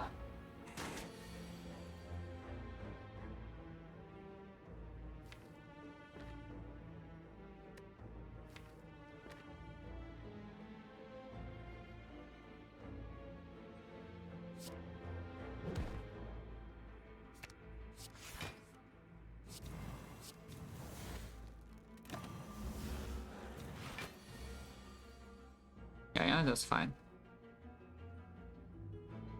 This is full HP, right? If I just do... It is full.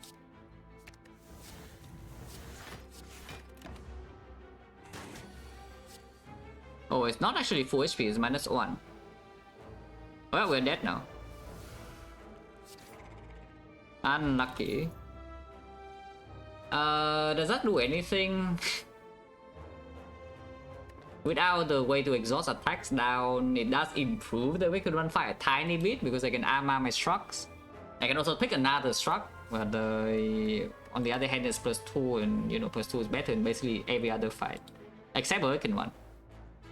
But Awakened one, I mean, you can also do a line of armor limit break in that fight, so.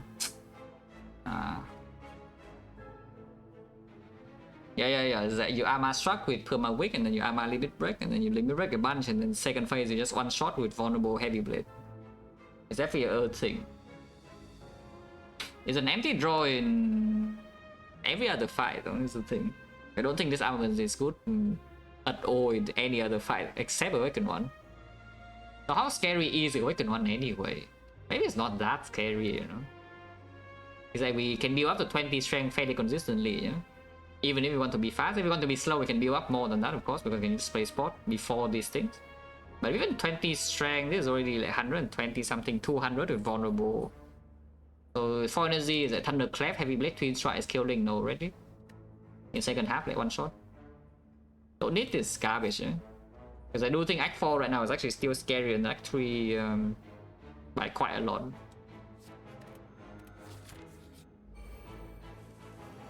Thus.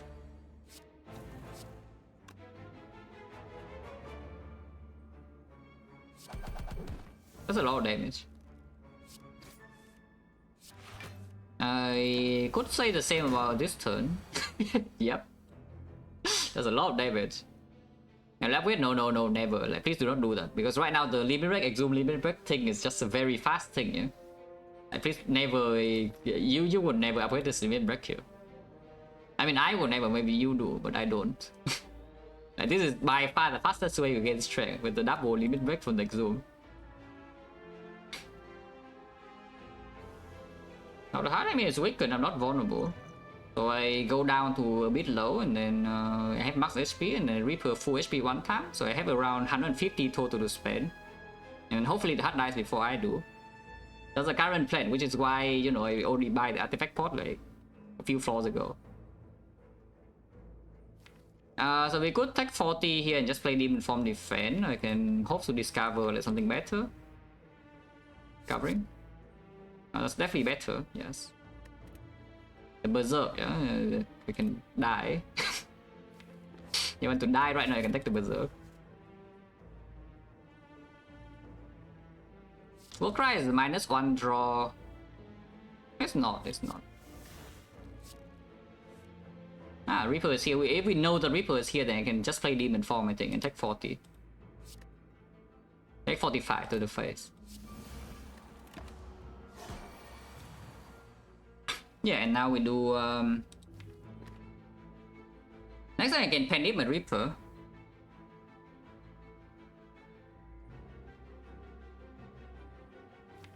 And we can still exhume the Reaper, yeah?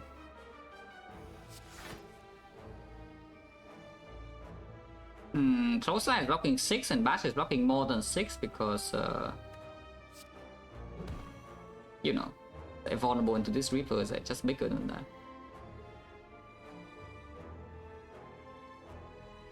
Play an attack now.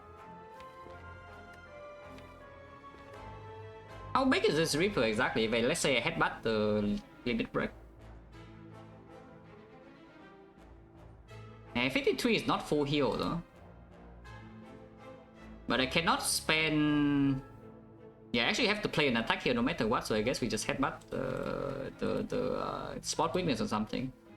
So that's a one shot. It becomes at 9 strength. And then becomes 12 strength and 24 strength. 24 strength.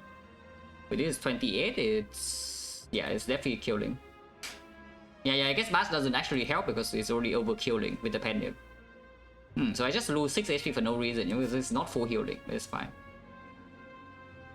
It's fine, it's fine.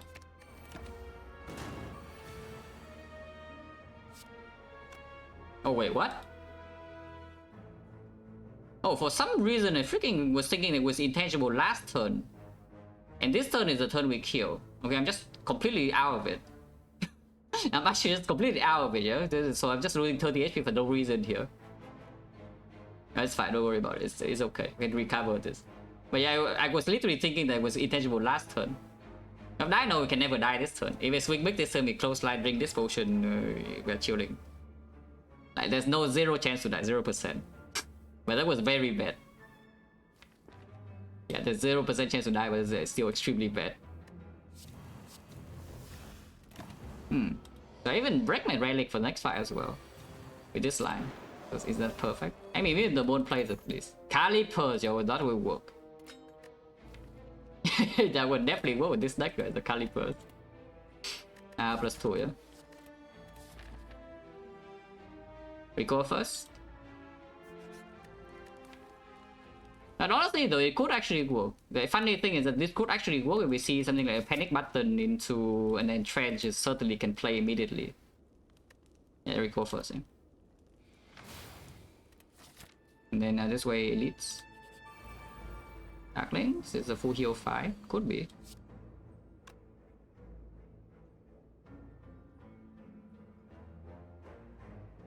Just bludgeon here. Next time we can headbutt the bludgeon into Havoc.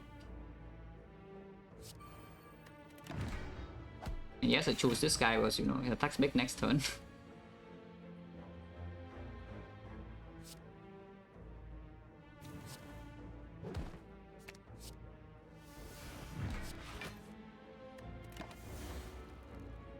Should be able to heal full here, maybe.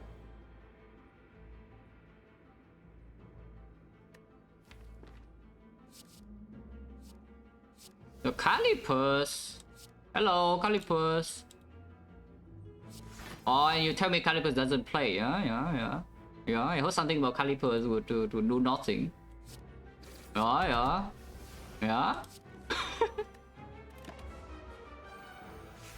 115. Now what? Probably just do this.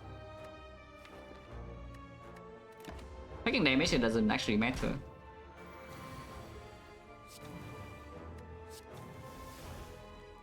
Huh? 24 is slightly unpleasant, but it's fine. Can just Reaper now go to low HP again and we can exhume Reaper instead, yeah?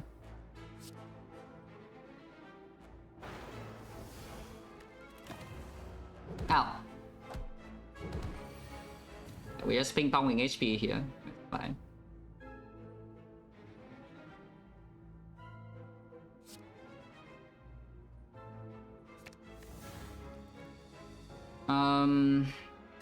People now is 6 and that's not full healing, so let's not just do it like this instead.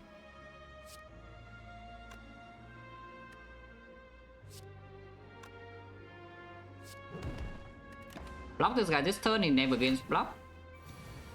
And the next turn this becomes 29, with this is 33, it's one shot everything in pending of 9, yeah? So we have 4. Yeah, 4 HP. Yeah, nothing ever happened. Did anything bad happen? No, right? Did anything bad ever happen? I know.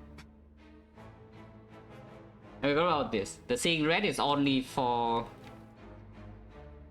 Do we need the energy in when the color works? Is a question. Because we do not actually need to go to any fight from here. We can just go maximum question mark if we want. On the other hand, there's also a pummel, which, yeah, pummel is just better than heavy blade in this spot, for sure. So do you want another thing like a pummel or not?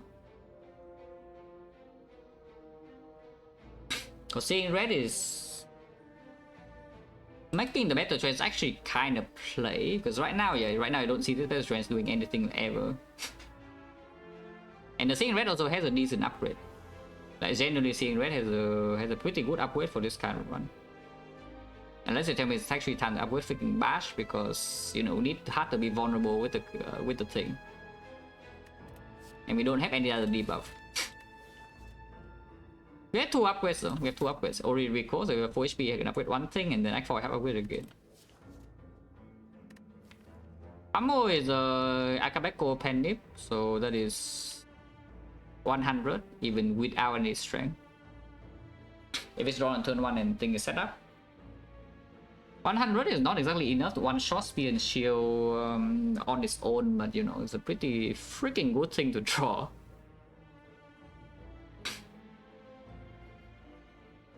But it does mean that if we draw Strength later, we are actually in a very, very, very bad position in the hard fight, which I think is still the harder fight of the two.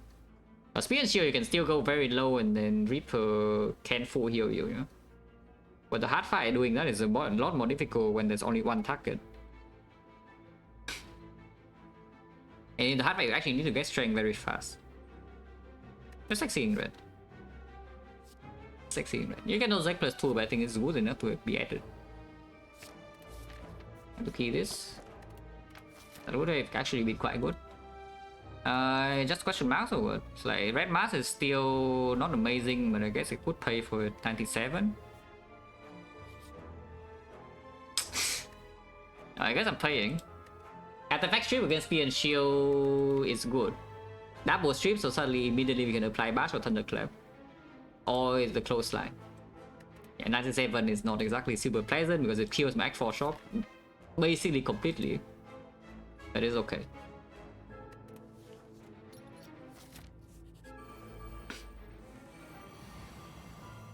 This is like okay, by the way.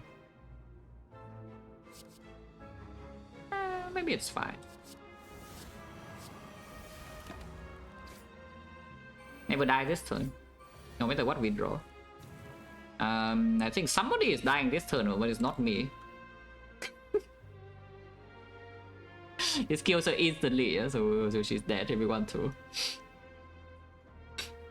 But yeah, like his Sing Red here, even with 4 energy, still plays.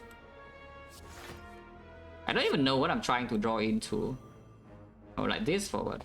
Maybe this, yeah? Because this actually can allow me to set up a game before this, because if we face Obwalkers, I would definitely like this relic to be set up. Oh yeah, sure. Demon Form is in play already. Thunderclap is one-shotting every single one of them. And we just block her a little bit and Reaper is still here.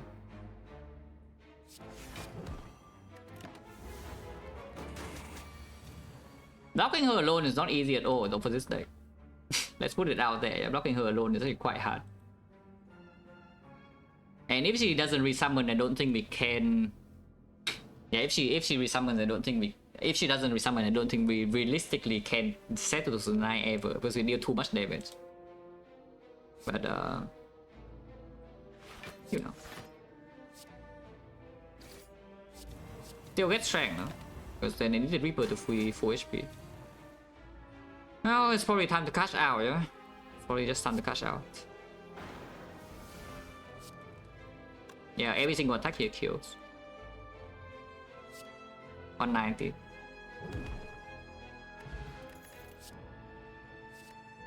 And even form, don't think it's even good. Oh, this freaking War Pen, though. The War Pen. Huh.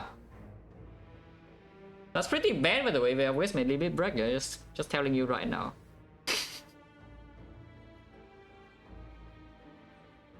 If it upgrades my lead break, it's actually pretty freaking bad.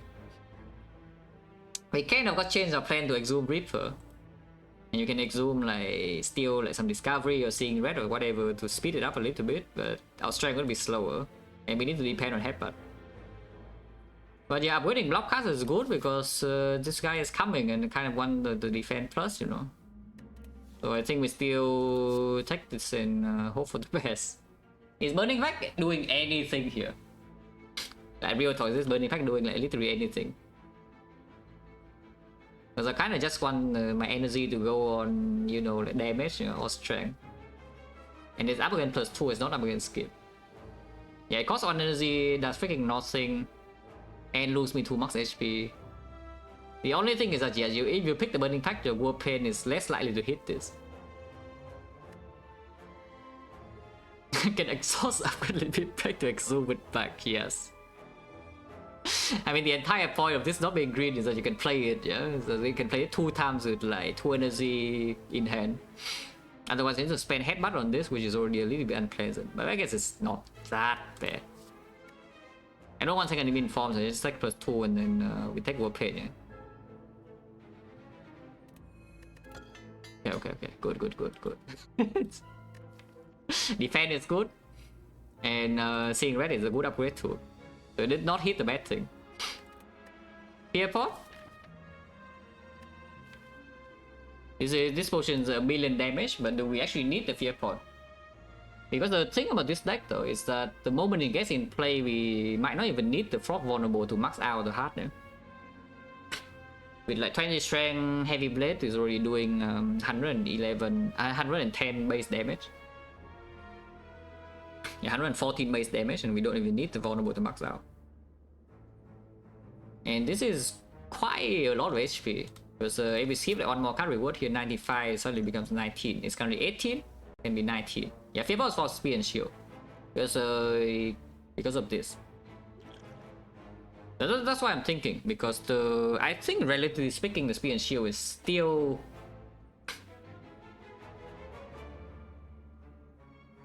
we do have artifact also though, yeah, with artifact point and full HP.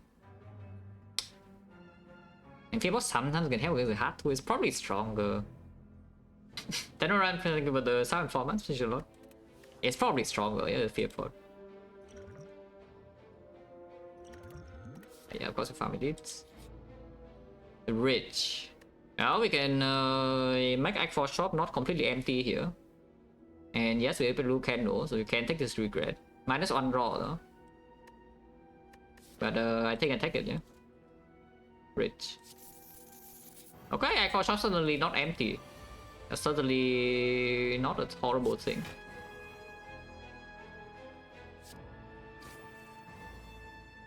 Oh, so we have Havoc, because if we have Havoc first, the demon form was in play. And still Havoc this. Yeah, Subordinate lands right now. Landing on Limit Break would be very bad. Oh, that is fine too. Okay, Limit suddenly this is on turn 1. Save this, yeah, the defense. To block the next time it attacks at 13, because you cannot block 13 otherwise. Depressing, but it's true. Yeah, depressing, but it's actually true. So dead? Is it so dead? Is it? Is it so dead? Demon Break is not here yet. Spot doesn't land. Demon Form is in play though, that's good. Oh, Corruption. Does Corruption do anything? 2 energy limit break. Energy for damage, it's probably fine. Uppercut is fine too. We have Thunderclap, so I think we go with this now.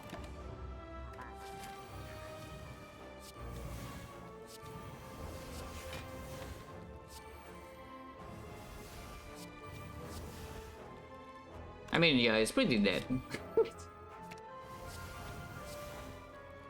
Yeah, I think it's pretty dead.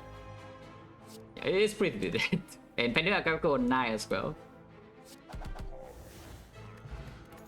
Oh, Magic Flower Reaper. Wow, my freaking Blood Pot.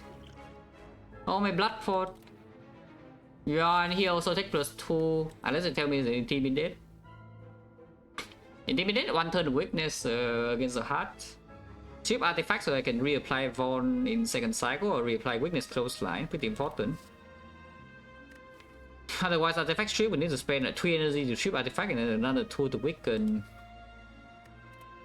It's not what I want to really draw on spear and shield, but maybe it's fine. Yeah? Intimidate minus.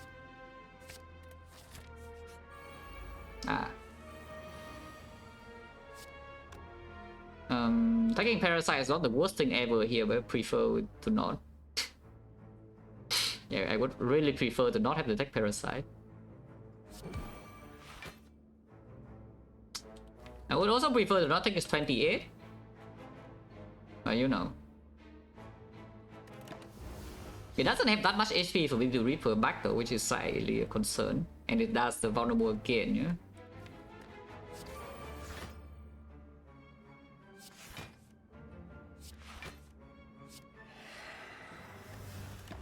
And Limit Break is not in hand yet, which is slightly concerning. Yeah, seeing red, of course, is performed.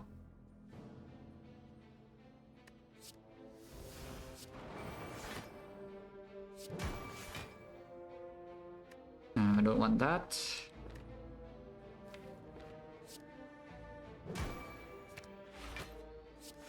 Fine.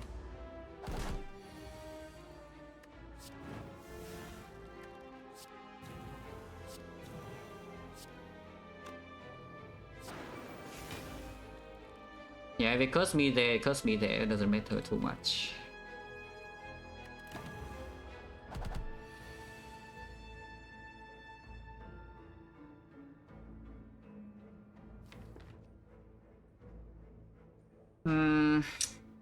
How do I full heal here? It was like so hard.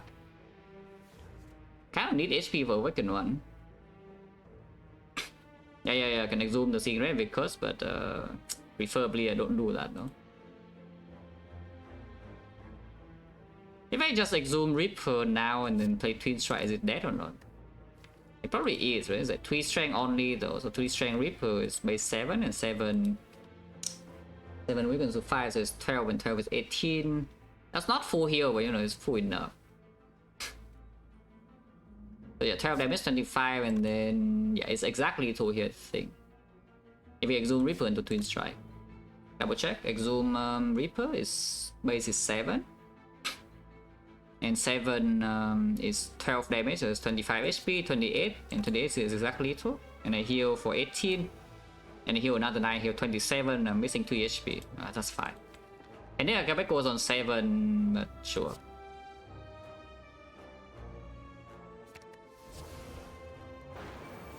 It's exactly 2.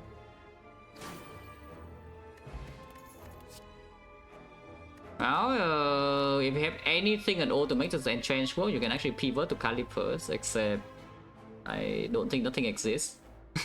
Yeah, and then we see a self-forming clay in Act 4, and suddenly like we have the Giga Enchant. Yeah, +2, yeah. Yeah, +2, yeah. To be fair though, to be perfectly fair, this Enchant actually can play in the Awakened one if we're really worried. But yeah, I don't think so. This upgrade is on Bash, or the Intimidate, or the Spot Weakness, one of the 3. From this position, probably Spot Weakness to be honest. 1 strength in here can become 4. And 4 strength is like kind of good. If we have an upgrade to spare neck for with the Fear Pot, I think we would do the Intimidate probably. But yeah, for now I think Spot Weakness first is the thing.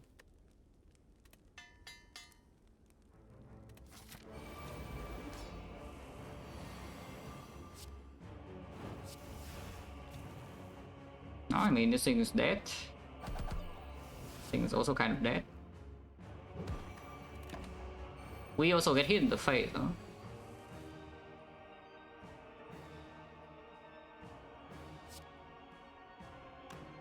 It's fine. Can leave this alone to Reaper. But okay, I mean, I hope it is. The plan is to one shot second half, and then we have the Reaper for before the final attack of first half or something to full heal. Oh yeah, by the way, nothing Reaper from Neo. What the hell is the plan? This run with the Reaper is not exactly very pleasant to play, I will tell you. Yeah, this one with the Reaper is actually very unpleasant to play. That's fine. Close side definitely goes here, and Flex is never even played this turn. So the question is just whether I do Twin Strike kill this now or not. Or do we just leave it alone for like HP bang, you know, it's like 31 HP for us to Reaper.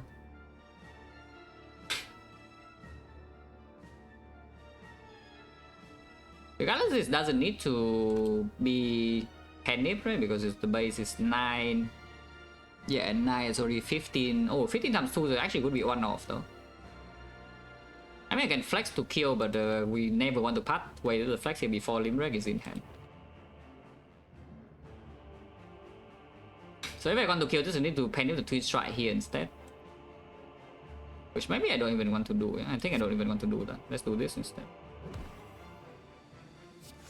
And then this is 1 damage off, but you know, doesn't matter, just play defend.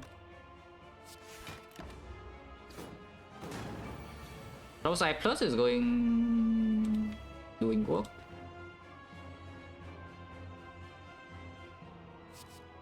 Ooh, don't mind that.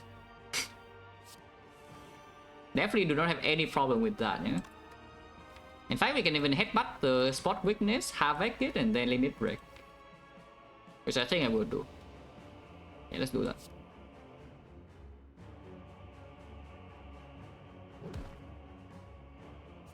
This always lands. And then suddenly we have 24. So you have Exhume. So I could do Reaper now to get back the full HP. And we go down to 20 strength, and suddenly now Exhume go to Exhume the Reaper, and then Limit Break go to 40 strength. I mean, sounds good. I just get the HP back right now to not die instantly. Yeah? And it kills the cultist too. For the full. Yeah, only 24. Limit Break. 40 strength. Exhume the Reaper. Now we have freedom basically, because you see we already have an instant kill in hand. Yeah? This is instantly killing the second half from full. So we can do a couple of things here. And we always have this full heal as well, because it's heal 66. It's quite a lot of healing. I can play this now.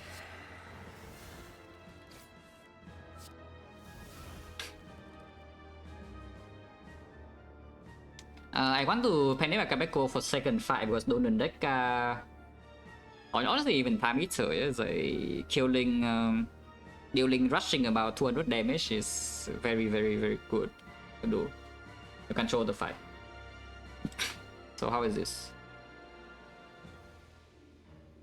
These two are one-shotting, but we can sneak in an extra attack, so we can use 3 attacks for second cycle, and then 1 Penny on 6 basically before the first cycle dies.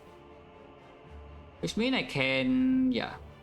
The Reaper is 1 card, and then okay, so basically I just want to redraw to bash. See what I see here.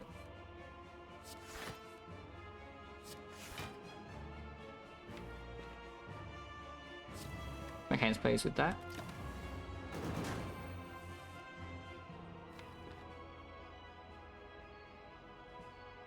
We can also just do bash. We can also just do bash heavy blade. I take Reaper heavy blade for 0. Part needs to be really low value, otherwise probably not. Yeah, the part needs to be extremely low value for me to do that. I guess I can also do like heavy blade into headbutt the heavy blade.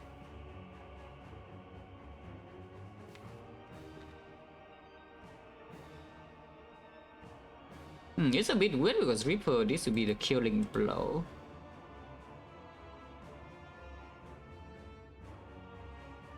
Yeah, it's a bit weird here to do it like this. Otherwise I go to 6, but I need to redraw the Thunderclap, which I can. Yeah, for example, the hand is 10 right now, so if I do Thunderclap into Reaper into Twin Strike, yeah, we kill, and then go to 6. And then next turn I would do, I draw these 3, so I can headbutt the Thunderclap and then Havoc Thunderclap, 2 cards and Heavy Blade kills. So that's exactly Penny Capo 9. As long as this kills, it works. So does it kill or not? Thunderclap into Reaper. This is 77, so 130, 121. And yeah, this is Giga Lethal, so let's just do that. And it's 10, right? Yeah, hand is 10, so next time they always draw these 3. So we headbutt the Thunderclap, half-back it, and then Heavy Blade is one shot. This is a Giga Lethal. Don't play anything now. Yeah, headbutt. 8. That's a lot of damage. And we leave the fight with full HP. And yes, this is why we set up the relic, so that I can freaking, you know, do 140 damage with this guy on turn 1, so we can control it a little bit. And then Gecko, again, very, very important to set up before Spear and Shield. And we cannot block this fight forever, yeah? Even after this guy is dead, we cannot actually block this so easily. We can block him for a little bit. 140. They defend. Ow.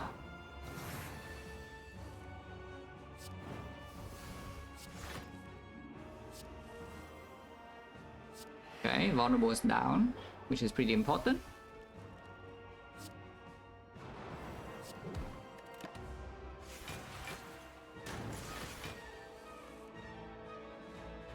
Even form is down, so we will be full HP.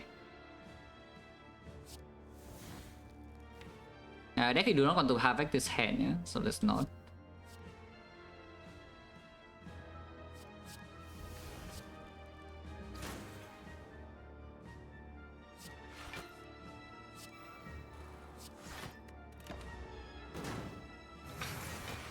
But yeah, I mean, we're still full HP here, so there's no actual concern. We know that Havoc will hit the Reaper.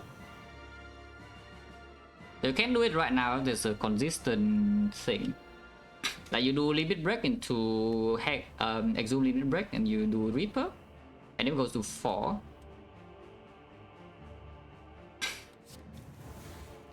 "44 strength Reaper is 48 damage. From 38 damage is not killing this. So you spend one more attack in here and Penny goes to 5.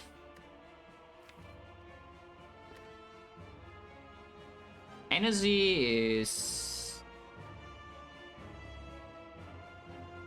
Energy is enough, right? One energy. And it goes to 5. We need to block this guy next turn. Which is kind of hard.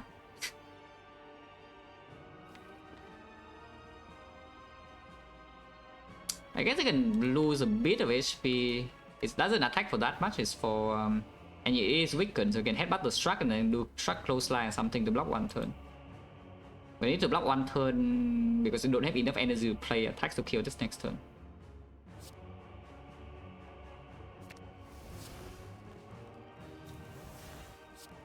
Oh yeah, sure.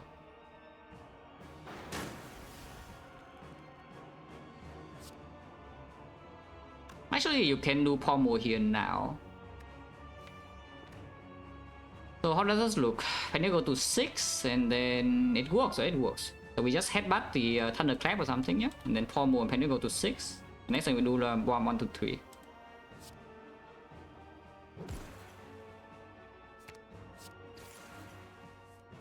Yeah, and then perfect in full HP.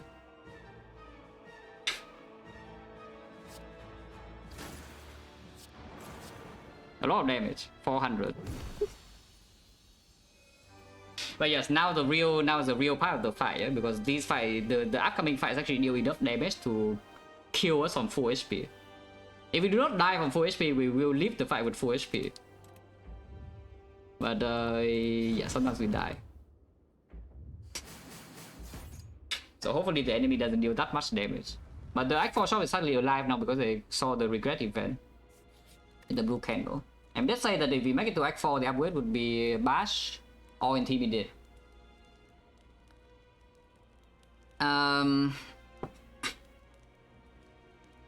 You can also see that if we go to like 40 strength or something, we simply do not need vulnerable because it's hard to max out. Yeah?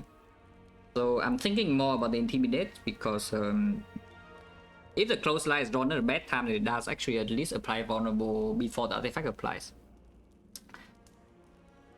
And we don't need the Basha Wave in the Spear and Shield at all. In fact, we might even be able to save the Fear Pot and Spear and Shield with some raw orders. And then the Basha Wave is really, really obsolete. But the Intimidate upgrade is very strong. Yeah, I think so.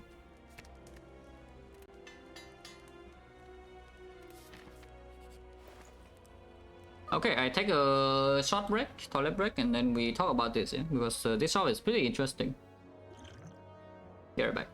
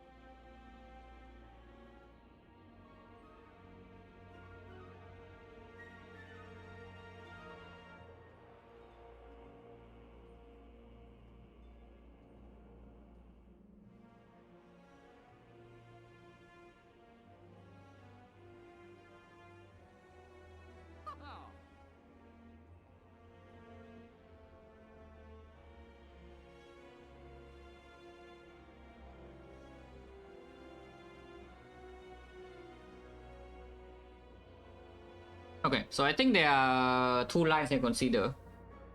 Number one is that you just spend all your gold to buy gambling chip, like very, very strong. Because the gambling chip comes with, it basically makes you not draw your limit break like so late. Because the deck doesn't really pop out until we see the limit break in hand, you know. After you see limit break, the exhume also performs, and then the flex also gets out of the hand, and then you finally can deal real damage. And of course, you also land Penip Akabeko with like some pommel or twin strike or something in the spear and shield, you know. With artifact or retreat, you can fear pot and instantly kill them or something. Line number two is Clockwork Souvenir, and then you exchange the artifact pot for the cultist pot. Not being weak? No. You're never buying second artifact pot here. Please don't do that. We are buying cultist pot if you want to buy the souvenir. Because the cultist pot makes sure that your thing will max out even without vulnerable. And then it makes your limit break a lot faster, so you could even exhume your Reaper. And that's the biggest thing. The biggest thing is that with the cultist pot, I am allowed to exhume a Reaper in the hard fight and not the limit break. which is a very big deal, yeah? Because you see like, how much the Reaper heals, right? With this run. Magic Flower also. So the question is just that what is the bad case? Is the bad case? But basically, what bad case do I want to play around here? Because taking gambling chip is advancing the fight by like 1 turn, yeah. So my limit break is early by 1 turn, and my Akabeko usually can land on something good in Spear and Shield. And then you know we probably lead the fight with full HP. But against a hard fight, I have to exhume limit break. I effectively must exhume limit break unless my demon form is very early. Because if demon form is late, I might not even play it anymore. Is the thing. We do have seeing red though, and gambling chip also helps that. Probably not Countess. Right? Yeah, it's probably not Souvenir Countess, it's just gambling chip. Yeah? Because gambling chip also speeds up the damage in the hard fight by a lot too. Yeah, until I top deck freaking limit break and exhume, I need to keep that and then bottom deck every single strength source. So gambling chip draws like what 3 cards and I cry. Okay, something nice about artifact pot over souvenir though is I can play Battle Trance turn 1. If we take the souvenir, I cannot Battle Trance on turn 1. I actually have to use it to block for. It's probably just gambling chip. It's probably just a gambling chip. But this is a pretty interesting thing to look at, I think.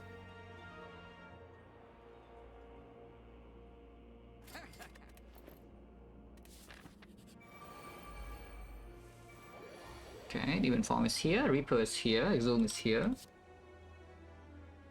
Do I keep Demon Form or not? I think I should. Yeah, I think I should keep this Demon Form and maybe just take the full hit here. Okay. Play Demon Form and do nothing, yeah? And next turn, even if we take a full hit, we still don't die. And Reaper is still full healing. Even after doing nothing. Okay, do nothing.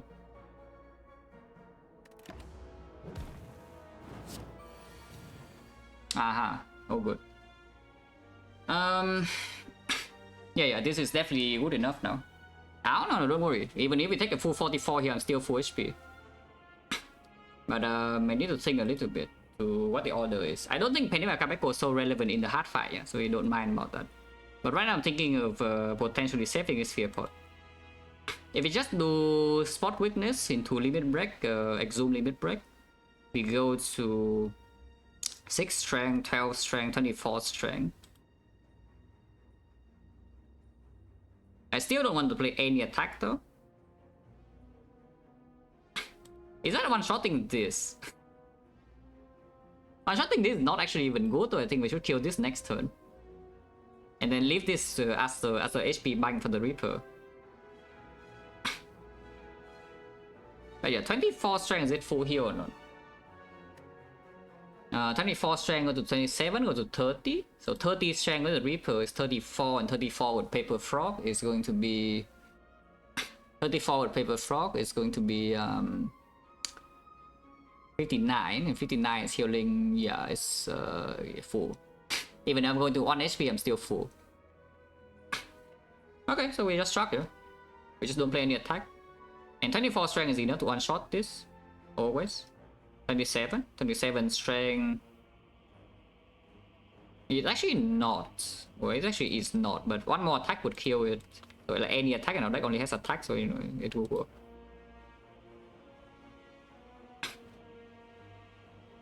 What 51? First of all, we have Paper Frog, and secondly, we have Magic Flower, yeah? So it is healing like 90. And Magic Flower also heals 9 with this, so I am like full. Even if I go to 1, I'm still full HP after playing on Reaper on this single target.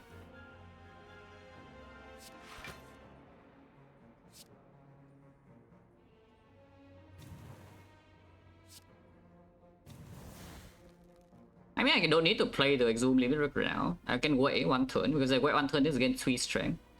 So I lose, how much do I lose here?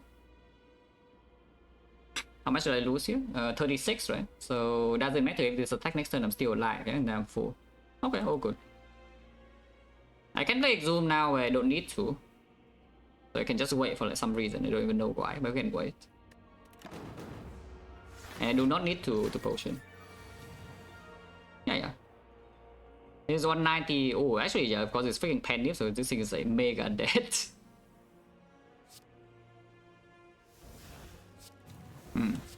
It's without vulnerable, yeah, just so you know.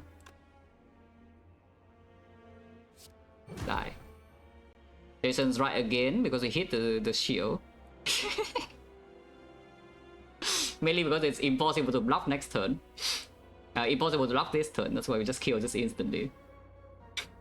But discover? I mean, it doesn't matter what happens. Next time we just play Thunderclap into Reaper, yeah, so we are full. Can discover some block card if you want. Yeah, blocking.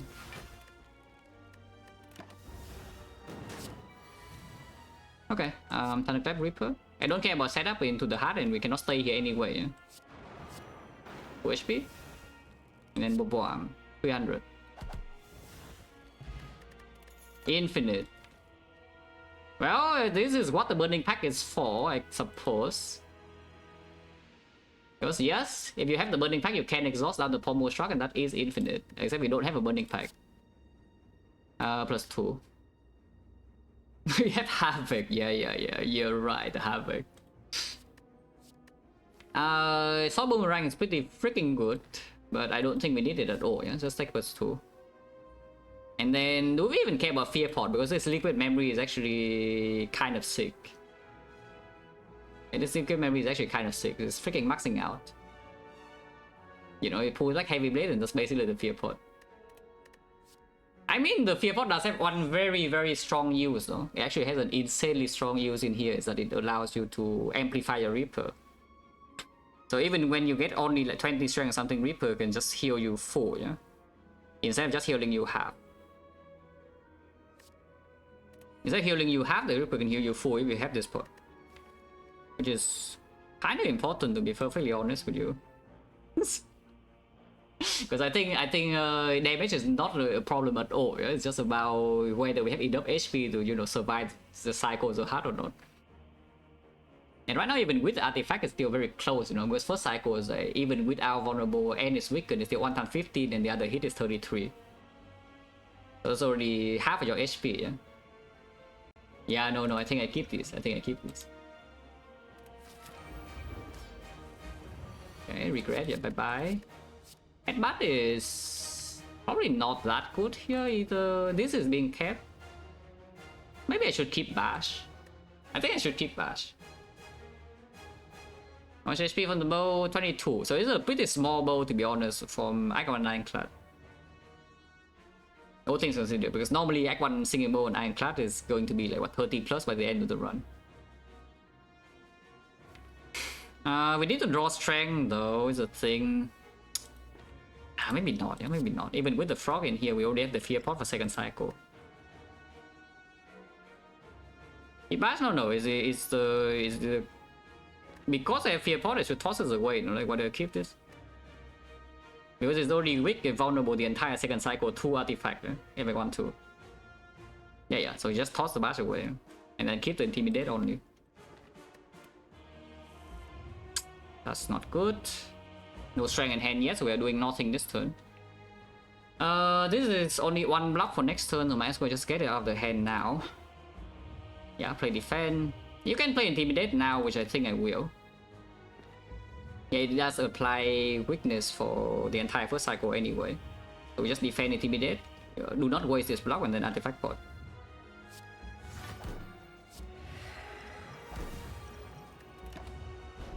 First cycle is only 48 damage incoming. Yeah? 1 times 15. Oh, that's not good. Bottom taking strength. Now discover. Ooh, corruption doesn't actually do that much, but you know, saves energy. So you can play like, some stuff. Other choice is what? Double tap Reaper? Which is actually good, yeah? By the way. Double tapping Reaper.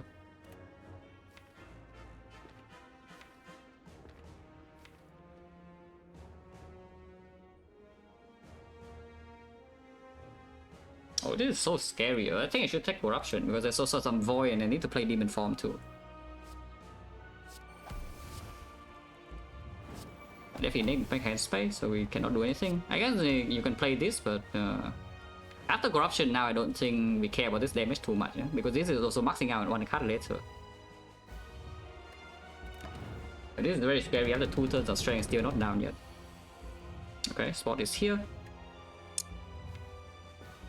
And the Exhume is in hand as well, so you can do some stuff immediately. This is only 16, no? This is only 16. But I need hand space, so now I either play Limerick immediately or I just pummel Twin Strike immediately instead.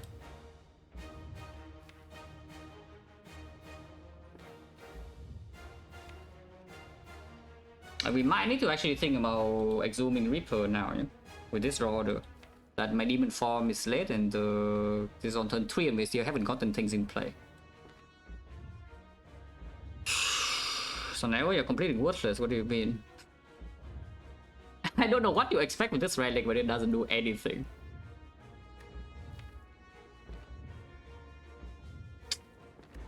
Well, that's bad. That's what I can use next turn. Not now. Okay, the exhaust? No, no.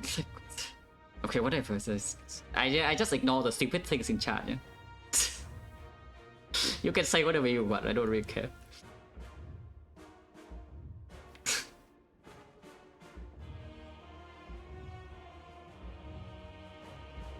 Okay, how about this? If we do not do anything right now, hand is 1, 2, 3, 4, 5, 6, 7. That's bad. Go to half HP. Strength, if it's only 16. 16 strength, 20 and 20 is 20 is 35 and 35 is healing only 53. Oh, 53. You're wondering, you wonder one more time, you're gone. Ask me later, you're not now. I mean, literally can answer you right now, but this is not the time.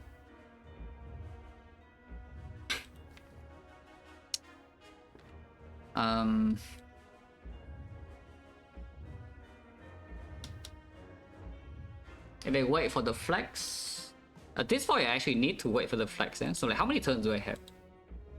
Because we could be as late as the first turn of second cycle to start attacking.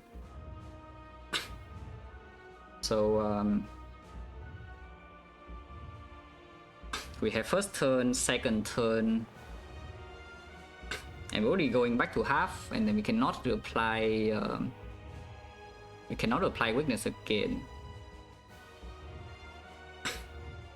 So turn cycle first attack, I'm going to die. So there's turn 3, turn 4, so not attacking, turn 5 attack, turn 6, turn 7, turn 8. If we knew, basically we can do 200 damage per turn starting with turn 5, then we can still do something. I cannot block the first attack of the third cycle, yeah? Unless we exhume the Reaper, which right now is not looking very realistic because the even form is late.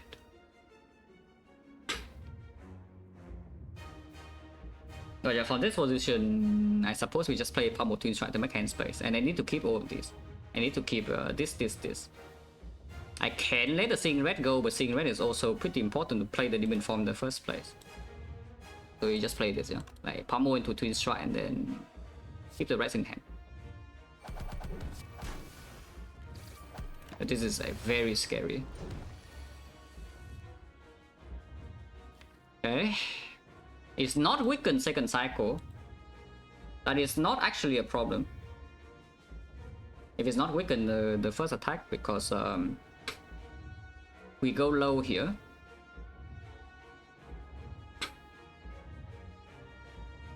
Yeah, we go low here, and the next turn we heal to full. Oh, that is though, it is. If it's not weakened, we cannot survive next cycle. Ah, unless we can draw back into artifact strip.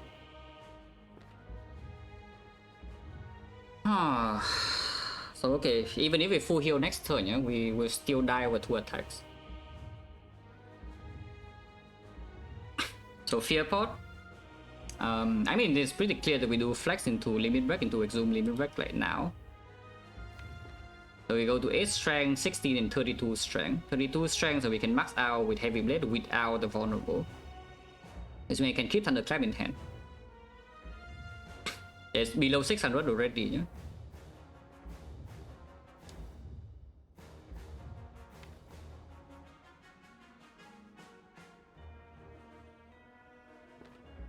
So we actually have on extra turn. I do currently see we have on extra turn. But I do need to survive on attack. But we do draw Struck Pommel, and then yeah, it's a pretty decent chance we can redraw into Artifact Strip. So maybe it's still fine. Instead of Exhume, yeah, and don't have enough damage, and then you actually die if you do that, because the Even Form is not here. I need to be able to max out and kill it before the first attack of third cycle. Like, we cannot survive the first attack third cycle ever. I mean, with the Exhume Reaper, maybe you can, but you need to rely on 50-50, because if the heart is doing 6 and 15 first, you are dead. I do see though, I do see something is that with the Fear Pot which we are using right now, yeah, then you can flex into Limit Break. And that is 16 strength, and 16 strength with the Fear Pot is enough to max out with the Heavy Blade without the Exhume. How many cards do I have in hand when I don't play the Exhume? I have this, so that's 3. This is 4, this is 5. This is 6, so I draw only 4 cards out of this. But that's okay. But yeah, regardless of this is very clear, we do this first. It's only 94 though. 94. Oh, 94 is not actually maxing out. Now we don't need to play Demon Form at all from this spot though. We do not actually need to play Demon Form at all from this spot unless we are trying to save Exhume the Reaper. So you can also play the Seeing Red, and then I mean, yeah, Fear Pot is happening too. So this is 164. 570, and you overdraw by 1 card. The problem with not exhuming the thing is that Reaper doesn't even full heal you, yeah? With only 16 strength and it goes down to 12, like Reaper is not even going to full heal you. So I think it's complete nonsense. We just exhume Reaper, like, exhume the Limit Break now. Yeah, it's just exhume Limit Break now and save the Seeing Red. Limit Break. Let this max out. 300. Save this to strip artifact because you need to reapply Clothesline, otherwise you will die. And Seeing Red is a good thing because next turn Beat of Death is not super relevant. It is base 32. So 32 with the Paper Frog is 56. 56 is healing 84. Yeah, 84, so we are full HP. We are full HP. And this is what the Fear Pot is for, yeah? Otherwise this Reaper doesn't full heal you next turn. And then you die. This is exactly what the Fear Pot is still for here.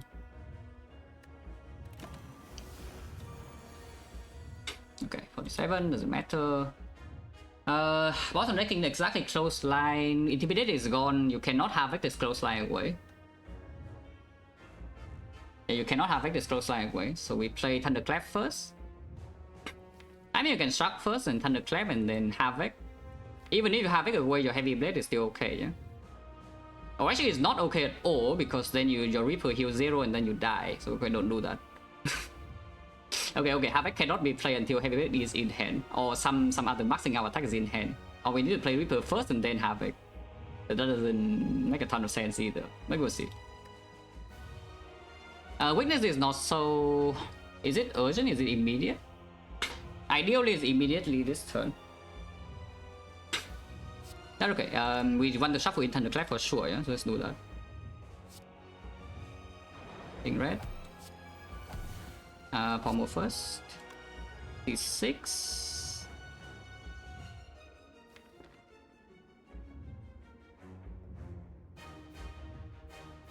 If we can survive this turn, we already live without the Reaper. Unfortunately, we cannot. Oh, actually, yeah, I forgot about the Panic Reaper thing. So even if it did not exhume the Limit Break, we can still full heal with the Panic.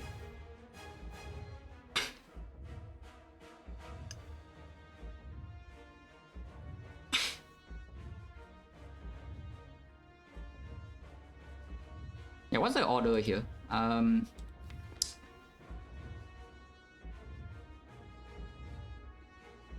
think it's Pommel Shuffle first.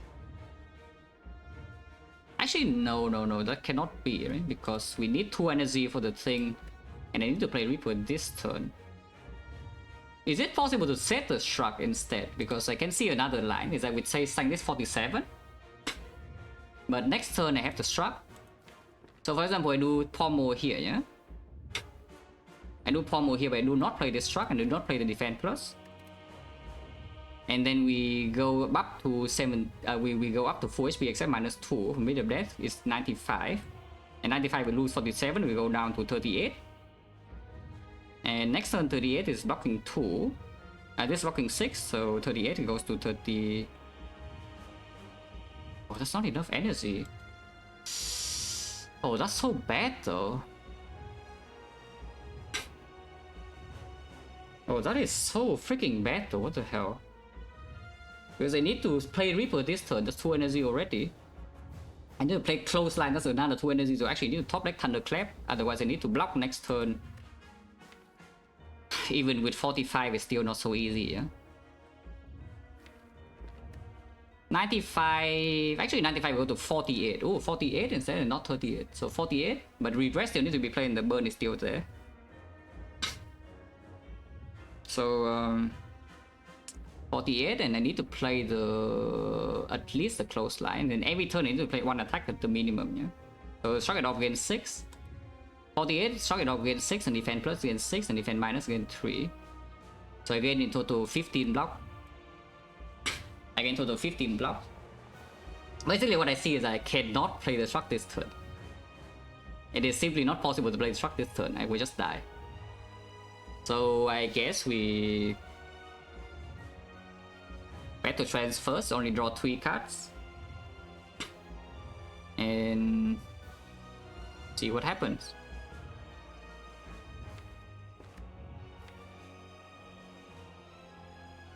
Oh, this regret can actually kill me though for this spot, which is like quite sad. Because I need to pay 3 HP to play it. But I cannot play this truck here, it doesn't work. The bottom decking exactly Clothesline is so rude too, because if we did not bottom deck exactly its Clothesline, I can just play Havoc and make hand space.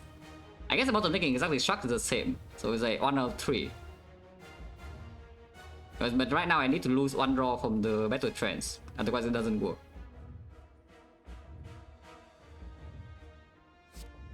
I'm 22 and I don't have full heal and I'm dead, so I cannot do that.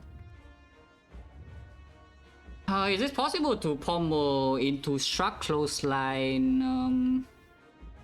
Let's say I draw Omen, lock out this turn and play them, can I survive or not? This would be 6, and this would be 6, and this would be 3. So I only gain 15 and go to 40, and I need to play 1 card, 2 cards, 3 cards. It doesn't work. Oh, it doesn't actually work. We don't have enough energy here to do this line. Okay, so I do see that I actually need to Battle Trance first and nothing else. I cannot play any other card. I need to... I'll start defend this turn next turn. Actually, no, it's true. It's the same. It's the same. But if you Shrug now, you lose a little bit of value because you play this first and then you lose 2 to bit of death, right? But now you heal back the 2 bit of death with the Reaper, yeah? And Shrug next turn does draw 1 card. Oh, here, yeah, thank you for the line. I play Reaper right now, I am full HP, yeah? Just so you know. Without Pendiv. Freaking hell. You don't even know what the problem is, but you just suggest something anyway. Very freaking cool. You don't even realize what the problem of this fight is right now, yeah? I am full HP, I play this right now without Pendiv, I am full.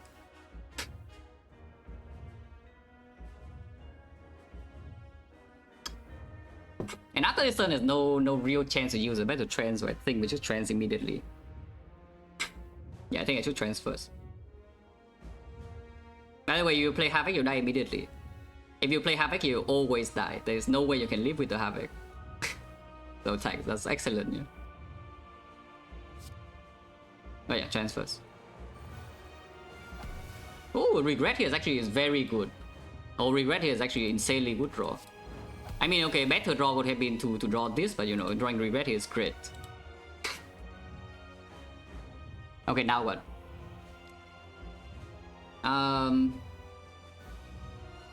We still need to play 2 attacks to max this thing out. I mean, I don't need to actually max out this turn, but I need to put it below 400. Is that true? This is can I play something like Demon Form into Reaper?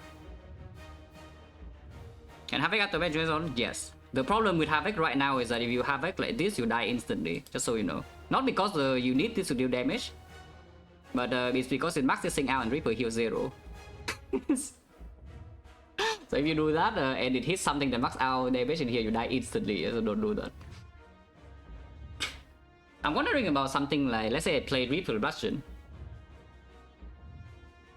So Reaper Bludgeon is the most intuitive line, so let's say I do that.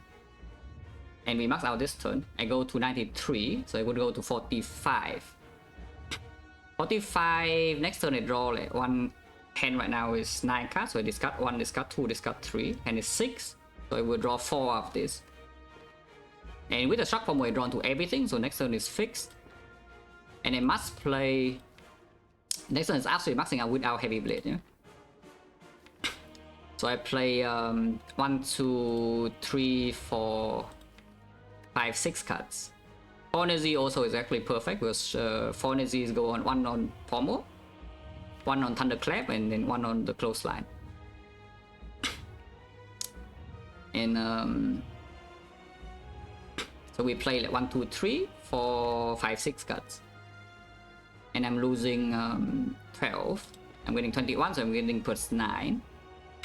And +9 hitting me with 45, so it's hitting me with 36. Then I'm going to 9 HP.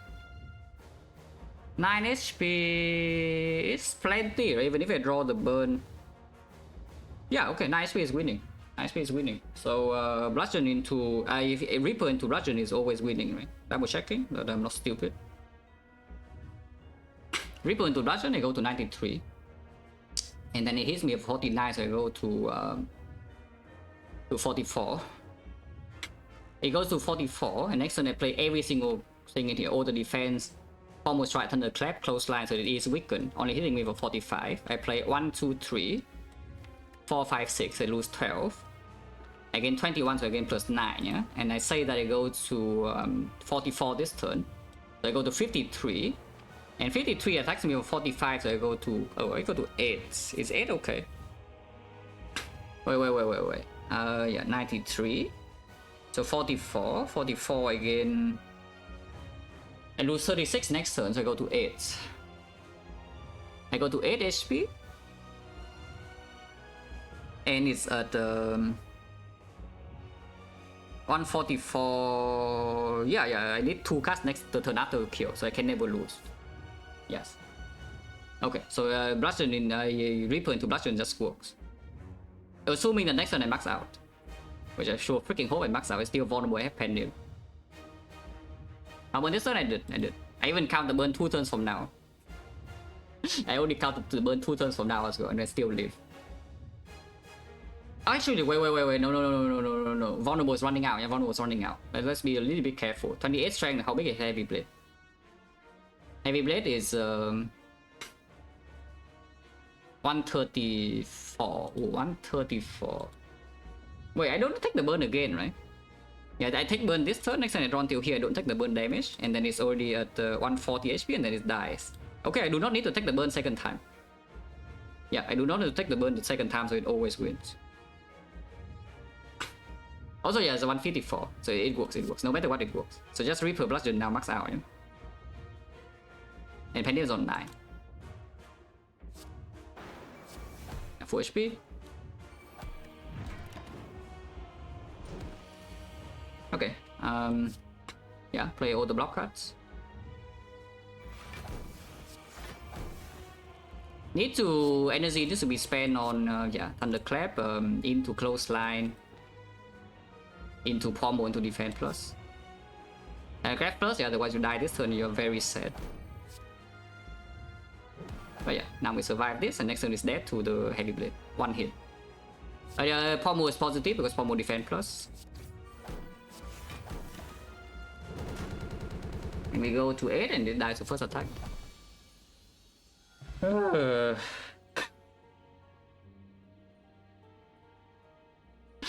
Oh man, this freaking run.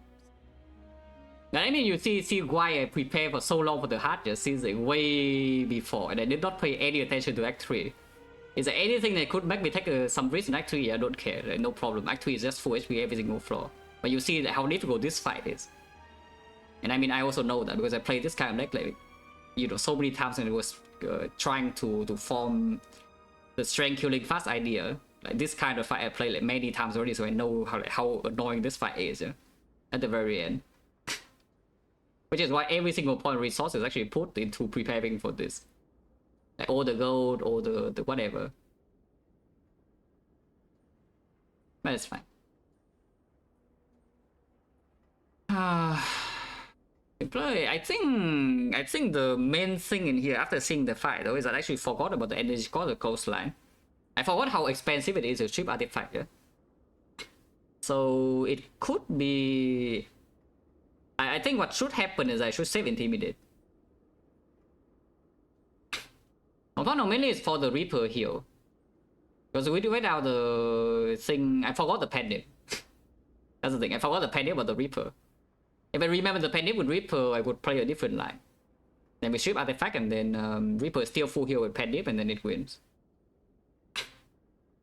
But yeah, looking at how the fight progressed, I think what I should have done is saving the Intimidate.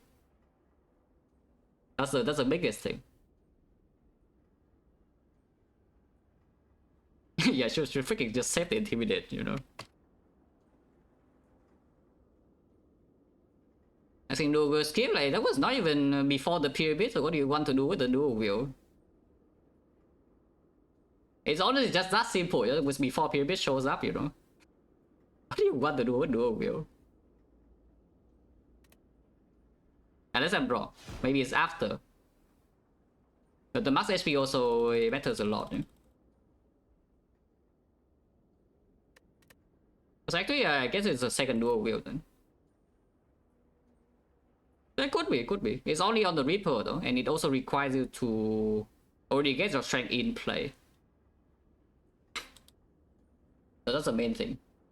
I could say just for the heart. Like the dual wield literally just for the heart, but you need to get all your strength in play, and also one Reaper doesn't win. Because it does make Spear and Shield worse, eh? And if you leave Spear and Shield with not full HP and suddenly the hard fight collapse. If you leave the Spear and Shield with not full HP, then this whole hard fight plan just falls apart. We need Exo Reaper was safer, was it? Last fight Act 3. Ah, it's here. I team come on. No, don't. Do not. Do not. No. Yeah, this is needed. I mean, maybe it's not so needed, but it's not weaker, yeah? It's not by any means weaker than this. The dual wield. That's because you are just dying from full, you know? Skip, yeah, I think we skip a dual wield somewhere here. I don't remember where.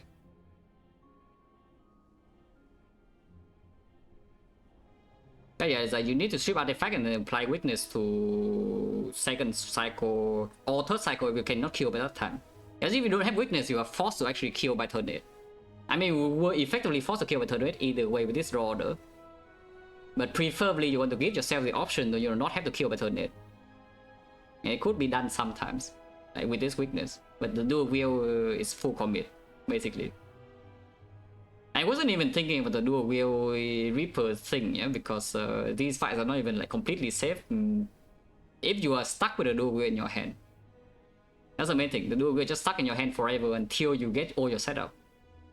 And then we're still getting hand clock, there's no gambling chip yet. And the deck does not function until you draw into this thing, you know. You need to draw into this thing with the other strength sources, and then your deck actually functions. Before that, everything else that is the combo piece is a brick. Like the Reaper itself is a brick. The Exhume is a brick. The Flex cannot be played before this is drawn, so it's also a brick. It's stuck in your hand forever. And then, you know, everything sucks. You also saw this fight, so you understand how it happened. Like this fight, for example, you see the draw order and how many cards were stuck in our hand in early turns, just because the bottom deck like a couple of things. Because the deck is already very combo heavy. Don't add one more piece to that. Oh yeah, if I remember the Reaper, this fight would be a lot more chill. The Penny. I actually just completely forgot that Penny on Reaper is a thing that is coming, like the turn after.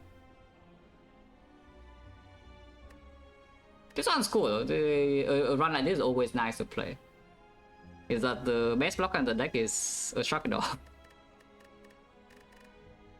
But unlike the Silencing Cringe, yeah, like we face the damage head on. Instead of taking like 1 time whatever crap, we face the full damage and we heal back. The Magic Flower is a massive hit. This is also a massive hit. Like without this this regrab, we don't have Wembley chip, and then this Act 4 goes way worse. That's why I can check. I just assume the Spear and Shield will go correctly, yeah? So I would just pretend the Spear and Shield is going to be fine.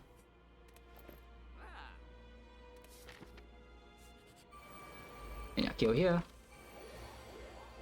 This panic will not be set up in the hard fight, but I can pretend it's set up somehow. I don't think it matters too much. But yeah, like +2.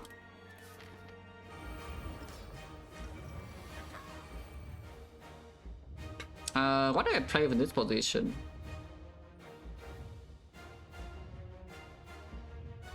XecnaR is scores for 275 gold. And had blue candles, of course I click it and like 3. Because I had no gold otherwise. I just paid for red mask and I saw the gold right afterwards. So what do I play here in this line?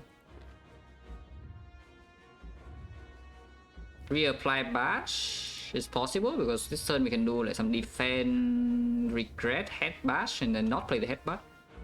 Do waste 2 block, but it's okay, yeah. Don't want to waste energy in this vulnerable can perform. I guess you can also play this now. Again, with hindsight, I kind of think it should set Intimidate, but playing it now is okay too. Yeah, just play it now because I don't want to waste 2 blow. Now we'll see. 15. Feedback is here, which is bad the first time around, but now we have the spot. Now we have the counters. Block for 1. Very cool. Don't want to headbutt anything here. Don't do anything. Like you see what I mean, right? Like these things are stuck in my hand forever, yeah? Until I actually draw into the other stuff, which is not here yet. Are we still corrupting? Does it make sense to play corruption here though, in this spot with the cultist spot taking? I don't even know. Because it could also just take the double tap and kind of max out this turn. It's not actually maxing out, but it's like a lot of damage still. A lot of damage on my face also though. But it is a lot of damage. Probably doesn't make sense. The free struck is just kind of strong when every single point of HP matters. It's probably just corruption. And this means that doesn't matter either. We have to repair full heal. Play corruption. Need to make hand space, so let's play like this. Don't want to headbutt anything yet. I never want to actually headbutt anything in this fight, I think, on this spot. If the corruption is in play, there's nothing to even headbutt. Could headbutt like close line maybe? Or headbutt for the Havoc. Yeah, I play this.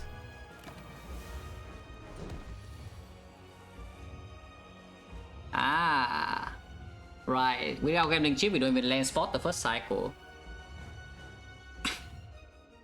But yeah, from this position, of course, we fear pot here. Yeah? And name is like nowhere to be found. And I also want to. So we need to wait 1 more turn. That's like so freaking slow. Not really, right? Just flex limit break right now to make hand space. And next turn we can do like spot into exhume limit break or something. But yeah, I flex limit break right now for hand space. And play the exhume beforehand to save the tool, which I will. And yeah, next turn we just do... I guess we lose 4 temporary strength, so it just limit break now is the same amount of strength. Let's play this for another 2. And yeah, Fear Pot. On this position, I could see Hepatic Bash because it's guaranteed artifact strips to land this close line. Also, it's a maxing out, and maxing out is pretty good. 47. Again, Reaper is still full heal, so let's do let's show artifact first with this.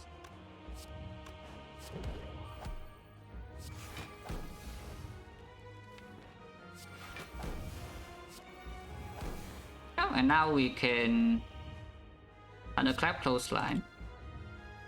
Oh, that dies though. Okay, never mind. So Thunderclap into Reaper. And get into Reaper. HP. Doesn't matter what else is here. Next time we clothesline. Yeah, this line probably okay. I think it's okay. I mean, it looks pretty okay to me. I mean, it looks totally fine. Yeah, like, this is also winning convincingly. I mean, the other fight was not very convincing. Maybe this line is just better, I don't know. Because, yeah, this line does play around the case where your roller is like kind of bad, yeah? The other line, if your roller is like half reasonable, is good. If your roller is like the worst thing ever, then maybe it's also better with gambling chip. I don't even know. This is maybe it plays around like the case where the 3 or 4 card reach on turn 1 basically is like 1 turn. So the gambling chip gives you 1 turn, and this line can give you 1 turn, but only sometimes. So I don't even know like what is better.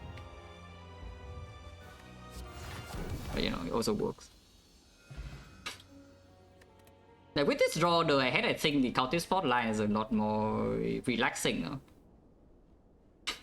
Yeah, with this draw though, the counter spot line is a lot more relaxing. Because I don't even need to calculate so much here. We just have a very clear turns. Yeah, we just have some very, very clear turns to play, and then, you know, damage just comes fast enough.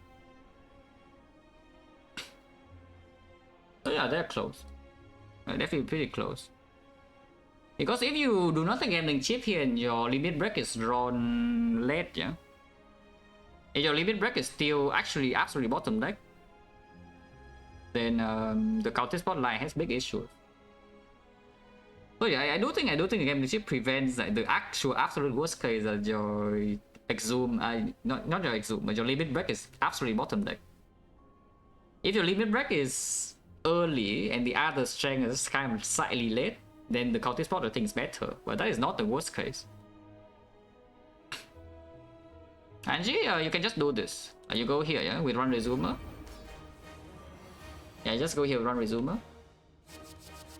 And then, you know, you want to play a different fight and just fight this.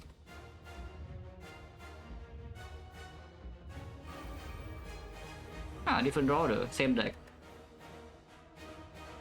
I mean, this is the entire point of Run Resumer. Yeah? This is the only thing Run Resumer is actually useful for, is that you can do this quickly. And that's the most important thing. Yeah, double music, who cares?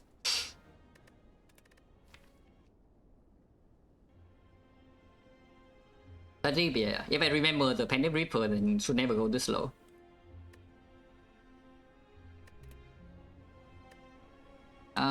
This run is broken? Is it broken? It looks broken. Oh yeah, it's freaking by store, yeah, of course. Yeah, this is a barricade buy store, yeah, sure. Which is why it's like so freaking long, but this one's kind of strong. And this one is a Giga Strength. Consumer useful checking codec bell, also true. Any hindsight here? Yeah, not really. Yeah. Okay, let's just move on.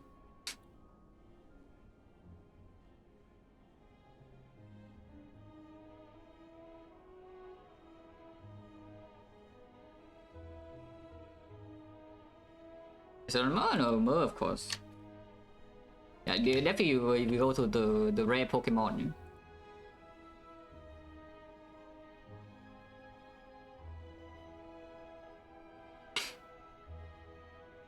That 7 is bad run. Yeah, unlucky.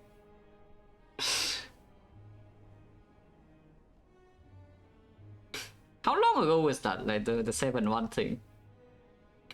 Pretty freaking long, right?